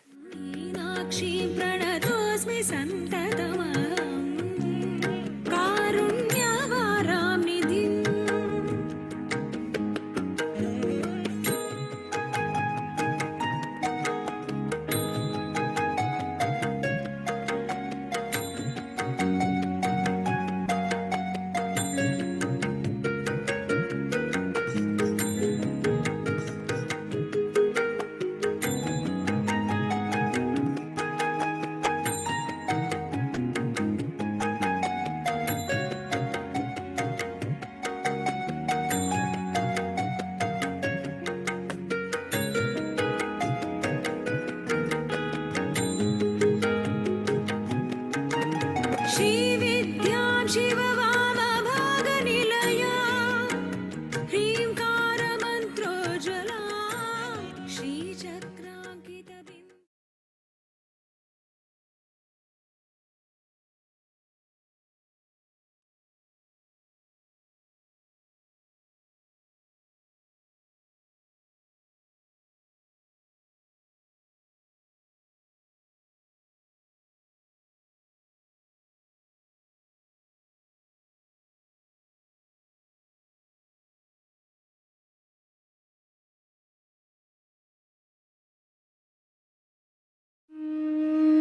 Yes. So for us today, for all of humanity, out of the billions of people around the world on planet Earth, we are the most blessed people. As for us, Sundareshwara is not a history, but a happening. Sundareshwara Paramashiva himself has come down again in the form of the Supreme Point of Hinduism, Jagadguru Mahasannidhanam, His Divine Holiness Bhagavan Shri Nithyananda Paramashivam, the 1008th incarnation of Paramashiva to revive Hinduism and to continue being available to all of us, playing His divine leelas, performing miracles in the lives of all His devotees and attending to our prayers and continuing the legacy as the ruler of the Madurai Shamla Pita Sarvapita. He has come down as the 293rd Jagadguru Mahasannidhanam and as the Supreme Point of Hinduism to guide the whole of humanity. And Paramashiva assumed the physical body 11 times in Madurai just to perform. Each action which was performed became a divine energy and it becomes an independent entity. And if you connect with that energy, he gives you the same blessing. So understand Sundareshwara is the energy of Leela, playfulness.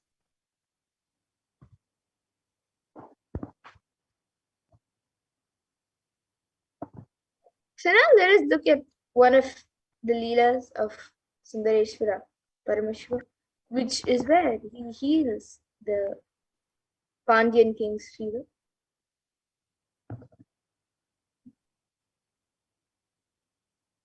So Sundareshwara Paramashiva has 64 Leelas that have been documented.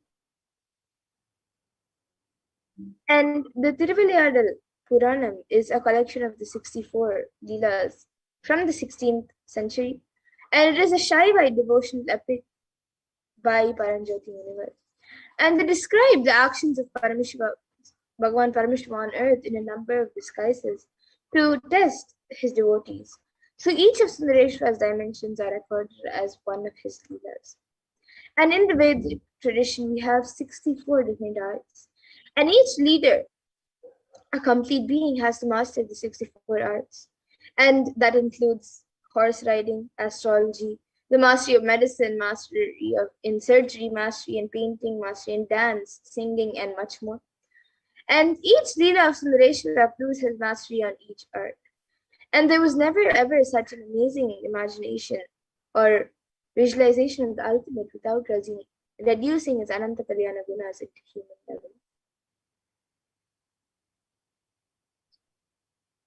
So if you would like to watch this video about Swamiji speaking on the Shiva Leelas, you can visit YouTube and watch the video on YouTube itself. So the Nayanars, or the Nine Mars, were a group of 63 saints living in Tamil Nadu during the 3rd to 8th centuries who were devoted to Paramashiva. The list of Nine Mars was initially compiled by Sundara in this poem, and he sings in 11 verses the names of the Nayanar saints up to Karaigal Ammayar, and refers to himself as a servant of servants. The list goes into the detail of the lives of the saints, which were described in detail in works such as the Devanam. And Paramashiva assumed the physical body 11 times in Madurai just to perform his divine leelas. And each action that was performed became a divine energy and an independent entity. And if you connect with that energy, he gives you that same blessing. And Bhagavan Sundareshwara is the energy of leelas, playfulness. So the best way to connect with Bhagavan Sundareshwara Paramashiva is through the Leela Dhyana. So today let us meditate on the 22nd Leela, which is the Leela of healing the Pandyan king's fever.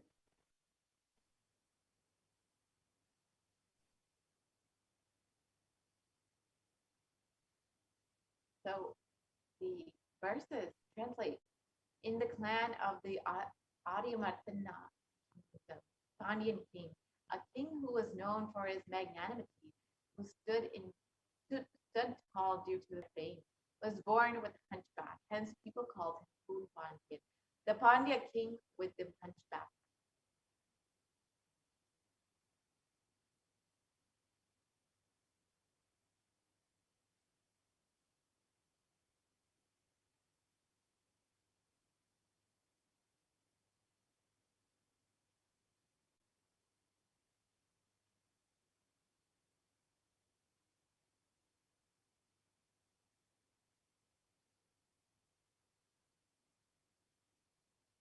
And though King Poon Pandyan took birth in the Pandya clan, which had deep devotion for Paramashiva, due to the ill effect of the long association with the summoners, the people who used the misunderstood ideas of Jainism to spread violence, he had not only fallen into their trap, but had received the initiation too.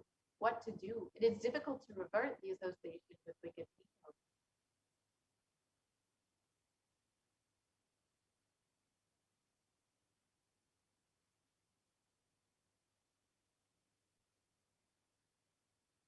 And in a clan consisting of great devotees of Paramashiva, which were quite sincere and integrated in observing the truths revealed in the Vedas and performing the duties prescribed in the Vedas without any hindrance, a boy named Jnanasambandar was born.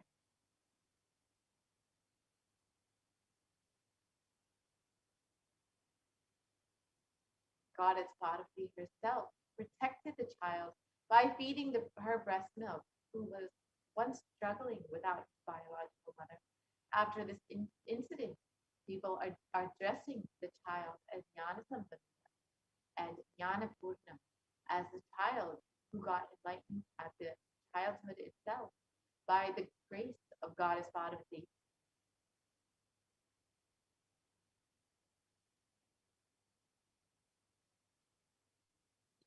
The child who was the pride of the Brahmin community was the reincarnation of Lord Muruga. During the childhood itself, he learned all the scriptures, and keeping the Upanishads, the scriptures which reveal the underlying truth as the testimony, he clearly explained the supremacy of Lord Paramashiva.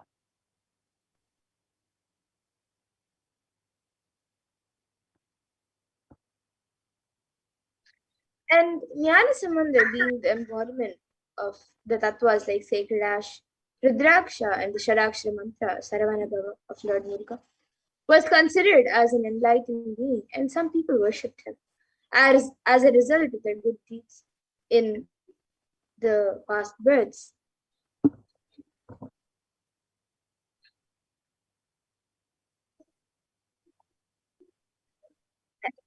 And won over the evil attacks of the Kali Yuga.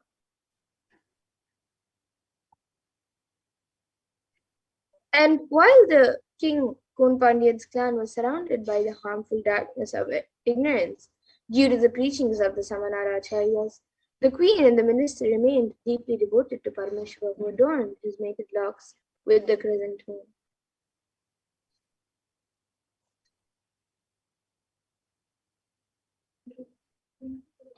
Both the queen and the minister, who had incomparable and deep devotion at the lotus feet of Jnanasambandar, explained to him about the position of the king and tried to save the king, who was drowned in the heat of the dilapidated well in deep ignorance.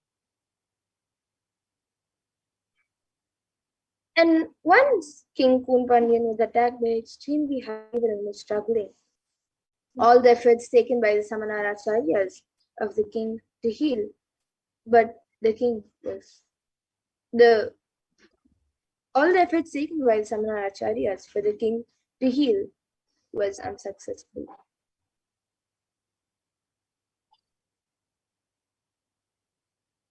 at that time, for the sake of the king's health, herself very much pleaded with Jnana Sambandha, the enlightened master.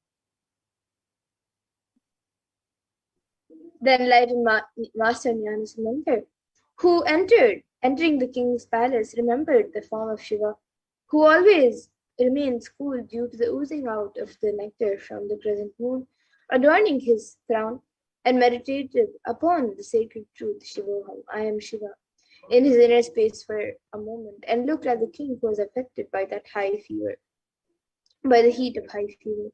He showered his grace on the king through his eyes.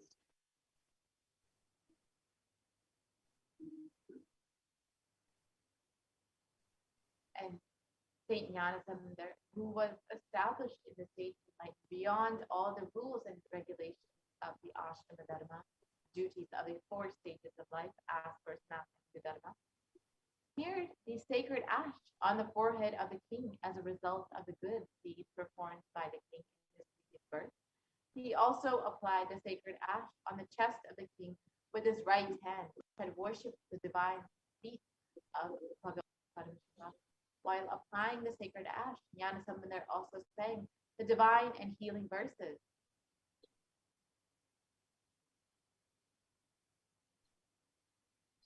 And on receiving the sacred touch of the divine hands of Jnanasambandar, which is described in the Rudram, the Vedic chant as the most auspicious, the most holy and the healing medicine for three worlds, the king got rid of the high fever instantly.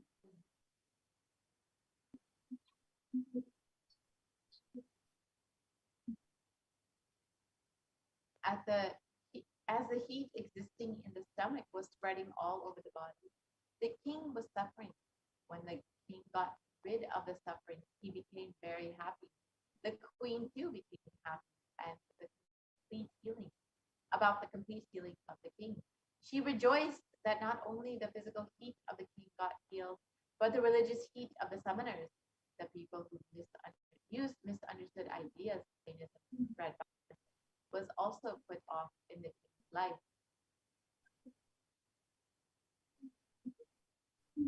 And the physical heat which got removed from the king's body by the graceful eyes of Jnanasambandar got doubly evolved in the hearts of the Samanars, the people who had misunderstood the ideas of Jainism to spread violence.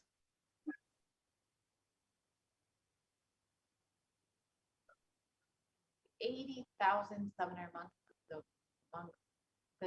those who misunderstood the ideas of Jainism and used to spread violence, were living in the 8 mountains of all over the earth.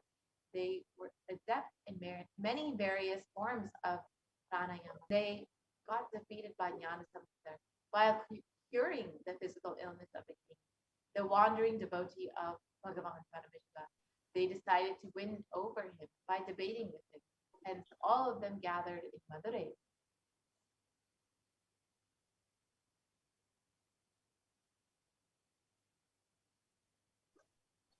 And Jnanasambandar was an expert in various fields like Vyakarana, Mimamsa, and Tarka, and was well versed in all the philosophies, of Upanishads.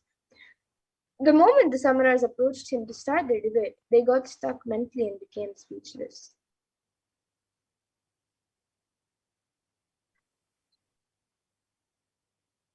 The Vedic religion is proved categorically right by the justification of the philosophy, like Mimamsa Shastra, and is well established by the inquiries of the Tarka Shastra, leaving aside all the valuable justifications. The summoner monks those who misunderstood Jainism and used to spread violence, wanted to win over Jnanasambandar just by their mere faith.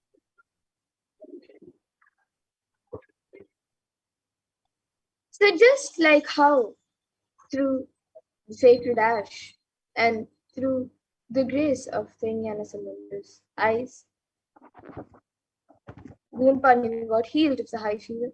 Just like this, the great King Kunpanyan, who had conquered the Cholan, and he was married to Mangayakarisi, the daughter of the Cholan kingdom, And the Pandyan was deeply involved in the Samanar, in the Jain religion, and spoke low of the Shaiva tradition.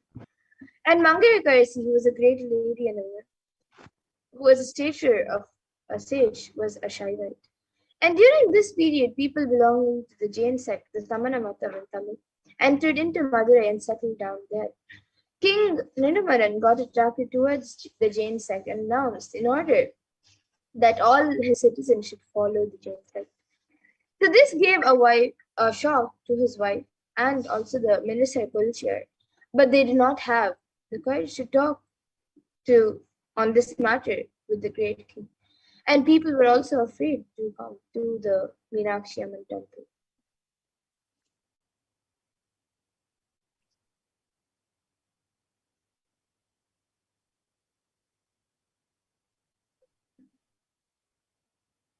Queen decided to pray to Bhagavan Sundareshwara and talk to him on this worst state of affairs. She took the minister along with her to the temple and prayed to God. At that moment, a Brahmin came inside the shrine. The Brahmin saluted the queen and said, "O queen, I am residing in the Chola country. I am on my visit to various divine places. I came here thinking of worshipping Bhagavan Sundareshwara of Madurai. I inquired with the people here as to why no one is there in this temple. I became sad on hearing that the citizens are following the those who misunderstood the Jain religion and used it to spread violence, and hence no one is visiting this temple." The queen immediately wrote a letter and said, "O Brahmin, somehow or another, hand it over, this letter to him. Ask him to visit Madurai." The Brahmin, who came to know that he is staying in Vedaranyam, Tirumari Kadu, went there.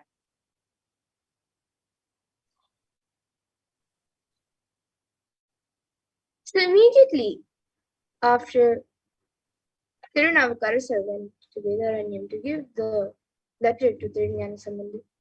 After reading the manuscript, Samanda decided to visit Madurai. Tirunavukarasar said to him, "O Lord, you may not be I, the one who was affected by them, know about Jainism. Further, the planetary positions are not conducive for journey. Please start on an auspicious day."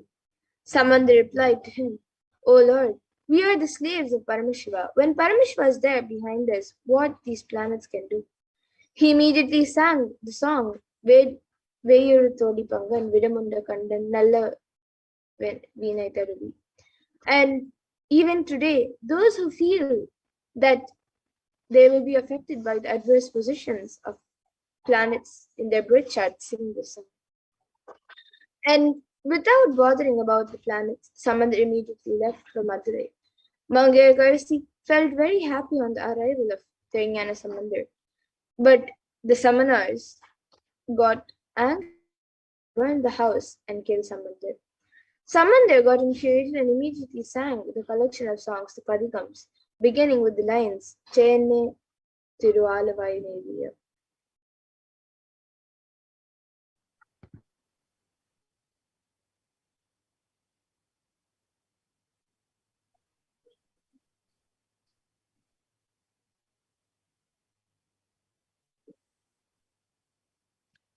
And Samandar then went to see the Pandyan king. On hearing this, the summoners, who were the ones who misunderstood the Jain religion and used it to spread violence, told the king, "O king, this Samandar will not be able to cure this disease. We will cure it in just 5 minutes." The king shouted, "O James, just remain aloof. Let Samandar alone give me the treatment." Samandar said, "I do not want any other thing. Just bring some ash from the kitchen of the temple." The ash was brought. Samandar makes the king understand that your consciousness does not need to shrink. Because of this idea, everything is going to become ash. Listen, but your consciousness is beyond anything you see. Initiating him into the tattva of life and giving ash as a prasada, when the tattva started in Pandyan's consciousness, the shrinking body stood up, the hunchback was reversed, and he expanded and became Nindastir.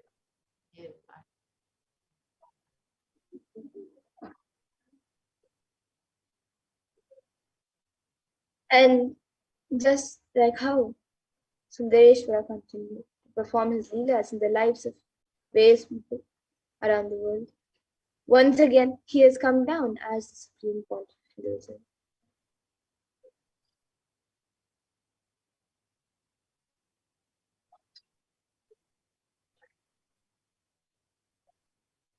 And Sundareshwara has once again come down as the supreme concept of Hinduism, and Jnana Sambandhar's embodiment of Meenakshi Sundareshwara heals Gunpandian today for all of humanity. Out of the billions of people on planet Earth, we are the most blessed people. For us, Sundareshwara is not a history, he is a happening. Sundareshwara Paramashivoham himself has come down in the form of the supreme concept of Jagat Guru Maha Sanjiranam, His Divine Holiness Bhagavan Nithyananda Paramashivam, as Swamiji, just to continue his legacy and Leela, to continue being available to all of us, playing his divine Leela, performing miracles in the lives of his devotees, attending to our prayers, and continuing the legacy as the ruler of the whole of Madurai Shamala Pita Sadhya as the 293rd Jagat Guru Maha Sanjiranam, and as the supreme concept of Hinduism, guiding the whole of humanity.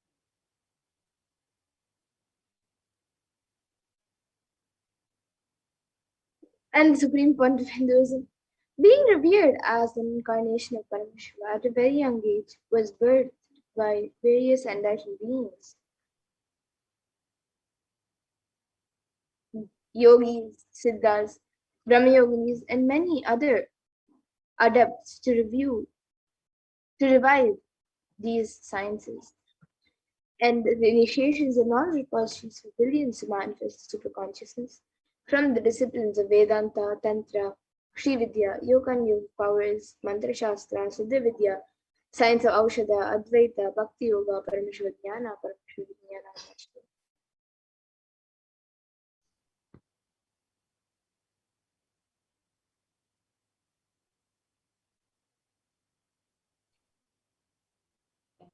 The Nadi readings are an ancient science of Akashic reading in Hinduism, and they were established by Paramashiva in the form of Bhagavan Vaidishvara, the Lord of Healing. These texts are recorded and organized by Agastya Maharishi. It is an important aspect of recognizing the happening of the superconscious mutant incarnations in Hinduism on planet Earth. This age-old science predicts about the advent of supreme concept Nithyananda Paramashivam. And now we will be looking at some of those Akashic readings. Here you can see the Nadi readings of Swamiji.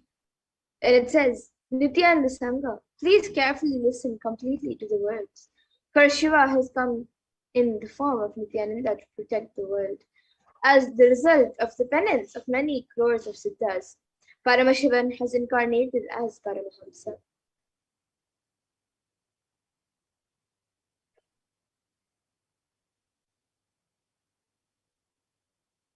And the Jivanadi continues on. By his teachings, even many sinners became virtuous. Many crores of people became blissful. Just by thinking about him, they achieved bliss. The people who have experienced this truth of bliss are followed by him, or he follow him. And the next reading also says, so all the life forms in the world are his life. He considers all the people of the world as his people, his children. He lives as the Jagat Guru, as pure Shiva, Sadashiva, as the sun and the moon.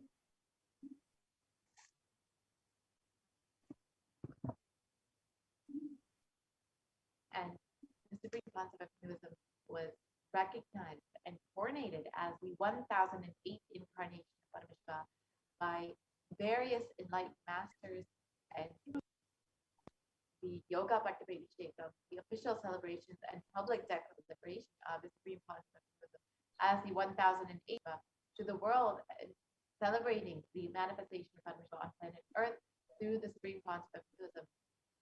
Here are some of the photos from that.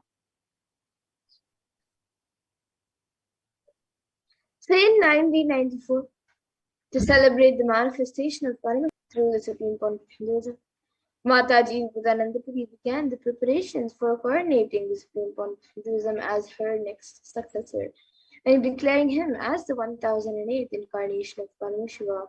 Through this occasion and initiation adopted him as her only disciple and successor in the Arunachala lineage, coordinating and conferring upon him the title Brahmasati. His gurus thus coordinated him when he was 16 years of age in 1994, and immediately after which the avatar commenced the expansion work of Kailasa. And it is thus 27 years of the public life till date. And the avatar stepped out of Tiruvannamalai the very next year in 1995, which is the same year that his gurus left their body and the purpose of their life was complete.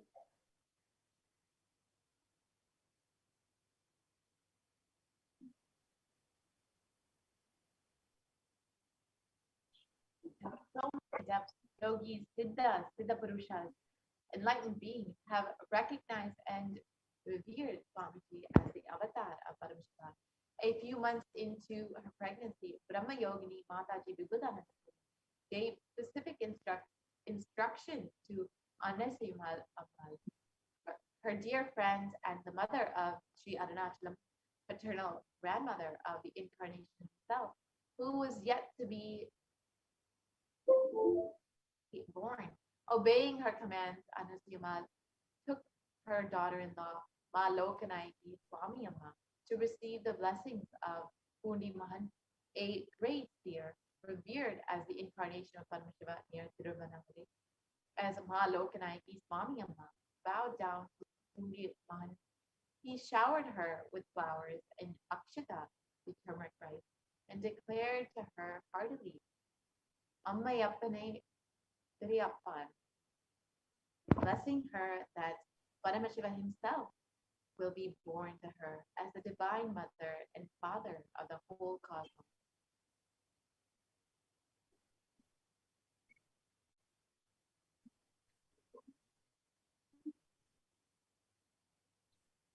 And the 292nd Radhinam Sri Arunagirinath Srinyan Samanteshika Paramachari Swami is the predecessor to the Supreme Concept of Hinduism in the esteemed Guru-based tradition of the kingdom of Kailasa and Dvadashanta Shyamdapi Peetham, the Madurai Adina, since 2012. And the 292nd Guru Mahasanidhanam has the divine vision of Lord Shiva and Devi Meenakshi, who instructed him to coordinate Avatar as his successor, the 293rd Guru Mahasanidhanam. And just like this, various other siddhas, yogis, and enlightened beings have also recognized the Supreme Concept of Hinduism as an incarnation of Paramashiva. So let us now watch a small video where 292nd Guru Mahasanidhanam speaks about the Supreme Concept of Hinduism.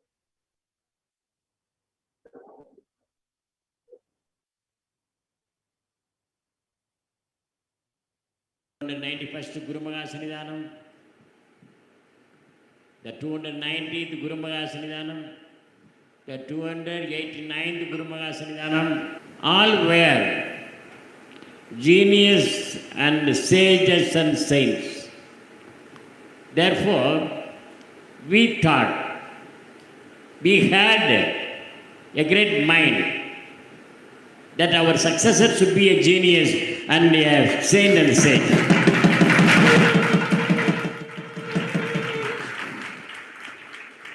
So according to the great grace of the Almighty Lord Shiva and Parvati Devi, God has given a very powerful, youngest youth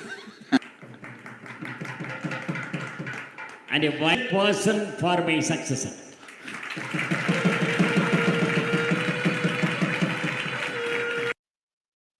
91st Gurumaga Sanidhanam, the 219th Gurumaga Sanidhanam, the 289th Gurumaga Sanidhanam, all were. Yes. And this video is available on YouTube, so you can watch it. And now we will be getting into the Bhava Samadhi Darshan preparations, as all of us await the moment when all of us will receive Bhagavan Sundareshwara live for the darshan.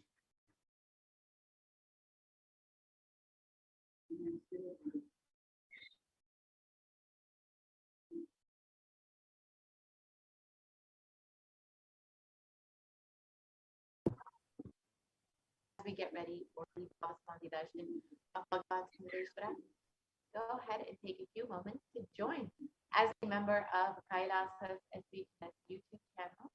And it's a very simple process. You can just go to YouTube and go to live any video of Kailasa's HDH Nithyananda, and you can go ahead and click the join button next to the video. And once you click the join button, you will be directed to various levels of e-Kailasha that you can join as a member of. And you can choose whichever level you would like. And once you have to go ahead and fill out your payment details directly through YouTube, and you will then be a member of the Kailasa's HDH Nithyananda YouTube channel and have the opportunity to have access to various exclusive content available for members of the channel. And you'll also have access to be able to ask your questions, prayers directly to Bhagavan Sundareshwara during the live Bhagavan Sundareshwara Bhava Samadhi Darshan in the comment section of the live video. So you can take a few moments to do that. And as we prepare to receive Bhagavan Sundareshwara, you can also offer your love and gratitude to Swamiji, who is manifesting Bhagavan Sundareshwara today for each and every one of you to heal and bless you. So you can go ahead and offer your gratitude in the YouTube comment section through the super chat and super sticker options. You can just offer a few dollars just to say thank you and I love you, and thank you for having me in my life to Swamiji Bhagavan Sundareshwara. Now let us enter into the preparation for the Bhava Samadhi Darshan. So let us first look at a verse from the Jyotira Tantra, verse 60, which speaks about the science of Shakti. Katana Shakti Padatva Yatva Prasadat Svaguro Samyak Prapyate Paramam Padam. And the translation for this verse is: by the enlightened teachings of the Guru Katana, by the Shakti Pada, the graceful transmission of the spiritual powers from the Guru, by looking at the sacred feet of the Guru, or by the complete loving favor of the Guru, Prasad, the ultimate goal and space, Paramam Padam, is attained.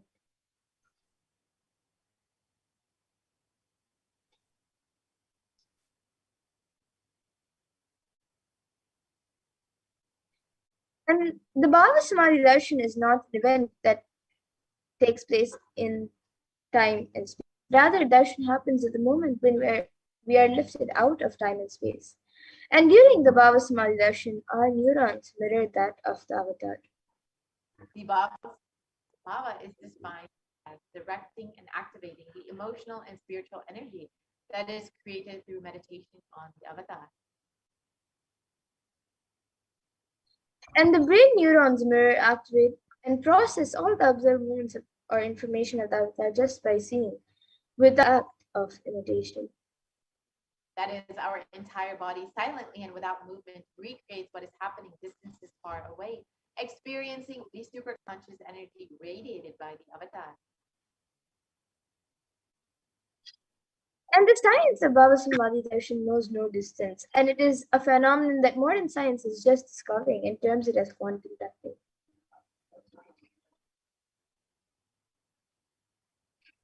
and our thoughts per second reduce significantly, and we relax into the space beyond thoughts, the thoughtlessness, becoming mentally at ease in coexisting dimensions beyond duality. We and the divine become one, unconditioned by the parameters of time. And it is the probability of quantum particle, like an electron with less kinetic energy, to cross over the potential energy of an energy barrier. An electron acts both as a wave and a particle. So imagine a scenario. What happens when an electron with less kinetic energy is approaching a hill? Will the electron be able to cross over the potential energy or the peak of the hill? As a particle, the electron will require higher kinetic energy to cross over the potential energy of the hill, or it will roll back. However, as a wave, the electron has the ability to pass through by propagating itself through the hill and going to the other side.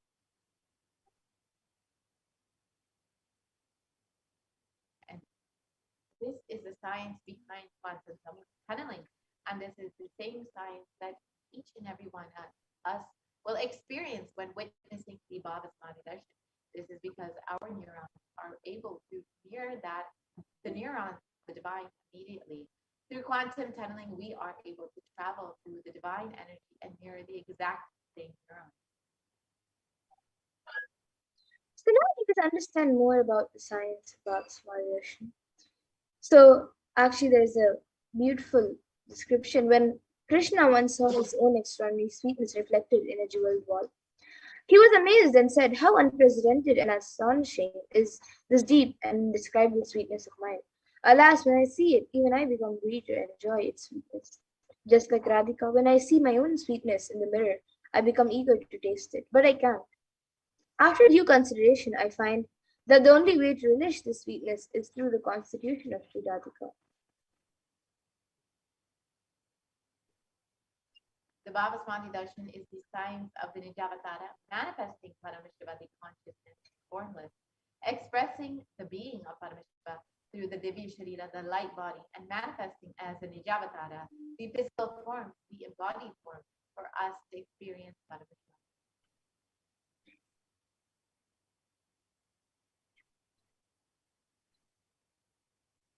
So here you can also see an example of how Devi Parashakti expresses through the being of Rajrajeshwari and manifests as the Avatara to Devi Parashakti.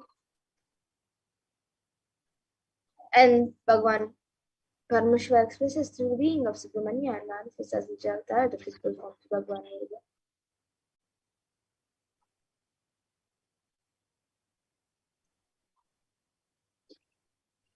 And Bhagavan Paramashiva expresses through the being of Adnigiri Yogeshwara and manifests as the Nijavatara, the physical form of the Supreme Pontiff of Hinduism, His Divine Holiness Bhagavan Nithyananda Paramashivam. And Bhagwan Parandama expresses the being of Mahavishnu and manifests as the Avatara, the physical form to Bhagwan Venkateshwara.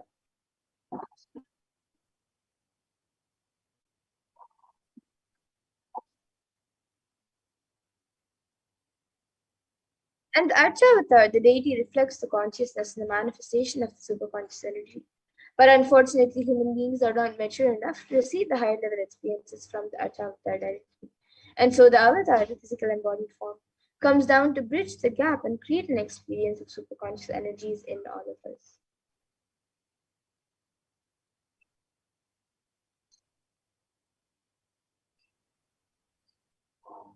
We have the Bhavasmali darshan of the Nijavatara manifesting beings of various dimensions of Paramashiva. The auspicious components and the powerfulness of those dimensions of Paramashiva are awakened in us. So now let us see the dimensions of Paramashiva manifesting in Nijavatara for us to experience Bhavasmali darshan. So the Bhavasmali darshan is the direct experience of causeless bliss. And during the Bhavasmali darshan, our being comes alive and celebrates with the energy waves of existence.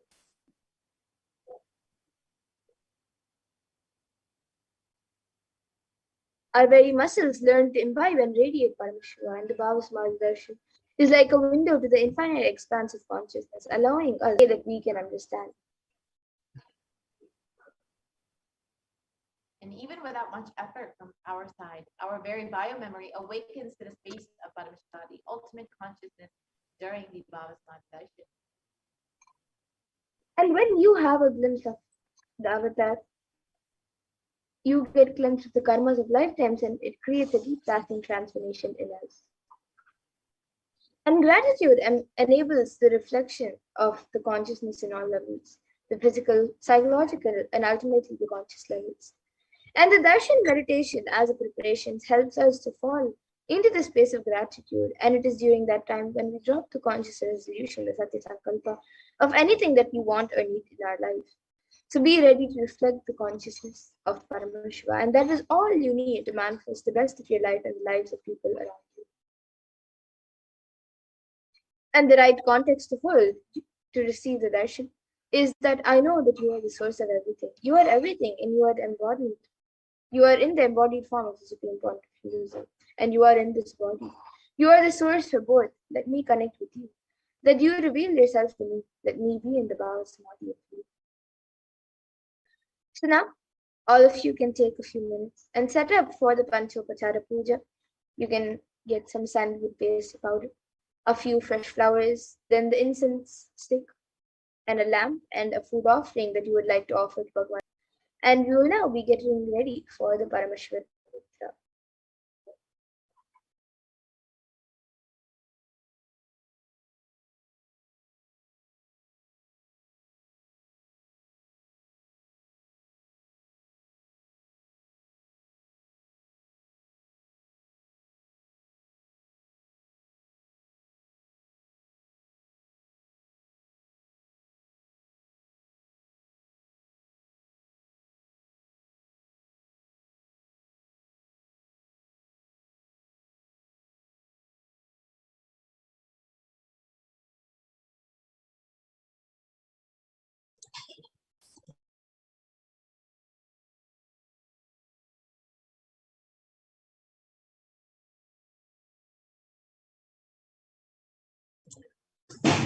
Nithyanandam, welcome back, all the viewers. And as each and every one of us are preparing for receiving Hirayanath Sundareshwara Paramashiva Paramburu, receiving the Paramashiva Sayuja Samadhi Darshan of Bhagavan Sundareshwara Paramashiva, let us all get ready by preparing ourselves with the Paramashiva Dhyana Mantra, the Paramashiva Dhyana Mantra prayer service, which is going to be offered now. I request each and every one of you that are logged in with us, tuned in with us right now, to take a few moments to prepare yourselves. Please sit straight and do not avoid any kind of distractions, and just sit straight and sit back and enjoy as we chant this Paramashiva Dhyana Mantra. The Supreme Pontiff of Hinduism has blessed this Paramashiva Dhyana Mantra as an initiation, Diksha, that transmits energy, experience, and powers in the form of sacred mantras. Just like how the avatar transmits his Shaktis just by a mere look, Rayana Diksha, touch, Sparsha Diksha. Similarly, the avatar births himself as the mantras which encompasses all his Shaktis and devotees.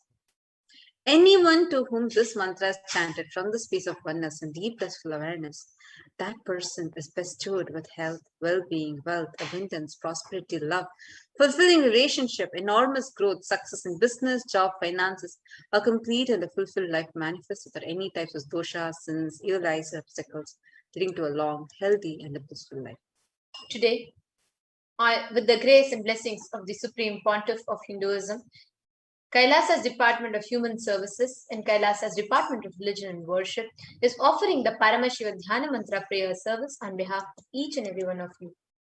Today we are going to be praying to Hirayana Sundareshwara Paramashiva to heal you completely from all your health issues, the psychological stress, anxiety, addictions, depressions, and for you to be able to move out of pain patterns, and for you to have improved career, healed relationships, whether it's with your spouse, family, or profession, and for you to be able to have a breakthrough in your wealth dimension. Also praying to Hirayana Sundareshwara Paramashiva for all the children that became orphans due to the pandemic to be protected by him, and for you to have a complete protection from all natural calamities, lost wages and income, to find solution to any problem have breakthrough in creativity, increased inspiration, and to be able to move out of debt. And for you to experience increased energy and vitality in you. We are also praying for healing from any insecurities and protection from any direct or indirect effects of the pandemic, and for leadership consciousness to be awakened in you, and for any genetic or inherited disorders in you to be completely healed, and for you to experience complete completion in your muscle memory and brain. Now let us all enter into the Paramashivoham mantra. Sit straight. Om Nithyananda Paramashivoham.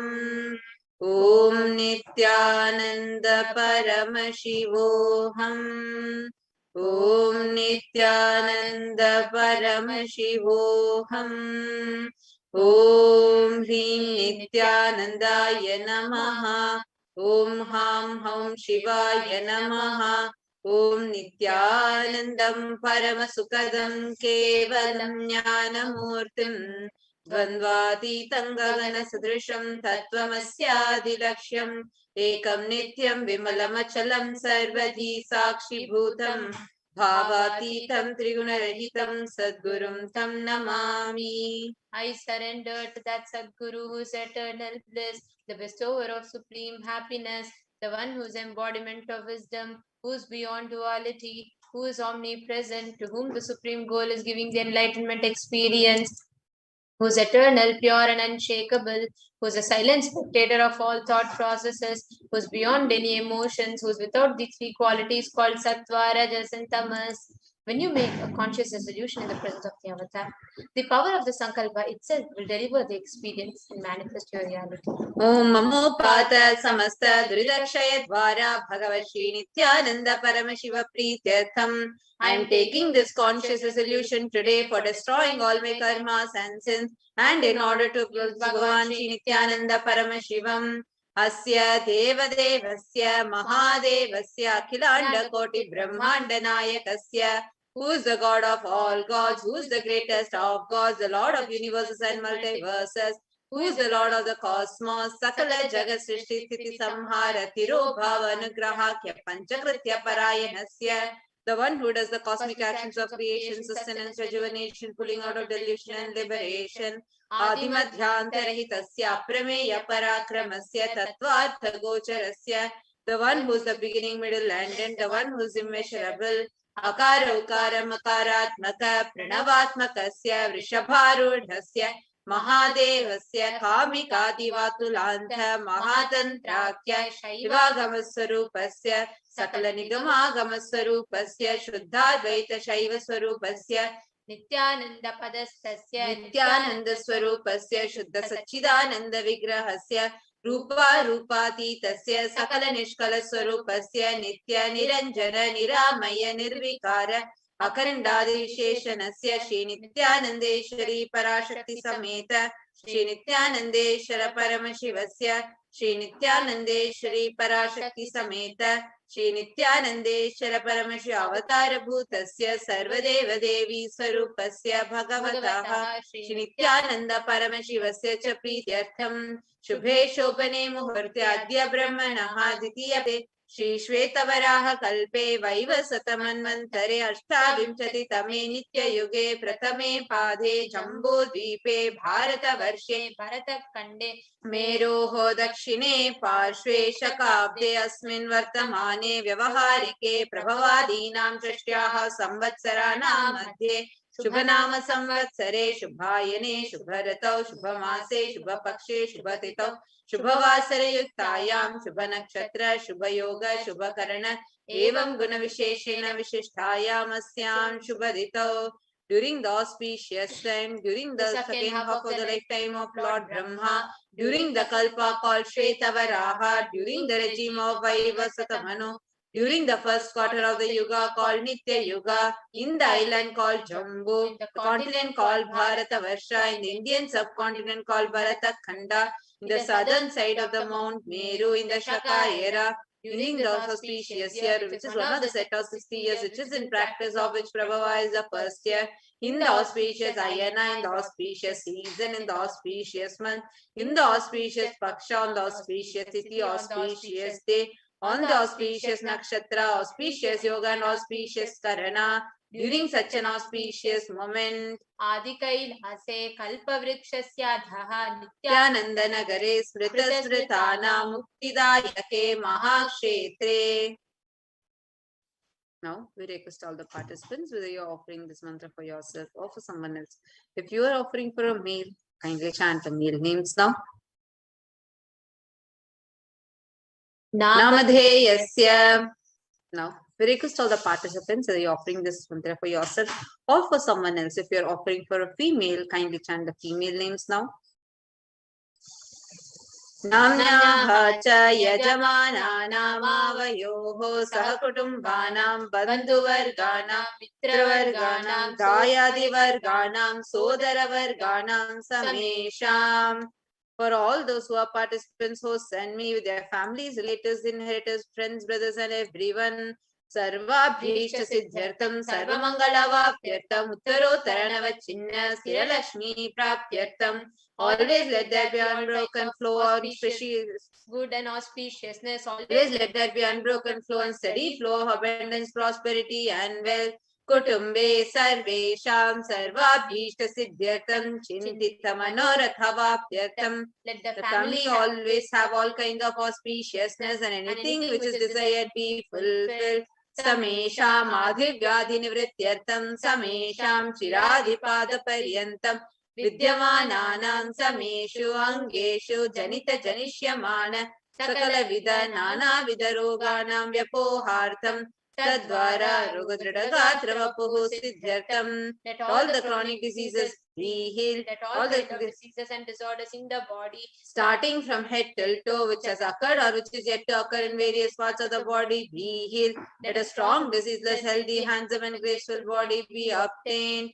Samesham Parekartrabhischa Kridakaya Vidha Mantra Tantra Yantra Vishachurna Abhichara Stambhana Marana Uchchathana Karanadi mantrika prayogebhyah Rakshana Praptyartham Tadvara Samesham Sarvabhishta Siddhyartham. Let protection be obtained from all the evil effects of acts performed by people either in the past or yet to be performed in the future through the use of mantras, tantras, yantras, poisonous pills, employing spells for malevolent purposes like making a person immobile, killing a person through vomiting, diarrhea, upsetting and ruining the health, poisoning, hypnotizing, etc. Apamrityadoshana nivrityartham, kala mrityu, akala mrityu, durmrityu nivrityartham. Let all the doshas or ill effects related to death like this time, death, unnatural death, fatal death be removed. Samesham antadrishti, bahi drishti, krura drishti, vyapara drishti, anukula drishti, pratikula drishti, ityadi. Sakala vida drishta dosha nivrityartham. That all the evil eyes of known and unknown sources, the cruelty filled eyes, evil eyes of business enemies, effects of evil eyes of people who may project as if there are well wishers, and the effects of the evil eyes of people who are against our well-being be removed. Samesham anta shatru, bahi shatru, krura shatru, vyapara shatru, anukula shatru, pratikula shatru, ityadi. Sakala vida shatru badha nivrityartham. That all the effects of inner enemies and outer enemies, fierce enemies, business enemies, enemies who project themselves as good, enemies who work against our well-being be removed. Samesha matrusha-padi sakala vida shapanam vyapohanatham. Let all the effects of curses right from the mother be removed. Anadi avidya vasanaya pravartamane asmin mahati samsara chakre vichitra bihi karmagati bihi chitrasu yonishu punah punaha anekada janitva. From time immemorial, due to ignorance, we get caught in the vast cycle of birth and death. Due to the effects of our action, we take birth again and again in various bodies, which is quiet state. Kenapi punya karma visheshena bhagavataha Shri Nithyananda Paramashivasya aparimitaya kripaya idanintana manushya janma praptavatam. Yet due to some good with the extreme and the immeasurable compassion and the grace of Bhagavan Shri Nithyananda Paramashivam, we have been blessed with a human body. Samesham iha janmani purva janmani janma janmantareshu sarvaihi kritanan shiva ninda devi ninda guru ninda dosha vyapohartam shiva parada devya parada guru parada dosha vyapohartam. Any kind of abuse we may have done to Paramashiva, Parashakti and Guru in the present birth, past birth or in any of the births be removed. Any kinds of crimes or offences committed against Paramashiva, Parashakti and Guru be removed.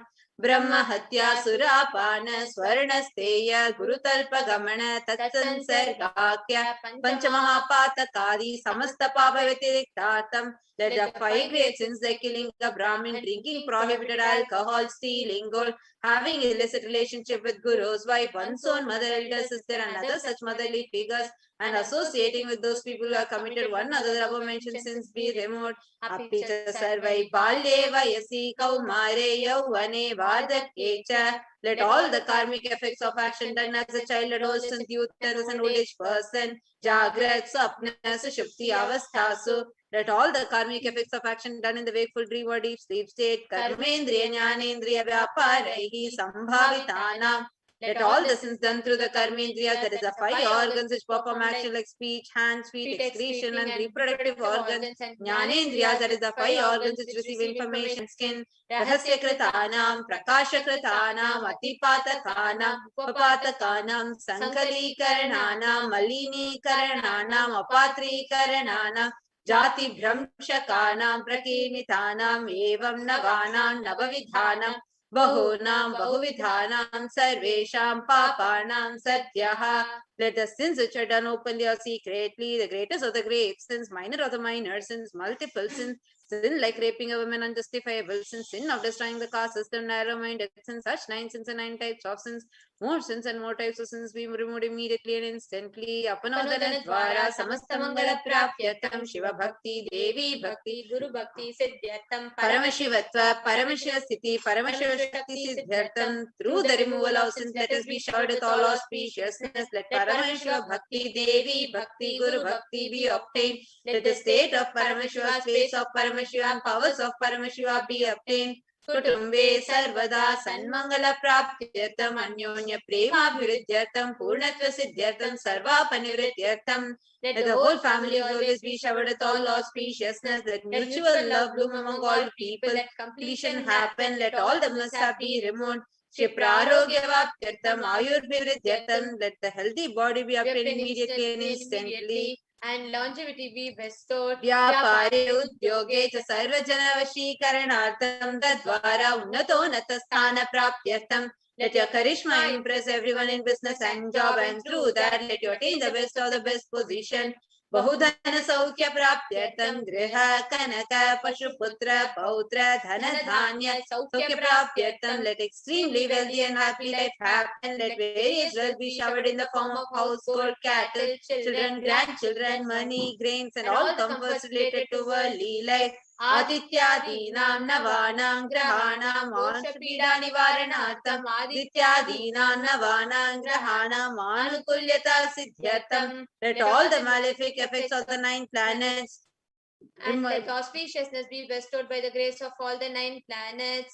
Bhumyantarikshe vidyamana bhuta preta pishacha rakshasa brahma rakshasa vetala kushmanda Dakini, Shakini, Ityadi, Sarva, Rishta, Nivaranartham. Let all the evil effects that cause calamities on planet Earth, the evil effects of the various demonic beings like Bhuta, Preta, dead people, Pishacha, demon, Rakshasas, Brahma Rakshasas, Vetala, ghost, Kushmanda, class of demon, Dakini, little devil, Shakini, kind of female demon be removed. Manovyakulata nivaranartham. Let the mental confusion and worry be removed. Prarabdhe karmani karishyamane karmani adidaivika adibhautika adhyatmika vigna nivaranartham. Let all the obstacles be removed regarding to actions done or going to be done relating to God, world and spirituality. Samasta Rina Nivaranatam Dhana Lakshmi, Dhanya Lakshmi, Saubhagya Lakshmi, Santana Lakshmi, Vidya Lakshmi, Shaurya Lakshmi, Veera Lakshmi, Vijay Lakshmi, Ityadi, Ashta Lakshmi, Paripurna Kripa Kataksha Siddhyartham. Let all the loans be removed. Let all the Ashta Lakshmis like Dhana Lakshmi, wealth, Dhanya Lakshmi, food and grains, Santana Lakshmi, offspring, Saubhagya Lakshmi, fortune, Vidya Lakshmi, knowledge, Shaurya Lakshmi, bravery, Veera Lakshmi, heroism, Vijay Lakshmi, success be showered upon. Pariksha Sunnata Sthane Vijaya Pravidya Parangata Siddhyartham Medha Shakti Grahana Shakti Abhivridyartham. Let the top rank be obtained in the examinations. Let all the excellence be acquired in all fields of knowledge. Let the mental power, understanding, ability be increased. Ityadi Sakalavida Sanmangalani Guru Kripa Katakshena Prapyatam. By the grace of Guru, let all the auspiciousness be showered upon. Shri Kailasonada Dvadashanta Shyamala Pita Ruda. The one who has ascended the Madurai Adinam Shyamala Peetam, the Peetam established by Devi Meenakshi, the incarnation of Shyamala Devi, which is the supreme place of Kailasa, where Parameshwar resides in the whole soul, the cosmos, and Kailasa. Shri Meenakshi Sundareshwara Bhinna Swarupa Parashyo Putra Ratna Kumara. The one who is no different from Meenakshi Sundareshwara, the most beloved son of Paramashiva, the young boy. Guru Manya Tulyavatara, Shri Parvati Sanyapana Labda Devya Jnana Vishrita Sakala Nigava Gamasara Bhut Dravida Veda Pravatra. Who is a gem among gurus and an equal avatar, the one who received enlightenment by drinking the best milk of Devi Parvati, author of the famous Dravida Vedam, which is the essence of all the Vedas and Agamas. Srimad Parameshwar Karana Samadhika Mukta Mekadrashtayana Giyamana Chatra Chamara Samasta Birada Valyalankita Jnana Vijnana Chakravarti, the one adorned by the quadrangular palanquin made of, received by the grace of Parameshwar, adorned by the musical instruments, some symbols of worship, etc., adorned by hymns of praises, one who has won the whole world by his enlightenment at the signs of enlightenment, been accepted by all the kings as the supreme ruler. Sarvajana Sangha Sadhyo Nirvana Diksha Vyapa Varga Varsha Vishrana Jimuta Paramata Kalaba Kesari. The showerer of Videha Mukta, an immutable state of enlightenment immediately by Nirvana Diksha to all people. The one who creates bliss, protecting leader, the roaring lion and trumpeting young elephant for other religions. Shaiva Siddhanta Sthapana Acharya Sri Radha Pandya Maharaja Guru Shapana Shakyadi Mahanda Karanivarana Jnana Bhanu Vikshana Narhara Dvajochedana Purvaka Srimad Rishabha Dvaja Sthapaka Shaiva Samaya Kartre Sarvajna Pitha Ruda Shri Jagat Guru Shri Jnana Sambandha Deshika Swami Vagisha Sundara Manikya Vajaka Swami Nam Avatara Bhuta Shri Jnana Sambandha De Swami Punarudrata Shyamala Pita Sarvajna Pita Trinavadyuttara Dishatama Guru Mahasannidhana. The one who is the ruler of Sarvajna Pita, the seat of omniscience, O the avatar of such with above mentioned attributes, the Guru of the whole world, Shri Jnana Sambandha Deshika Swami, Appar Sundara and Manikya Vachaka Swami, O the ruler of the kingdom of enlightenment, the Shyamala Pita Mahasamastana, which was revived by Jnana Sambandha Swami, O the one who has ascended the seat of omniscience, the 293rd Guru Mahasannidhana, Arunagiri Yogeshwara Paramparaga Arunachala Sarvajna Pita Guru Mahasannidhana, the one who has ascended the seat of Arunachala Sarvajna Pita in the lineage of Arunagiri Yogeshwara, Kailasa Paramparaga Kanchi Kailasa Sarvajna Pita Trayasram Chaduttara Dishatama Guru Mahasannidhana, the one who has ascended the seat of Kanchi Kailasa Sarvajna Pita as the 233rd pontiff Guru Mahasannidhanam in the lineage of Kailasa. Nityotsava Nitya Mangala Nitya Kalyana Nitya Jita Kailasa Paramparagata Adi Kailasa Nithyananda Pita Mahasamastana Mahasimhasana Pita Kartre, the creator of the Nithyananda Pita Mahasamastana Mahasimhasana Pita, it is eternally celebrating the auspicious festival and having the attractive energy of enriching. Sakshati Parameshwar Samudbhuta Kailasa Paramparagata Vaivasata Maniksha Karishandra Bhagirata Shri Ramachandra Shura Senitya Janavachinna Kravarti Paramparagata Chatushashti Yogini Mandita Chatushashti Sampradaya Pravartaka Manadharma Shasana Surya Vamsha Prapta Sarvajna Pita Surangi Samraja Murda Bhishikta Chudamani Sakshat Shri Parameshwar Samudbhuta Kapila Mahaguru Punaradhrita Mahanirvani Pita Ashtota Sastra Shri Mahamandaleshwara, the 1080 Mahamandaleshwara of Mahanirvani Pita, established by Bhagavan Paramashiva himself and revived by sage Kapila. Sakshat Shri Parameshwar Simhasana Abhishekta Samasta Gananayaka Shri Mahaganapati Samarambha Anavachinna Pitadishwara Guru Parampara Prapta Atala Pita Ashtotara Sahasratama Ashtotara Sahasra Shri Atala Pitadishwara, the 1008 Shri Atala Pitadishwara Atala Pita, which is unbroken lineage of pontiff starting from Bhagavan Mahaganapati, who is the leader of the Ganas, who was coronated by Bhagavan Paramashiva himself. Dharma Mukti Swargapura Swarna Pita Trayo Vimsha Guru Mahasannidhana, the 23rd Guru Mahasannidhana of Dharma Mukti Swargapura Swarna Pita. Kailasa Paramparagata Adi Pita Sarvajna Pita Jagat Guru. the Jagat Guru of Adipida Sarajñapida in the lineage of Kailasa, Shri Kailasa Punaruddharaka, Shri Kailasa Paramacharya, Srimad Paramahamsa Prevrajaka Varya, Satchidananda Pranava Swarupa, Shrotriya Brahmanishta, Srimad Jagat Guru, Srila Shri Bhagavad Shri Nithyananda Paramashiva, Shri Jnana Sambandha Deshika Paramacharya Swaminam Prityartham. Who is in the state of Paramahamsa, the Acharya of all sannyasis and parivrajakas, the embodiment of pure truth, consciousness and bliss, the embodiment of the sacred syllable Om, the knower of the Vedas, the one established in superconsciousness.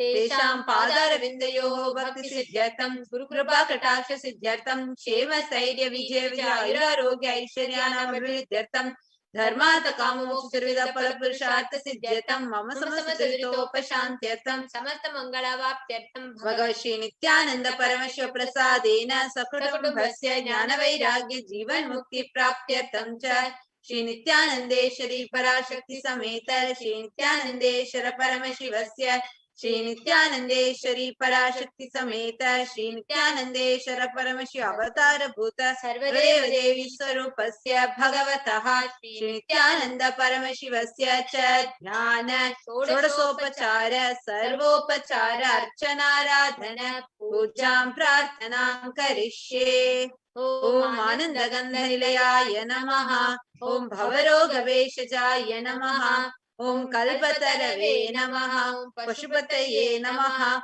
Om Pasha Vimochakaya Namaha Om Ipsita Paradayakaya Namaha Om Bhagyavrati Parivartakaya Namaha Om Adhivyadi Vinashakaya Namaha Om Samasta Kalyana Gunanvitaya Namaha Om Vidadi Purishaya Namaha Om Jai Kailasapataye Namaha Om Shivashaktaika Swarupaya Namaha Om Hrim Nithyanandaya Namaha Om Ham Shivaya Namaha Om Shri Nithyanandeshwari Parashakti Sameta Shri Nithyanandeshwara Paramashivaya Namaha Om Shri Nithyanandeshwari Parashakti Sameta Shri Nithyanandeshwara Sarvadeva Devi Swarupaya Shri Shri Bhagavad Shri Nithyananda Paramashiva Shri Jnana Sambandha Deshika Paramacharya Swamine Namaha Om Nithyanandam.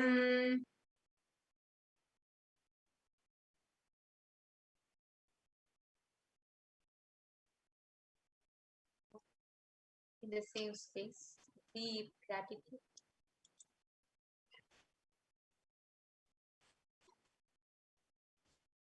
Please, let's all get ready to receive the darshan of Irena Sundareshwara Paramashiva by meditating on the form of Sundareshwara Paramashiva through the Shiva Purana. Namah Shivaya Varga Nadantal Varga Imai Purudum Yen Nenjil Ningadantal Varga Namah Shivaya Varga Nadantal Varga Imai Purudum Yen Nenjil Ningadantal Varga Kogariyanda Gurumanidantal Varga Kogariyanda Gurumanidantal Varga Agamamagi Nindra Annipantal Varga Egan Anegan Iraivan Nadi Varga Vegan Kedathanda Vindan Nadi Velga Egan Anegan Iraivan Nadi Varga Vegan Kedathanda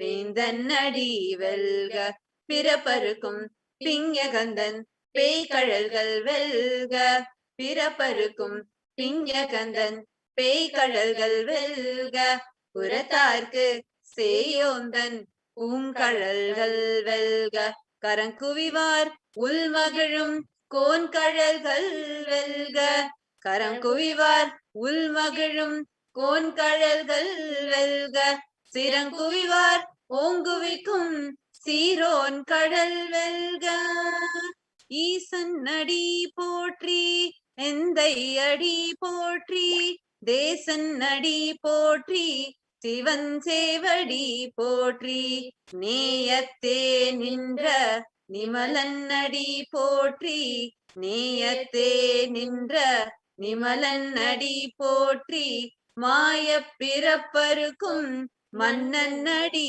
போற்றி. சீரார் பெருந்துரை நம் தேவன் அடி போற்றி. ஆராத இன்பம் அருளும் மலை போற்றி.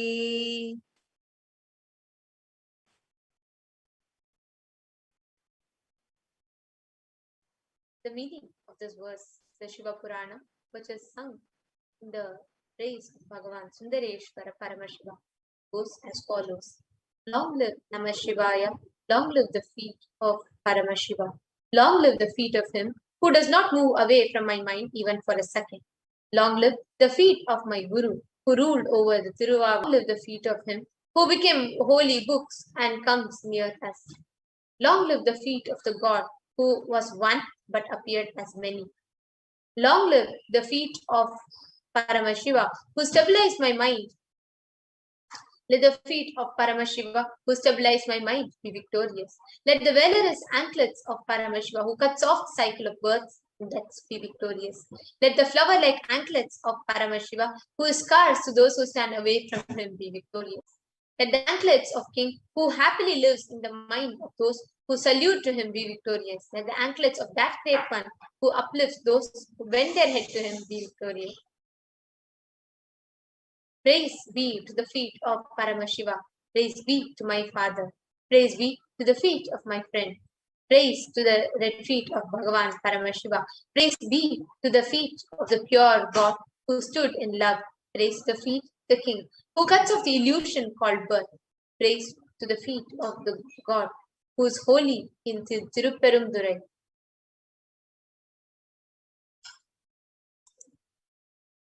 Now let us all get ready to receive the darshan of Irenar Sundareshwara Paramashiva Paramburu.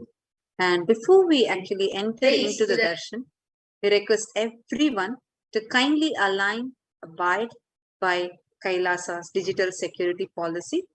So we request everyone that are watching us live now through the various social media platforms, whether it is this Facebook, Twitter, or Instagram. I request all of you to or YouTube to kindly put your profile picture as your real picture and to have your full name. It can either be your legal name or it can be your spiritual name. But whatever it is, please put the full name. So please have your full name put. Even in YouTube, I'm seeing some of the YouTube users are not having your profile picture. So you can see instead of your profile picture, I'm just seeing letter like R, S, P, like that. Please kindly change to your profile picture. It should be your original picture. Do not have like any generic pictures also, whether it is as a like some rose or things like that. Please have your real picture. And this we request each and every one of you. This it does not just apply to YouTube viewers alone. This applies to even all the viewers that are watching us on Facebook or that are asking your prayers to Bhagavan Sundareshwara Paramashivam on Twitter, on Instagram, any platform that you are offering your prayers in.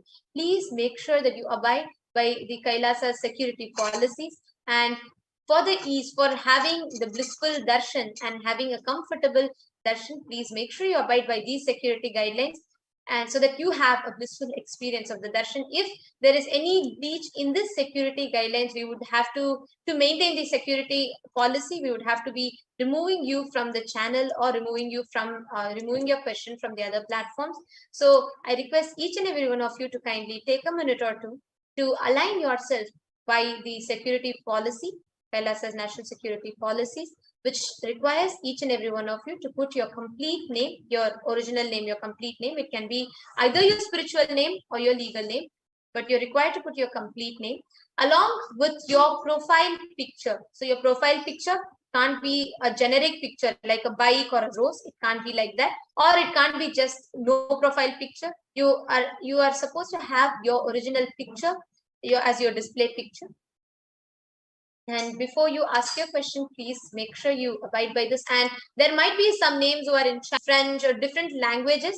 And we request each and every one of you to put your names in English so such that it can be read out. So please make sure each and every one of you are putting your name in English language, your original name fully, and having your original picture as your profile picture. We request each and every one of you to take a few minutes to abide by this so that you can have a blissful experience of the Paramashiva Sahajya Samadhi Darshan. So we're going to be entering into the meditation shortly. So we're requesting everyone in meanwhile to kindly abide by this. So now let us all sit to the head, neck and spine in a straight line. Close your eyes and start chanting the Mahavakya. Om Nithyananda Paramashivoham. Om Nithyananda Paramashivoham. Om Nithyananda Paramashivoham. You to meditate on the form of Irena Sundareshwara Paramashiva Paramburu. Meditate upon his form near Ananda Gandha, the region between your heart center and above your navel center. Meditating upon the form of Irena Sundareshwara Paramashiva Paramburu as he resides in the form of the Nija Avatara, the supreme pontiff of Hinduism, in your Ananda Gandha. Avoid any kind of distractions. Relax from all the restlessness.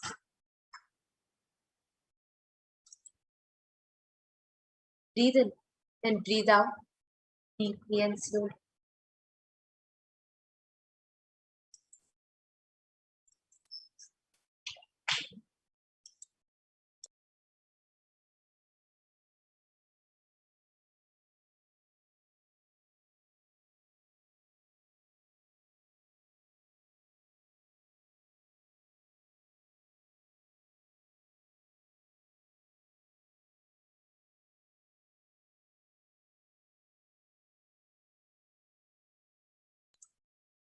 Continue to be the deep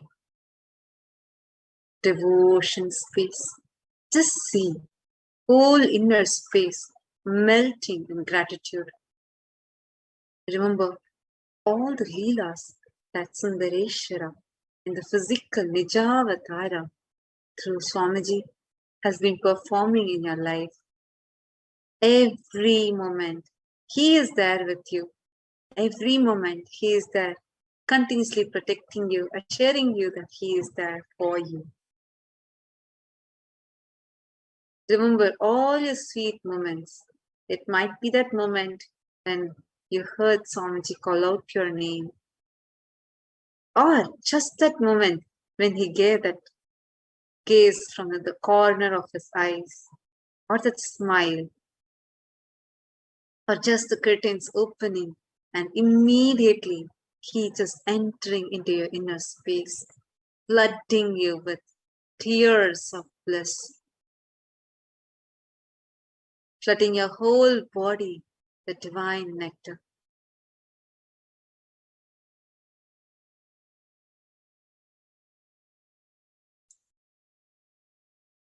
Continue the Leela Dhyana, where you connect to Irena Sundareshwara Paramashiva Paramburu, connecting to all of his Leelas.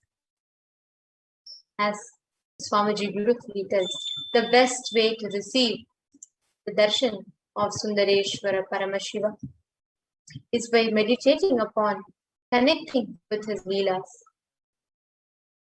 So continue, sit straight and avoid any kind of restlessness, avoid any kind of movement or any kind of distractions. Just relax. Have your head, neck and spine in a straight line.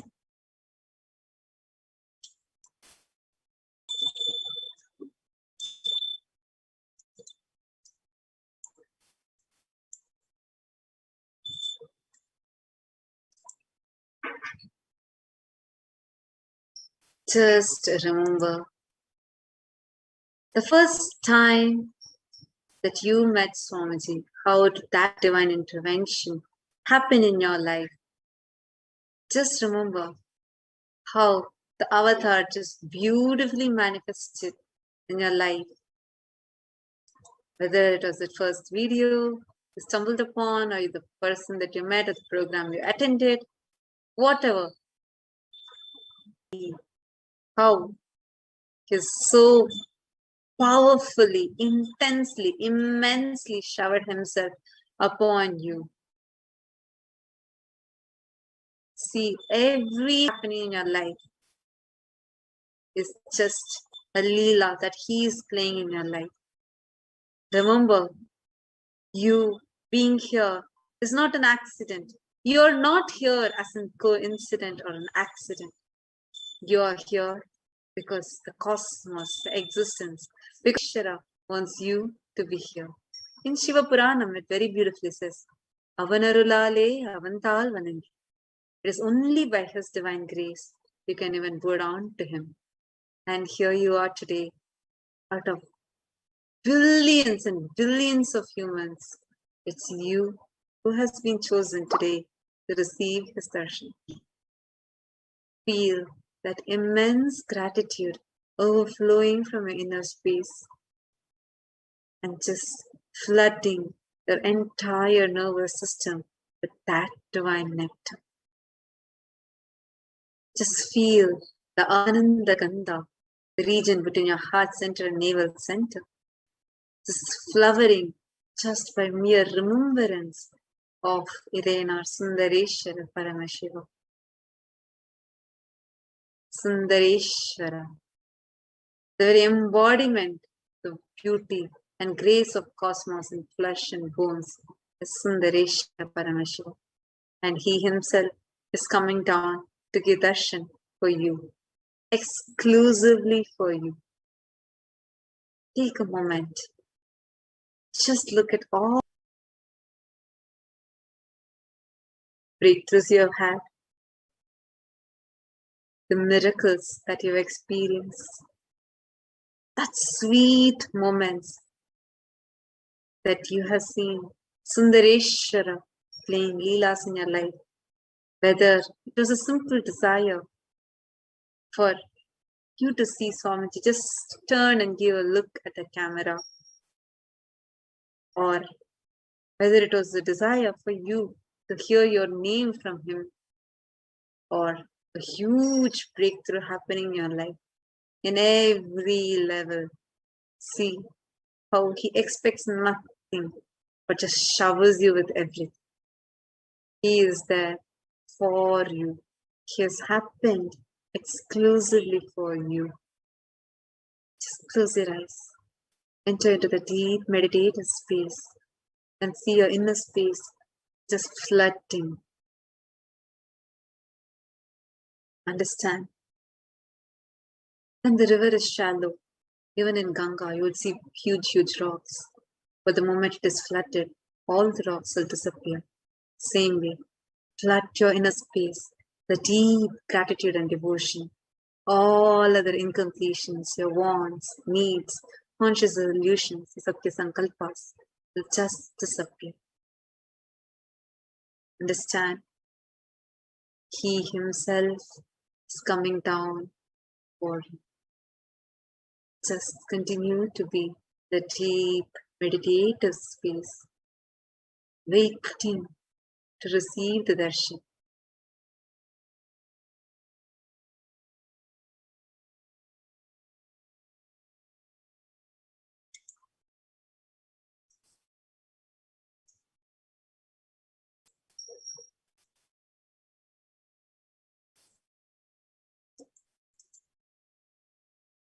All the people that have gathered here today, just remember, he is here exclusively for you. Just chant the Mahavakya.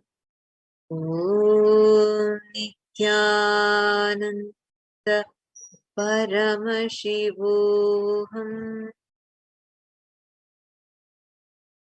Om Nithyananda Paramashivoham. Om Nithyananda Paramashivoham.